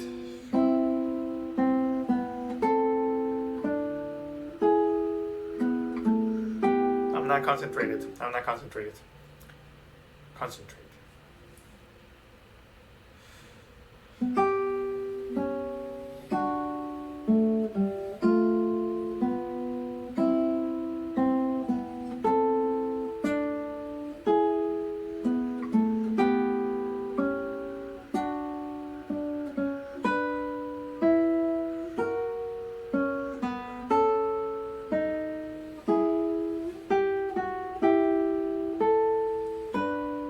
Oh.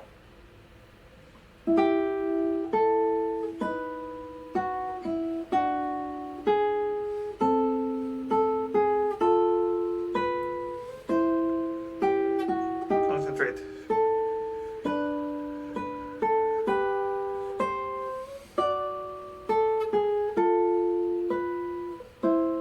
That's pretty good, with the exception of that middle part. And I'm not gonna move on until I have a good rep under my belt. So, one more time, concentrated.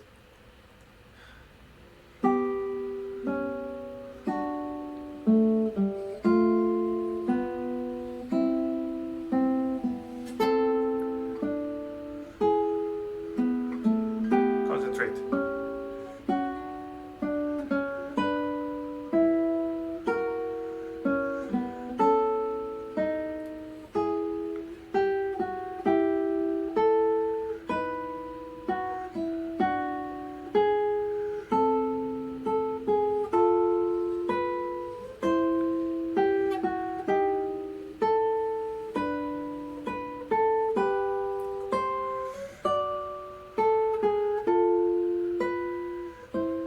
Almost good, almost. One little thing where I got this concentrated, so here we go again. Another concentrated rep. This is all good. I'm basically rewriting a lot of code in my mind, a lot of code in my brain to get rid of bad habits from the past. So let's keep doing it. This is all great.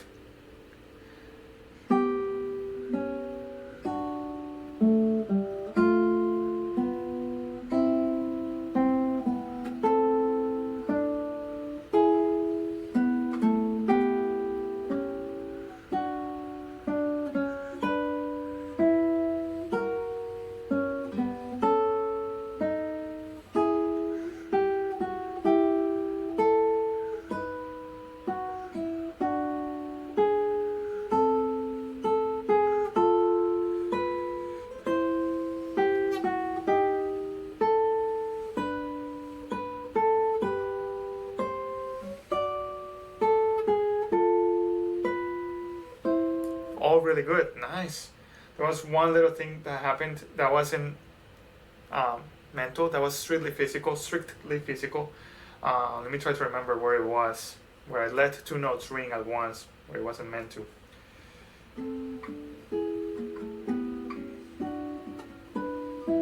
Right here. I think I let the G string ring by accident. Yeah, I hear it.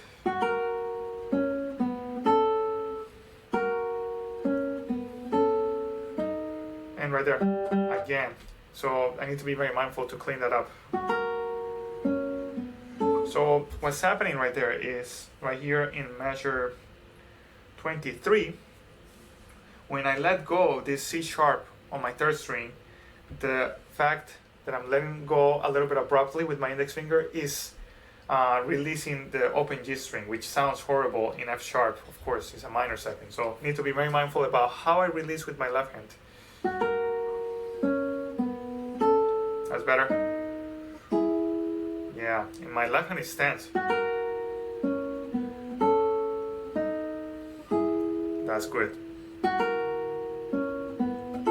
Oof. Good.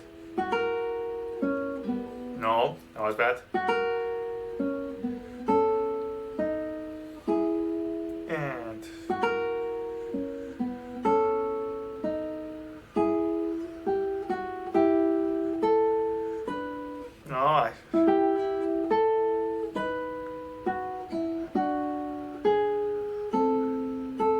first, mute the third. Relax the left hand. Mute the first, mute the third. And relax left hand. Nice. Now we can move on. I feel good about moving on. And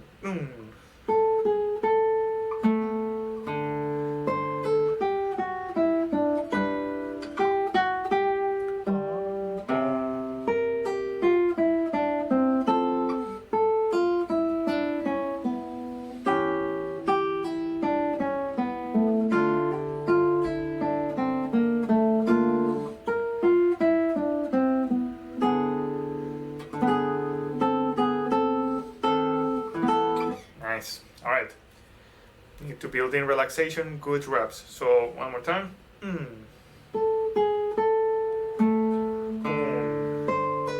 No.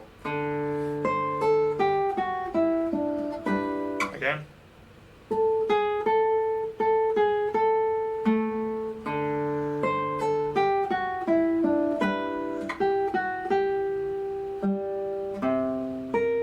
I realized I was playing from memory, which is not ideal, only after having played it a couple of seconds. All right.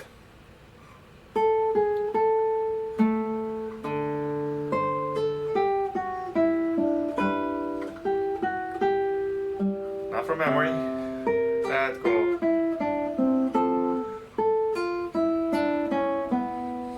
That slur is rough. Need to make it prettier. All right, one more time.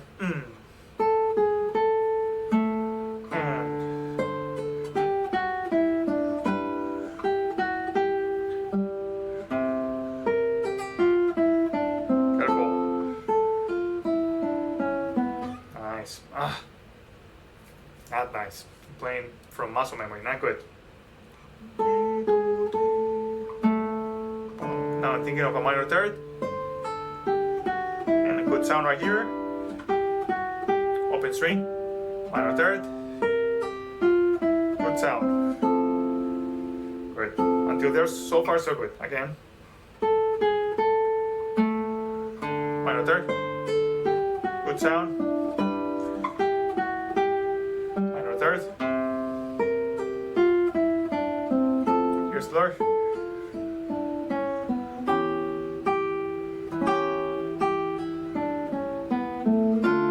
Need to practice that left hand right there, left hand and right bow.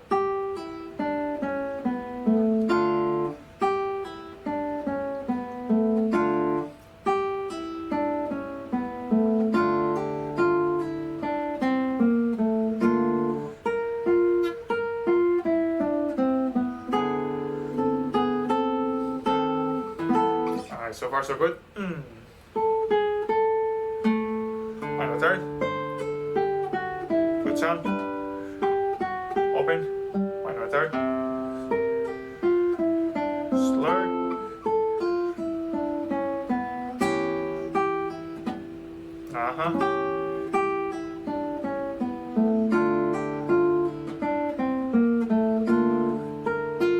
Nice. Okay. Sometimes I'm saying nice and it's not really nice, which is not nice. Alright, let's go from here. Slur. G7, I think. No, C sharp half diminished, I guess. Double slur. My left hand is really tense right there. Let me start it up, only left hand. Da dee dee, da dee. Da dee dee da da da do do. 3, I guess. This needs to be 4, 1, 3, 2, 3, 1. Only left hand. Da dee da dee da da da da. It's gonna be helpful if I do the fingerings. Why not? Okay, did this app crash yet? Not yet. Good. So da dee.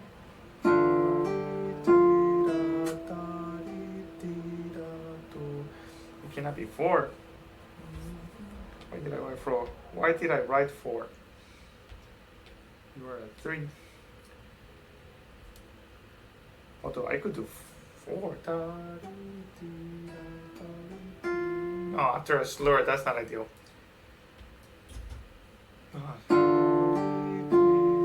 And D is there already with the third finger.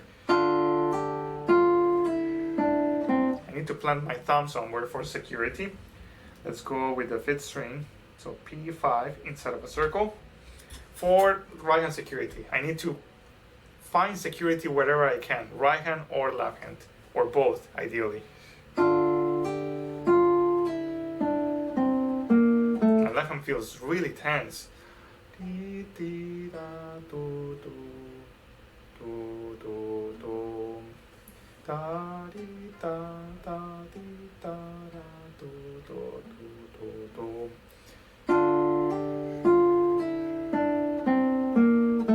What if I did?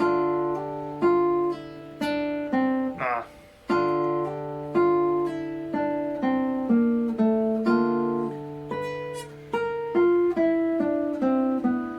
Same right here. Thumb on the fifth string for increased right hand security and balance.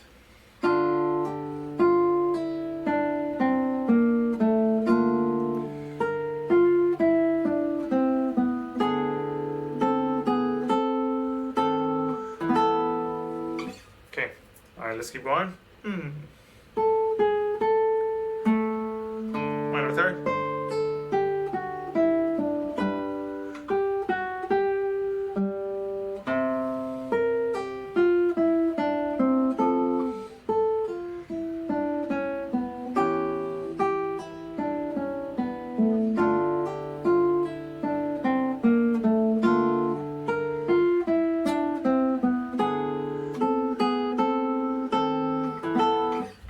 I notice that I also place my thumb right here on the fifth string, so let's annotate it. Why not? Again. Minor third. Good sound. Open. Minor third. Rest. Slur.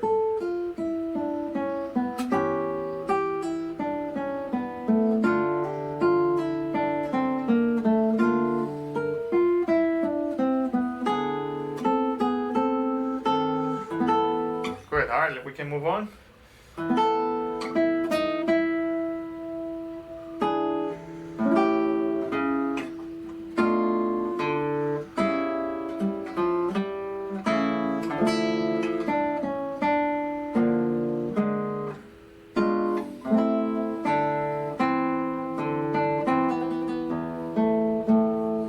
All right, we forgot some left hand fingerings.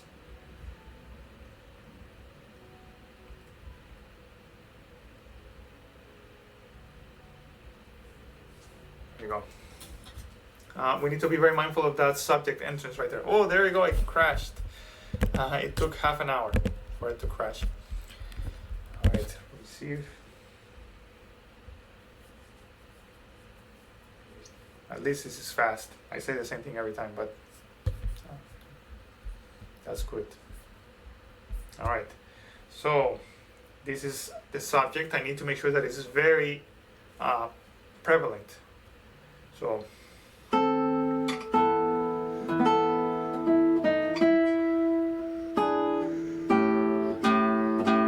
accent on the thumbs, emphasis rather.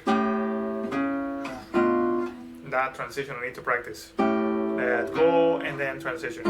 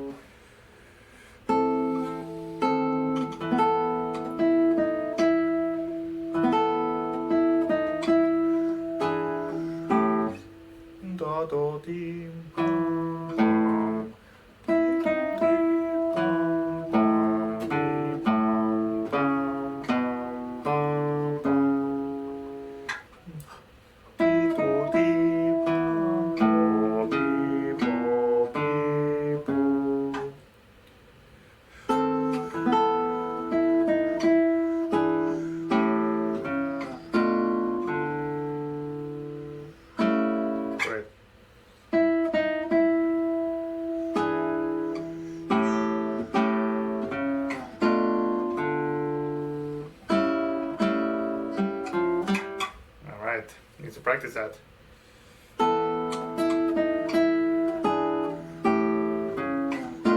I cannot do a gliss right there. No. So.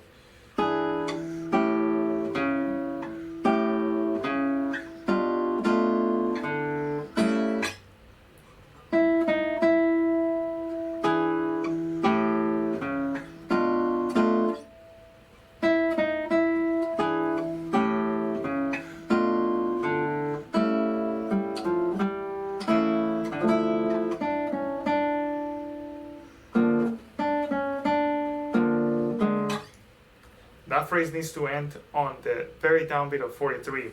So something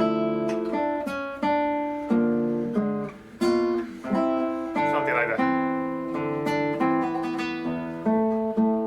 All right, one more time.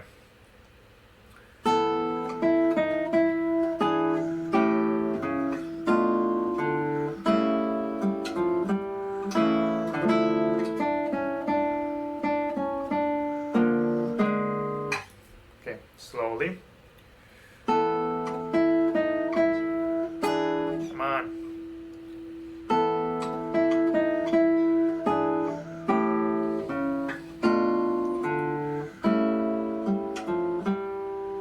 Got distracted.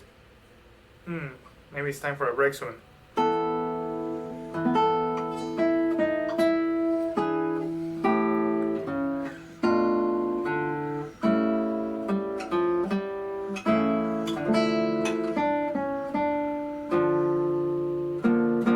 3 notes right there.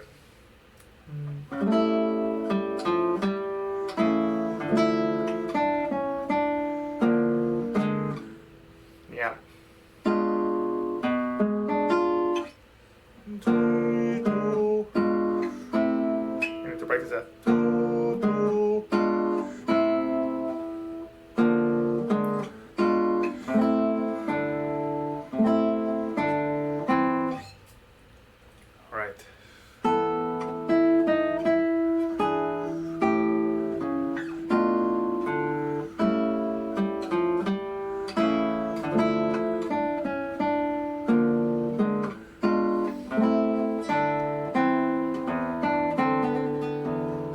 Something like that.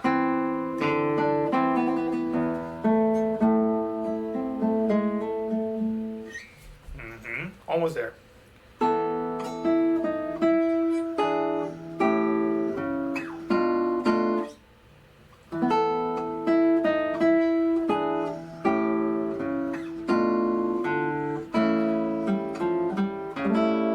Oh, that needs to have a G.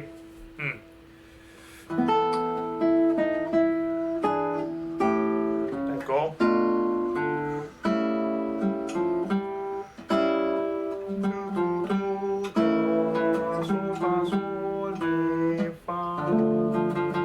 Okay, almost there.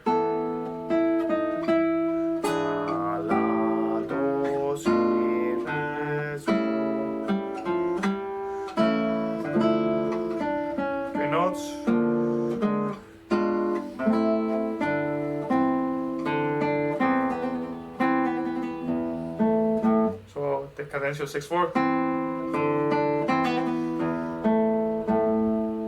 Nice. All right, one last time.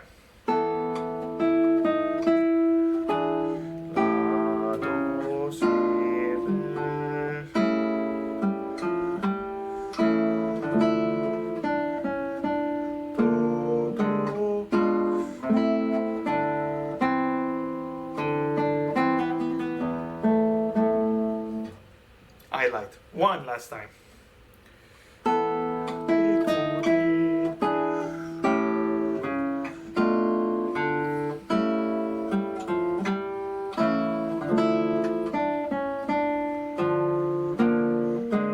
One last time, but it's almost there. It's almost there. In control.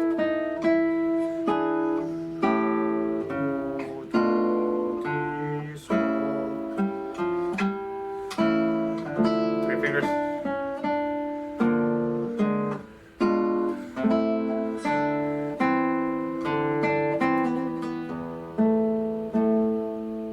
The last one was good, but it was kind of like 3 times bad and 1 good one, so I lied again, one more time, because I feel like I'm getting it. I'm being in control, so.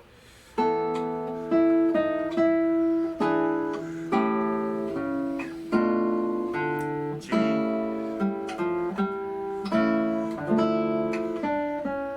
3 fingers. D first. That's 2 good ones. One more time.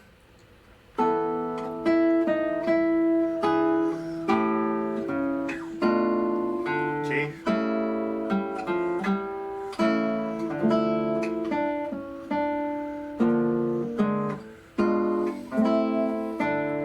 Open D. So that's 3 good ones versus the 3 bad ones from the past. So let's do 1 more good one and then we'll be done with this. 3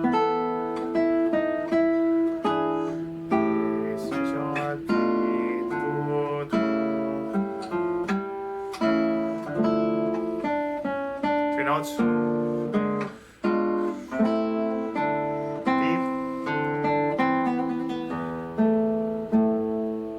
Alright, I feel good about that. So, well, what I'm doing right now is building security through good reps. That's 1 page and 1 system and a half for 5 days. I've been doing only for like 1 hour to 1 hour and a half every day, so very happy about the progress. So I'm gonna take a 5-minute break and then I will move on to a new section. See you soon. All right, I'm back. Hello everyone. So I'm gonna move on now to a new section. So just so you know, I consider this to be the whole first page into this important cadence in A minor in measure 45 to be 1 whole section. So for the sake of keeping it interesting, I'm not gonna go straight into that section. I'm gonna actually go from the last section towards the end, so that I apply a little bit of David Russell's logic about learning things backwards, so that the farther along I move, I'm moving more into familiar territory as opposed to the opposite. So I kind of like that. So let's look at this crazy scale right here. That's interesting. So, all right, 1, 2, 4. I already see a problem right there. 1, 2, 4. That's a big stretch. Let's see. 3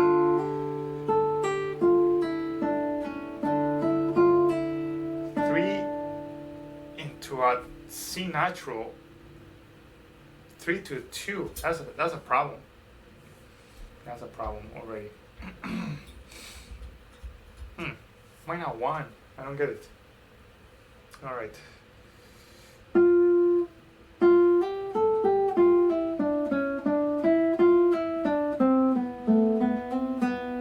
I'm trying to explore this.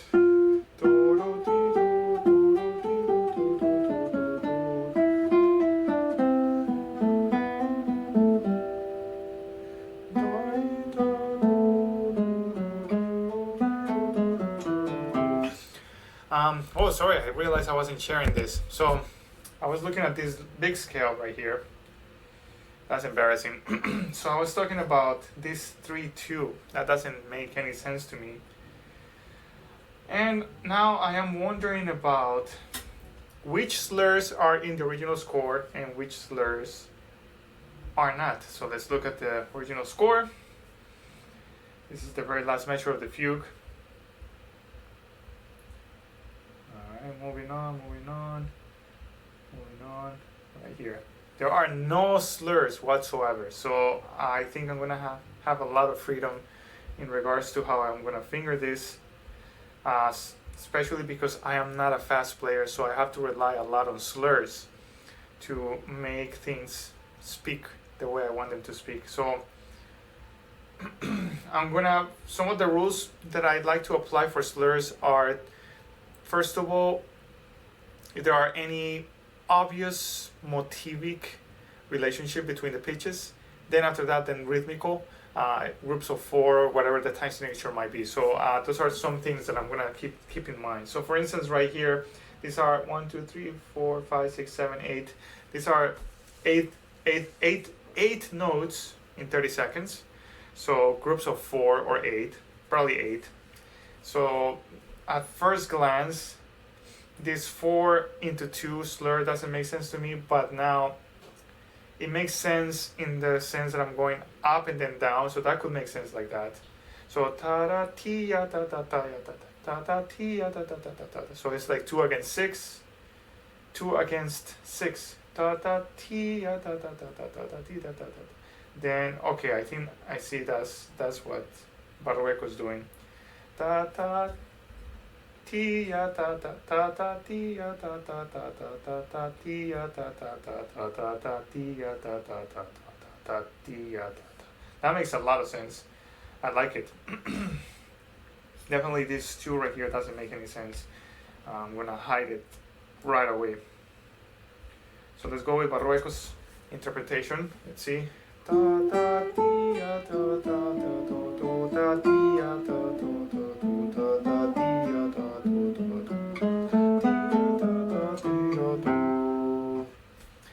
Now let's see if I can do the same effect on the different fingering that I was suggesting. No, right away I cannot. Well, how about this?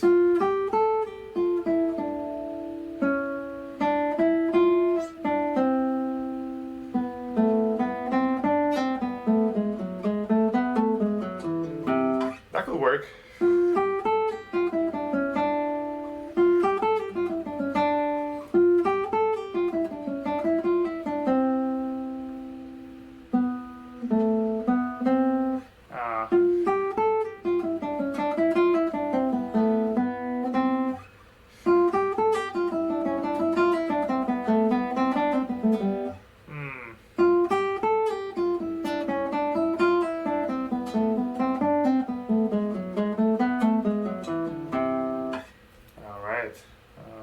Now, what if I tried it without the slurs?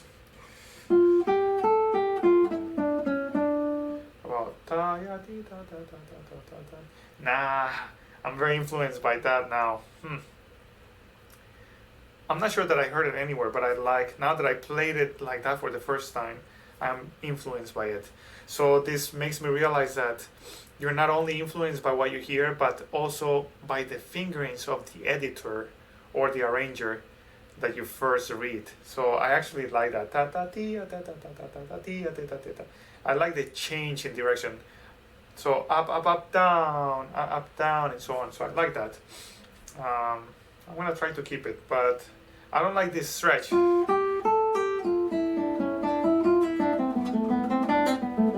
But I mean, it's not too bad.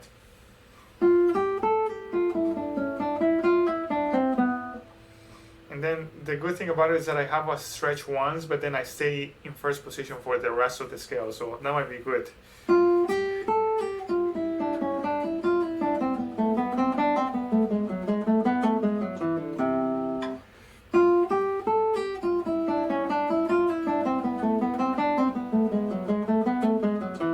realize that my right hand is very unsteady. I need to make sure that it is more secure. Let's see, right hand alone.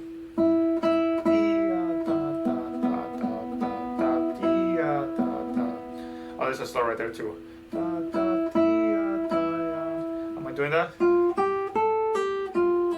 Yes.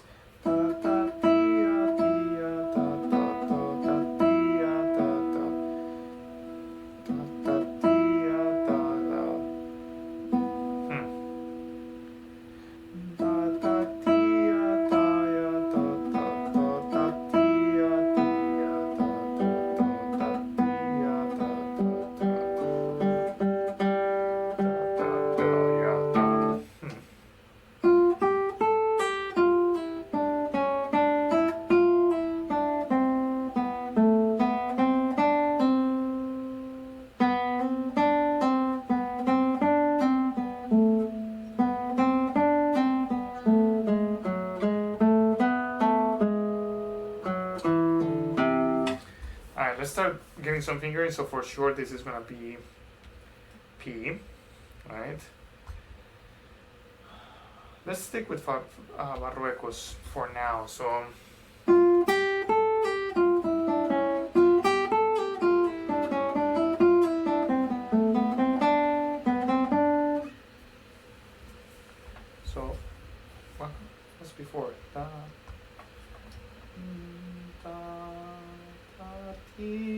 with that.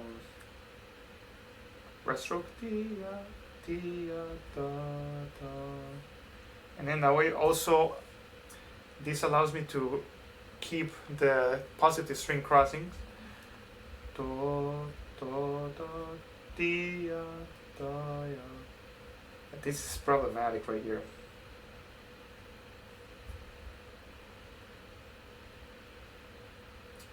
Because I have a negative string crossing right here, but at least, oh no. Yeah, so a negative string crossing right there. If I included an A somewhere, an A finger.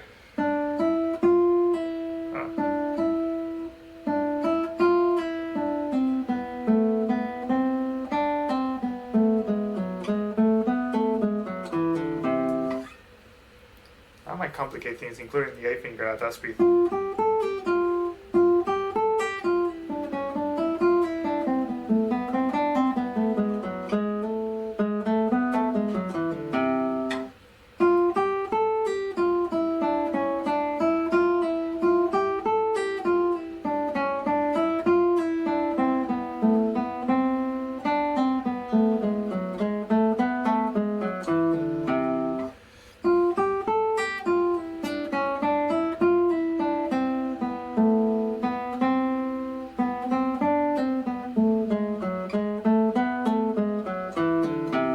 Like no matter what, this always ends up being I. Probably. We'll keep feeling it in little by little. Now 4 or 3 right there on the D.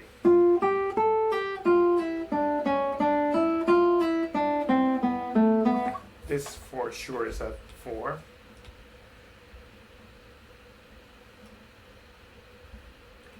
Because the hand doesn't stretch, I am able to play a little bit faster.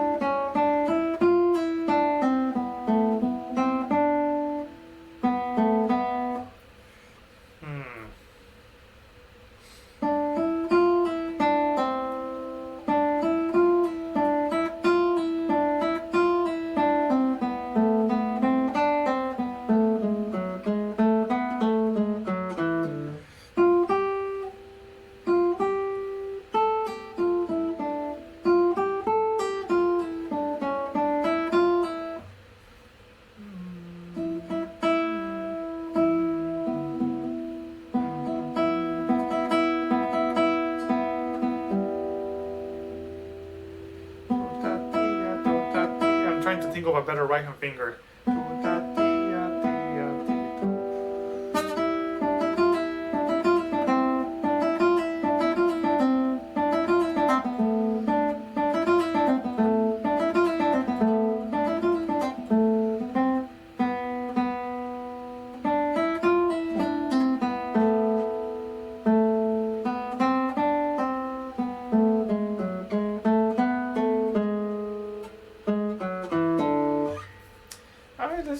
Let's just keep it simple and we'll deal with the negative string crossings.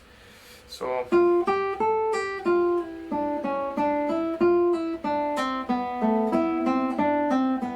this is another 4. Come on.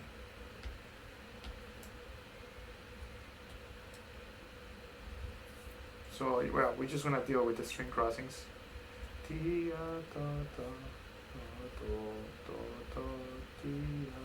There we go. Alright, so no, that's not right. No.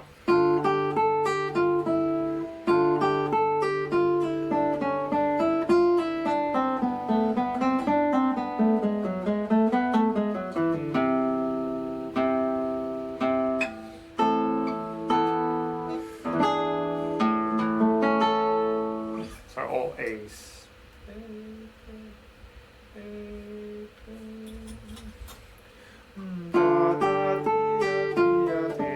And then found the 5th string right?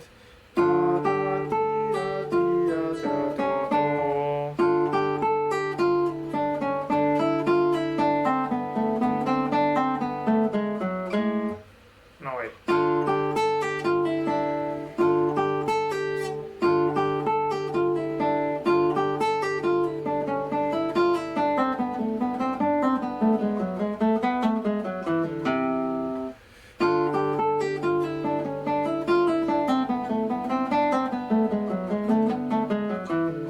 And then because my thumb is on the fifth string planted, it is ready to play that C. I am convinced I'm not gonna miss it, at least because of the right hand.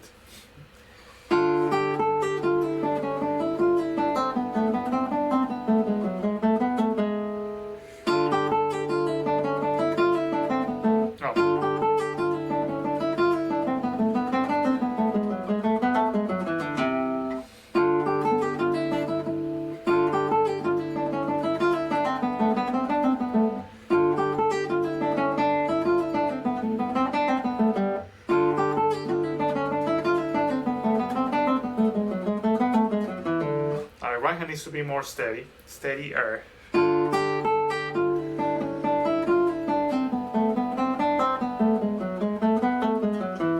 I'm considering to return this to 3. That's one. I don't know. There's something about the security of the 3. Even though it's a stretch, the third finger, of course, is stronger than the pinky. But I'm gonna try to continue doing the next one with the fourth finger.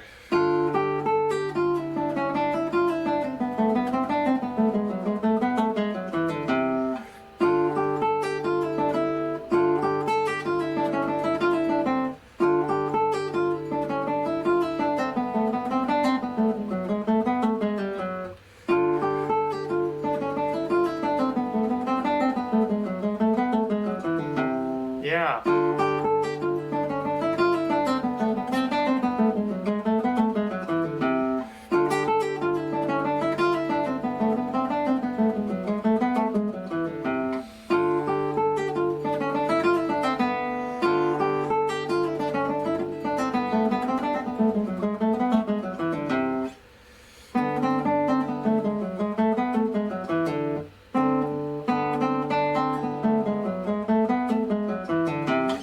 Have to really work on the stability of my right hand. My right hand is all over the place, so it's something I would need to practice in front of a mirror. So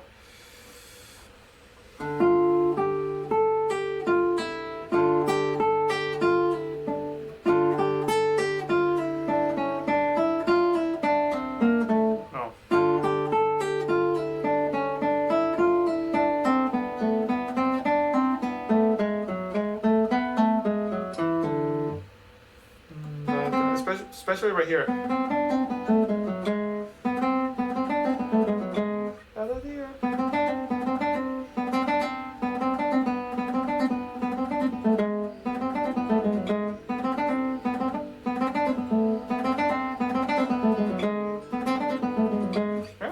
I'm trying to change my mind about this. I think I like 3 better. Even though in theory, because I don't have to stretch as much, it should be faster, but 3 is stronger than 4, and it is doing a slur. So yeah, I think that logic won't apply because I'm doing a slur. Yeah.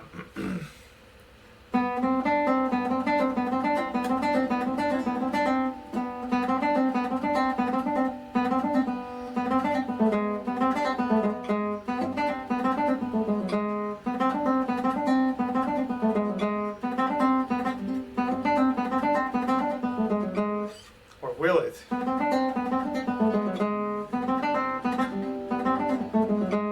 I'm also trying to plant my ring finger for stability. There is a little bit of compromise that it causes a little bit of tension, but at least my right hand is more stable. I'm gonna try it to see. But then it's really uncomfortable when I'm right here on the 4th string, and then my ring finger is on the 1st. Yeah. unless I plant it on the second string, but that's a lot of things to think about.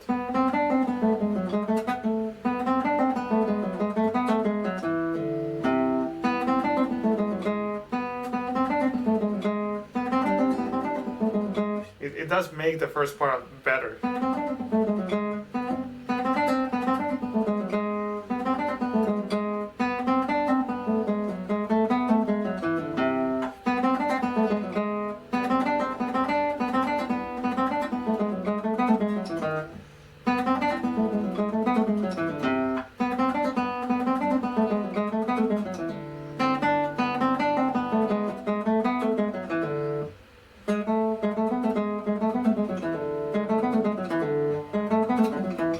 Planting the ring finger on the second string for that's the last 10 notes makes it really, really stable.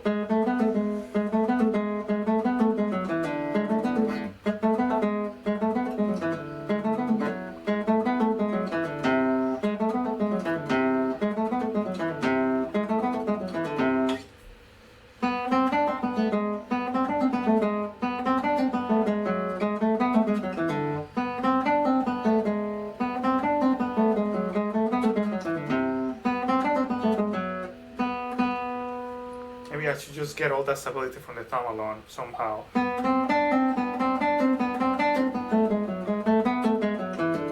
Or I could also gain it from rest stroke, but I'm not sure I want to do this rest stroke. A little bit too heavy for my taste for Baroque.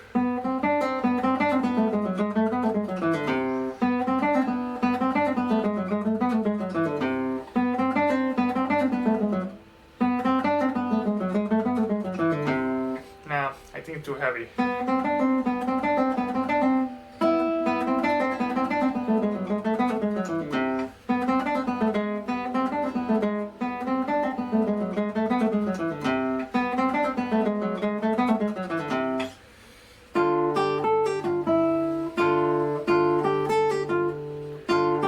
One little rest stroke right there is fine.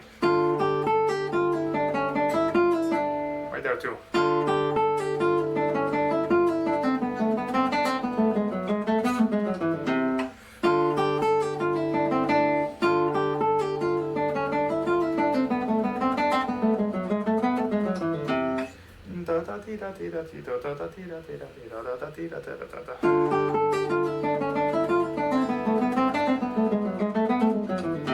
What speed is that?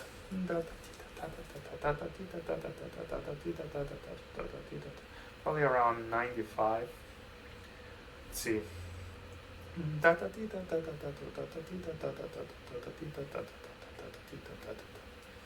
Oh, pretty close.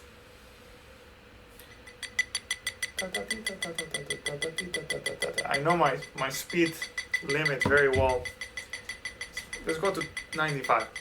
I'm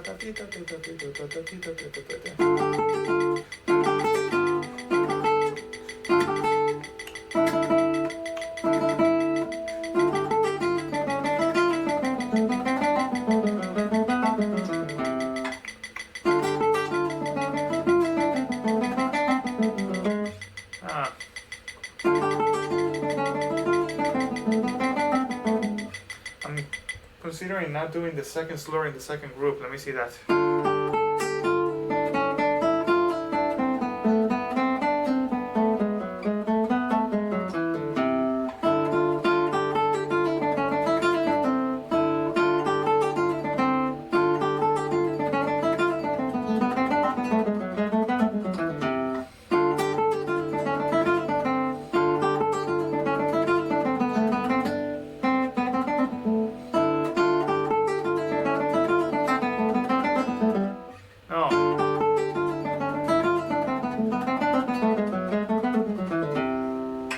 There's something about it. So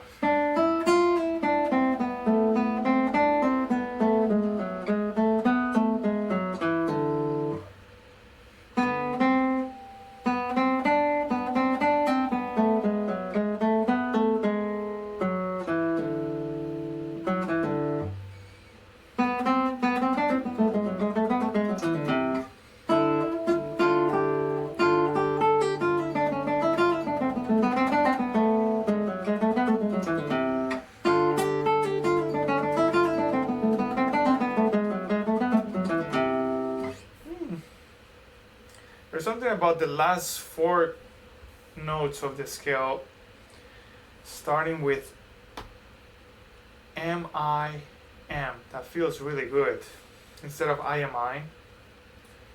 I wonder, so because of the positive string crossing from the 3rd to the 4th string. So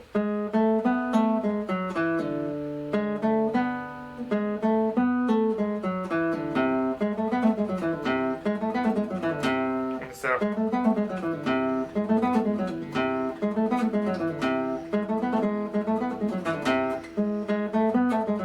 in a lot of cases you want, actually for the effect, you want the last group of notes to be the fastest. In a lot of cases.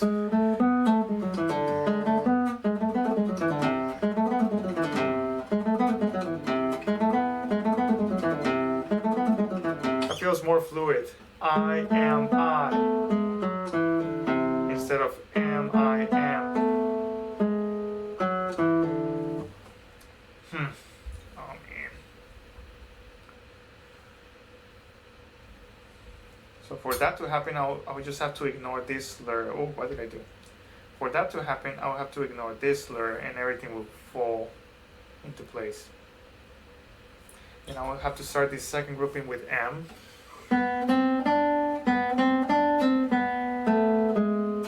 I'll have lots of negative sync crossings right there. Wow.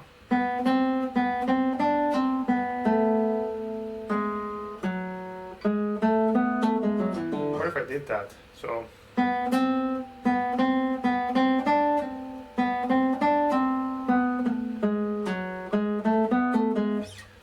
let me try that. In this case, I would go for the effect of the lightness of the whole gesture. And I would classify that as a little bit more important than keeping the articulation the same. The articulation meaning the 2 against 6. I'm still going to maintain that, except that I'm not going to respect the second slur group. So the second, this one right here, and this one right here, I'm not going to respect it, and then it's not here anyway. It's not here anyway. So yeah, I think I'm going to do that. Wait, what am I doing? Alright. Yeah. This is step number 2. And so this is going to change now.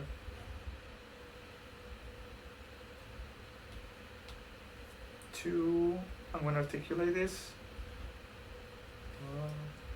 Let's erase this slur.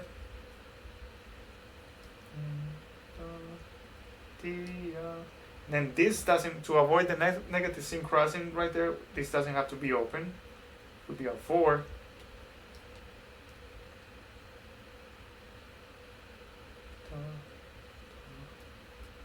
This could be a thumb. And then we agreed on this feeling better as I am. No, wait. Let's see this very slowly. From the second grouping.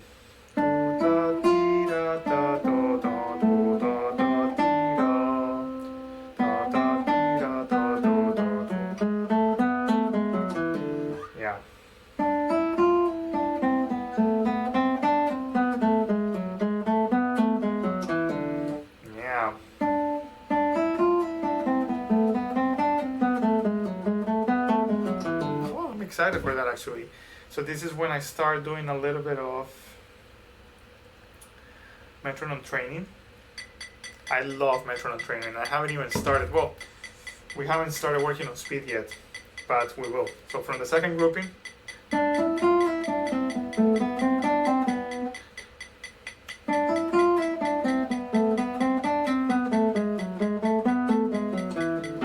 that feels great. A little bit faster.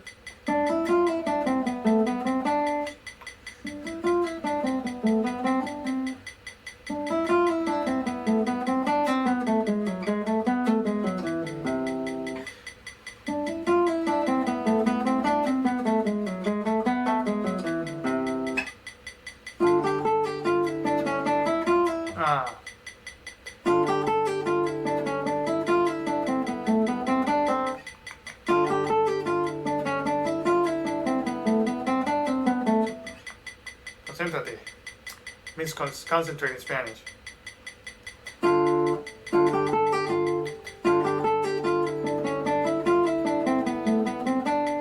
3.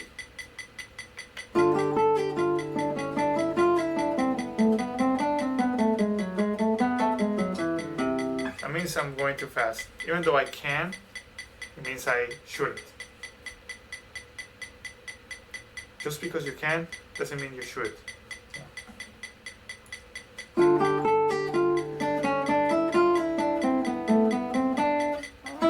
Lots of resonance from the open E string, so I'm gonna find a way to mute it.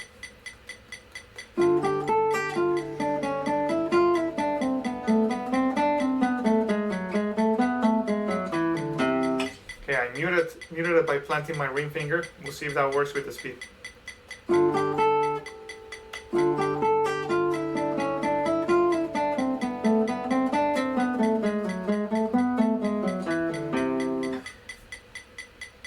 I think it was around here that I muted the E string.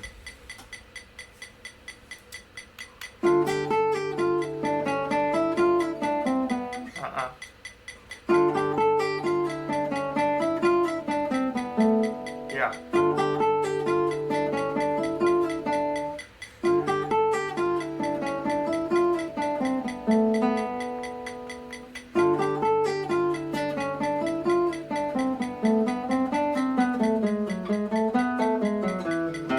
And I let go of the planting around here. So I need to be mindful to let go too, because even though I gain the benefit of the stability, it can get in the way sometimes and in other regards. So it's important to understand when to let go.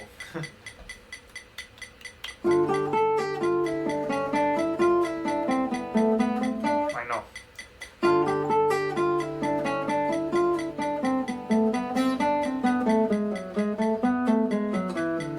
Good.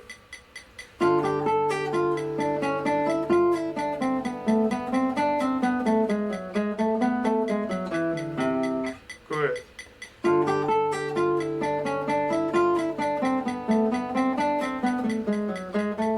Oh.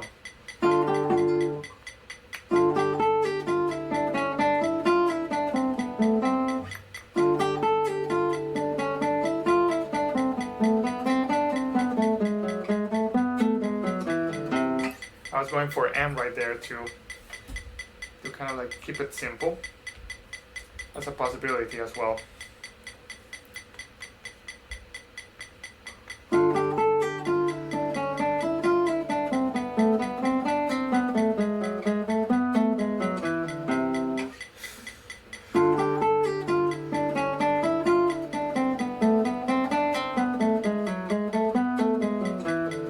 Speed it up.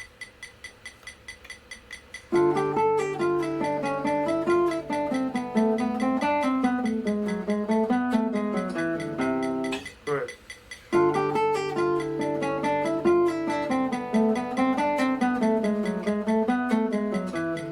Good.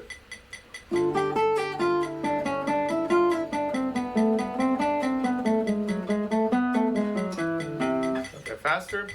By the way, we're in 75.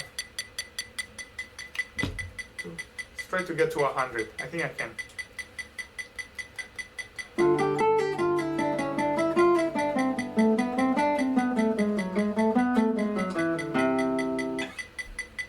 Maybe 80 now.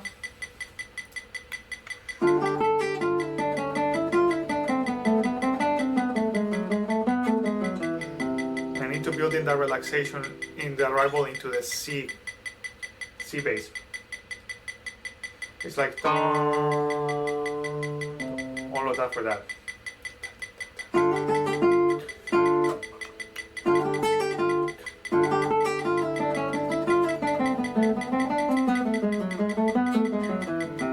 Relax.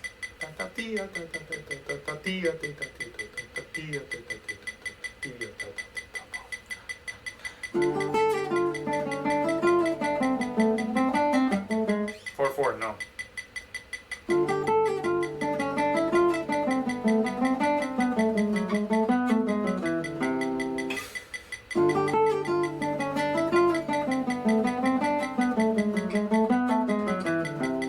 Good, 85.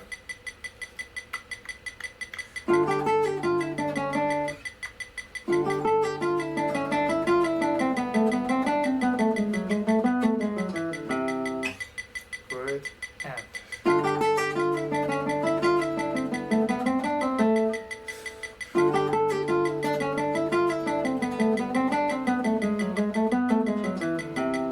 stability for the right hand.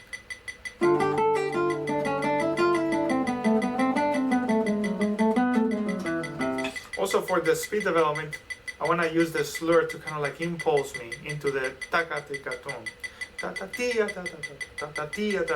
The phrasing, the conception of it is going to help me speed it up too.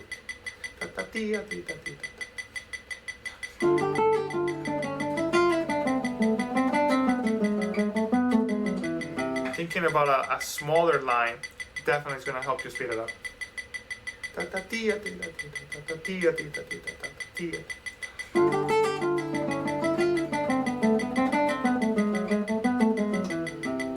Remember the relaxation into C.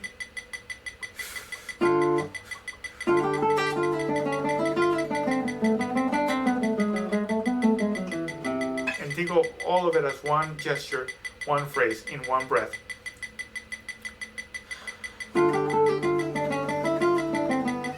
By the way, I just remember also, I can trick my body into relaxing through that long phrase by breathing out while I play it. It's because when we breathe in, we get tense. When we breathe out, we relax.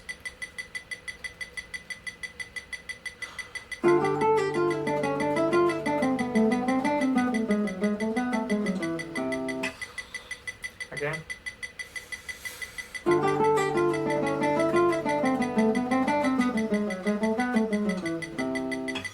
Again.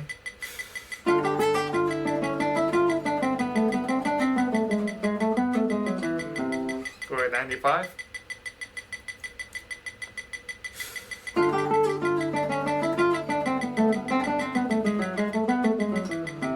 little bit out of control.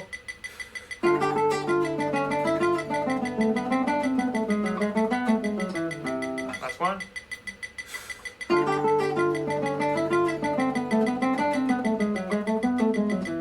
I'm finding that doing the negative string crossing with M is not a big deal.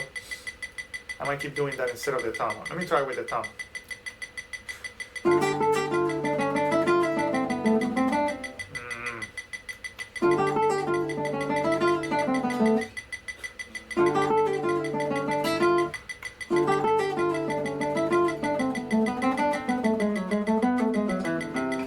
Doesn't make a big difference, so let's go for 100.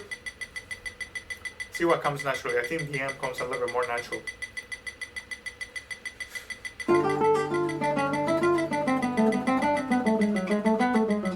There we go, that's 100.